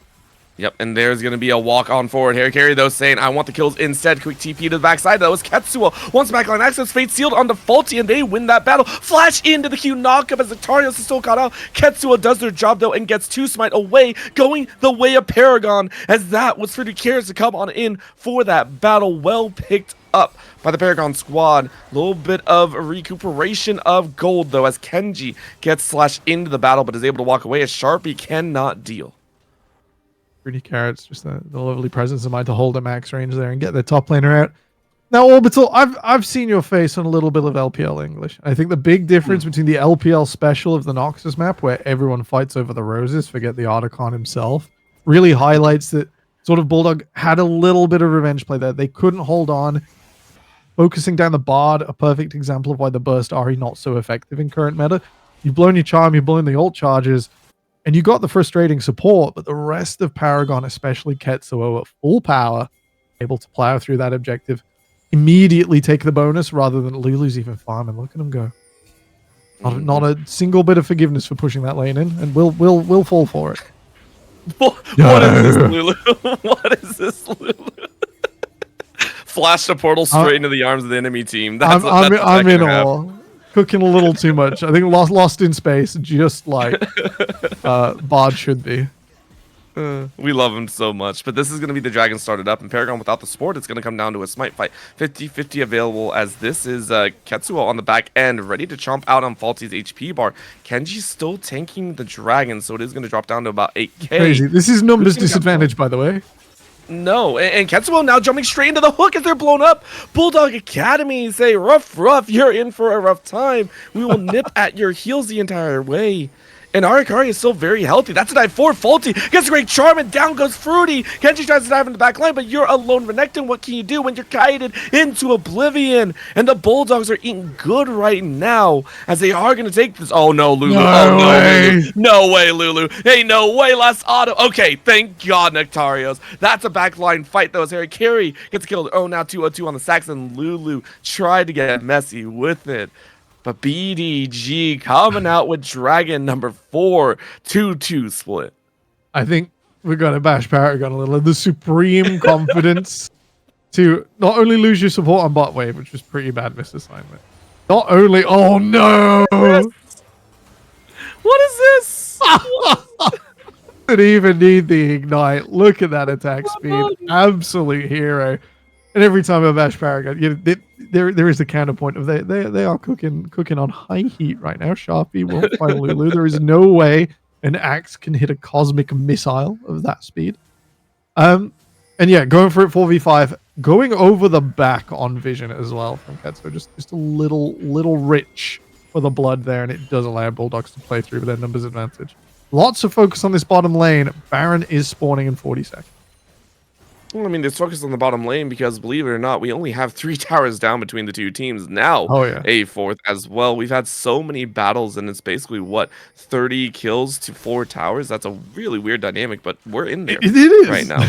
It's so odd. The scraps we've been having, you're right, they just pull people in, and there's no one left to take these towers at the end. There's no capitalization on the play. There is only bloodshed. Yeah.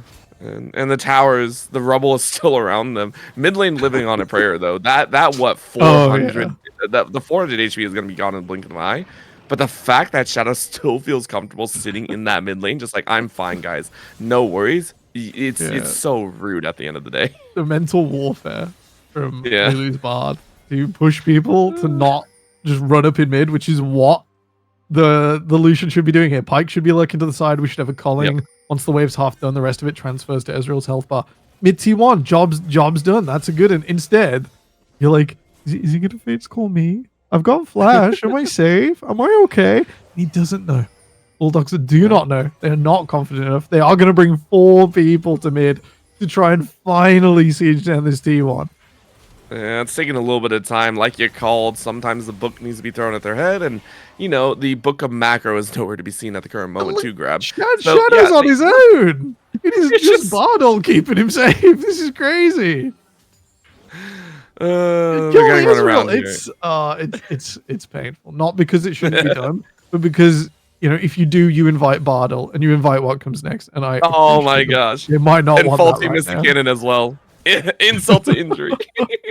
It's tough. It's tough. All right, Harry Carey starting to make a headway. It ain't going to be the mid T1, but he's nearby. The hell.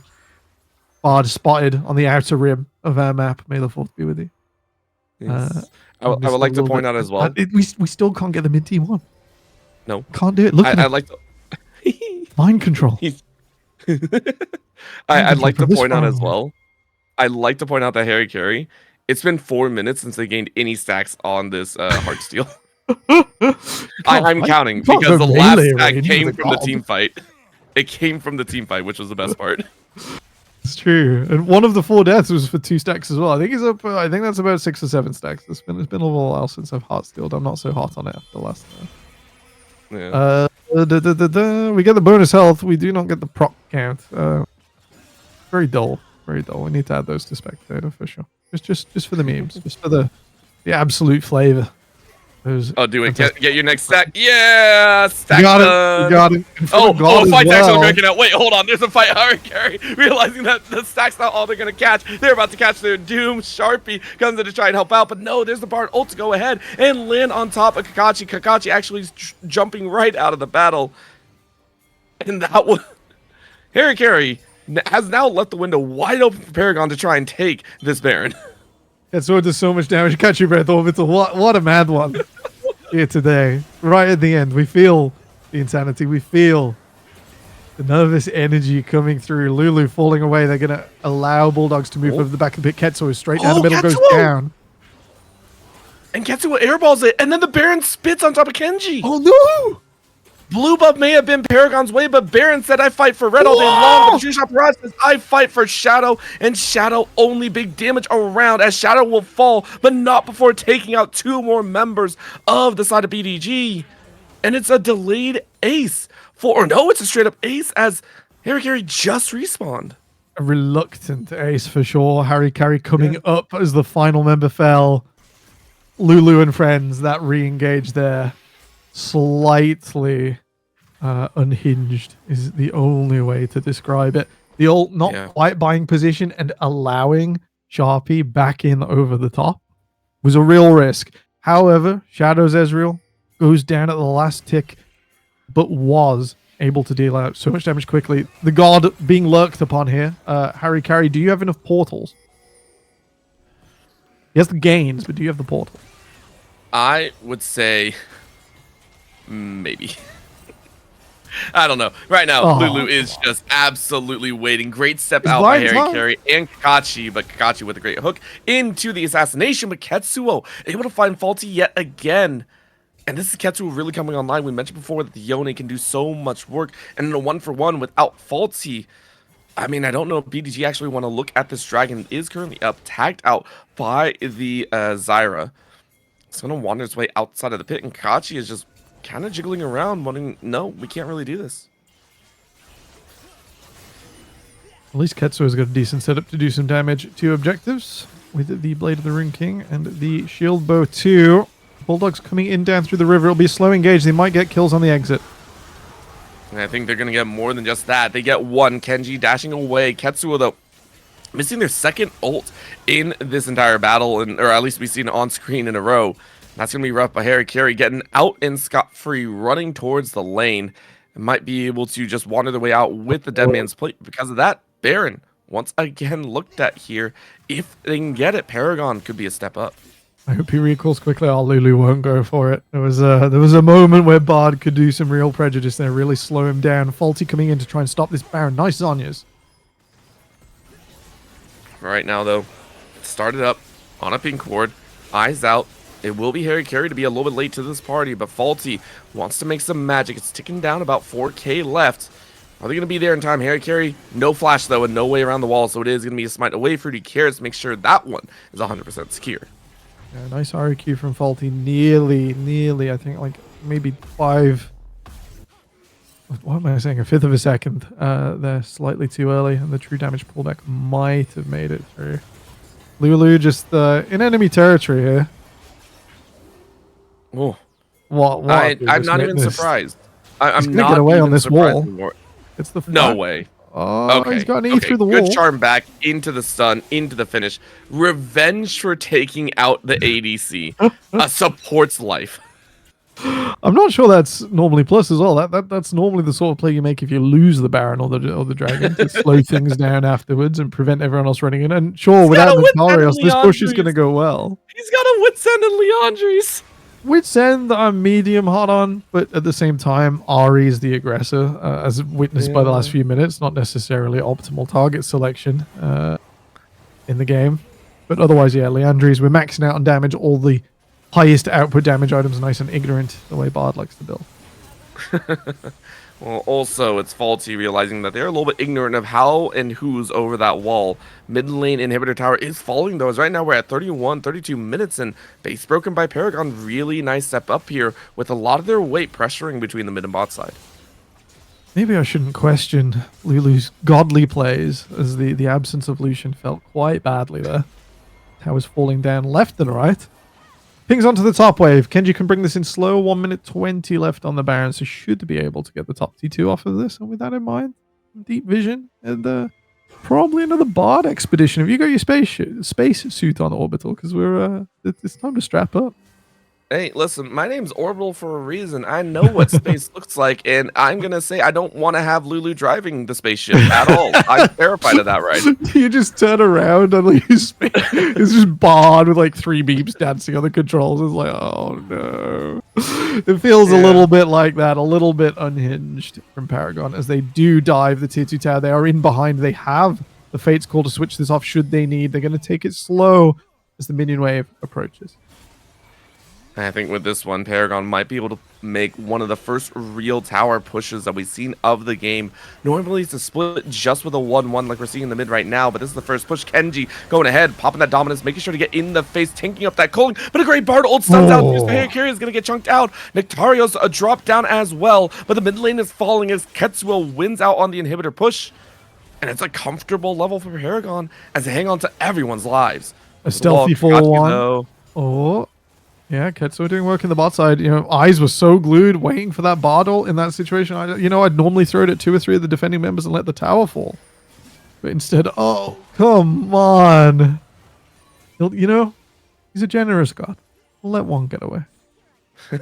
Only one. Only one. And that's actually a give back as Faulty has found charm after charm after charm. And honestly, Faulty on this Ahri has looked like an amazing light for the team, has been trying to make plays, even in a very dark moment. Red pings confusingly trying to lurk around the dragon. We'll see if Bulldog's Academy can traverse the entire map through multiple blue wards to get down there. That's a bit of a reach of a play if I've ever seen one. And Orbital, do you watch Eurovision? Is this going to be just one for the audience? That's fine. That's fine. It's all right. I've had a sly American laugh there. I was not expecting that. No. I know Eurovision. I don't know.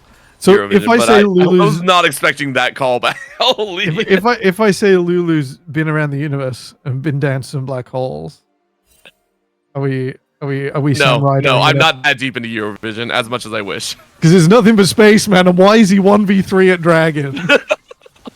Okay, no, I believe. Look at the memes as well. What? On top of Bear. Oh my god, if only he had Smite. Fruity Carrots is going to get over the wall. They steal it! They steal it! Fruity Carrots and Lulu steal the freaking dragon! They get Soul, and that allows a push for Paragon. Now they have the Hextech Soul to go ahead and push into the base. Are you kidding me right now? Flash forward as Faulty is going to find Ketsuo's life and going to try and help out, but the damage is too real. Faulty has to run, so does Kakashi, and their lives will be forfeit for the battle. Ketsuo running away, but Kenji and Shadow are well within the base trying to take the Nexus. Nectarios can barely stand the onslaught, and Harry Carey will fall. This is destructive. Gains were not made as BDG will fall to 1-6, but Paragon find the pinnacle of the bottom of the barrel battle, and it will be Paragon grabbing this victory, moving on to 2-5. Well-deserved Paragon. What a show. Well-deserved? Don't give me that. What a show. No. Paragon's teammates had to watch that too. They could not turn their screens off, much as we could not, Orbital. What a show. what a show. I enjoy Bard gameplay. It is known for damaging the mental, much like being in outer space, and you can see that as much as I can, folks at home. That is a top out 35,000 damage Bard. Oh, it's powerful. It's been beautiful to cast with you again, Orbital. It's been a while, It, and it has, and I loved every moment of it. But I hate that whenever you and I cast, we either get funny faces on our end or funny faces in the game. To break down the funny moments, though, I believe you we know are. what the last line of Samurai to Oh, Spaceman is? what's that? I don't want to go home. Desk, where's home? At this point, I I'm kind of lost in space right now, and my head is I on the moon is not even that far away enough for what I've just witnessed. But dear analysts, Dubby and Quino, we're at the end of the day. The last game is wrapped up. This was pretty much we were discussing a clash for the last the getting basically not having to play through the relegation tournament. Now, I feel like this was a way closer game than a lot of people expected because Bulldog looked really solid, but I don't know. Break it down a little bit for me, W, because I'm a bit of at a loss for words right now. I mean, that game was a game for last night game fever dream right there. I mean, we just saw Neotech on this bar just running circles around the map, just playing to absolute insanity standards, and it just worked. So you know what? If you're gonna be crazy, go crazy, and I'd love to see it. So that guy really just summarized. I mean, the whole team comp, it came together, it worked out, so that's why I pulled through. But just if you're playing Bard and you're doing the most damage in the game, something's wrong. Surely. I feel like our producer's very happy that we just saw this game as the last game of the day. Shout out to Zoe, Casual Cutie. But Camino, going back to like the early game, because the early game looked really good on the side of Bulldog.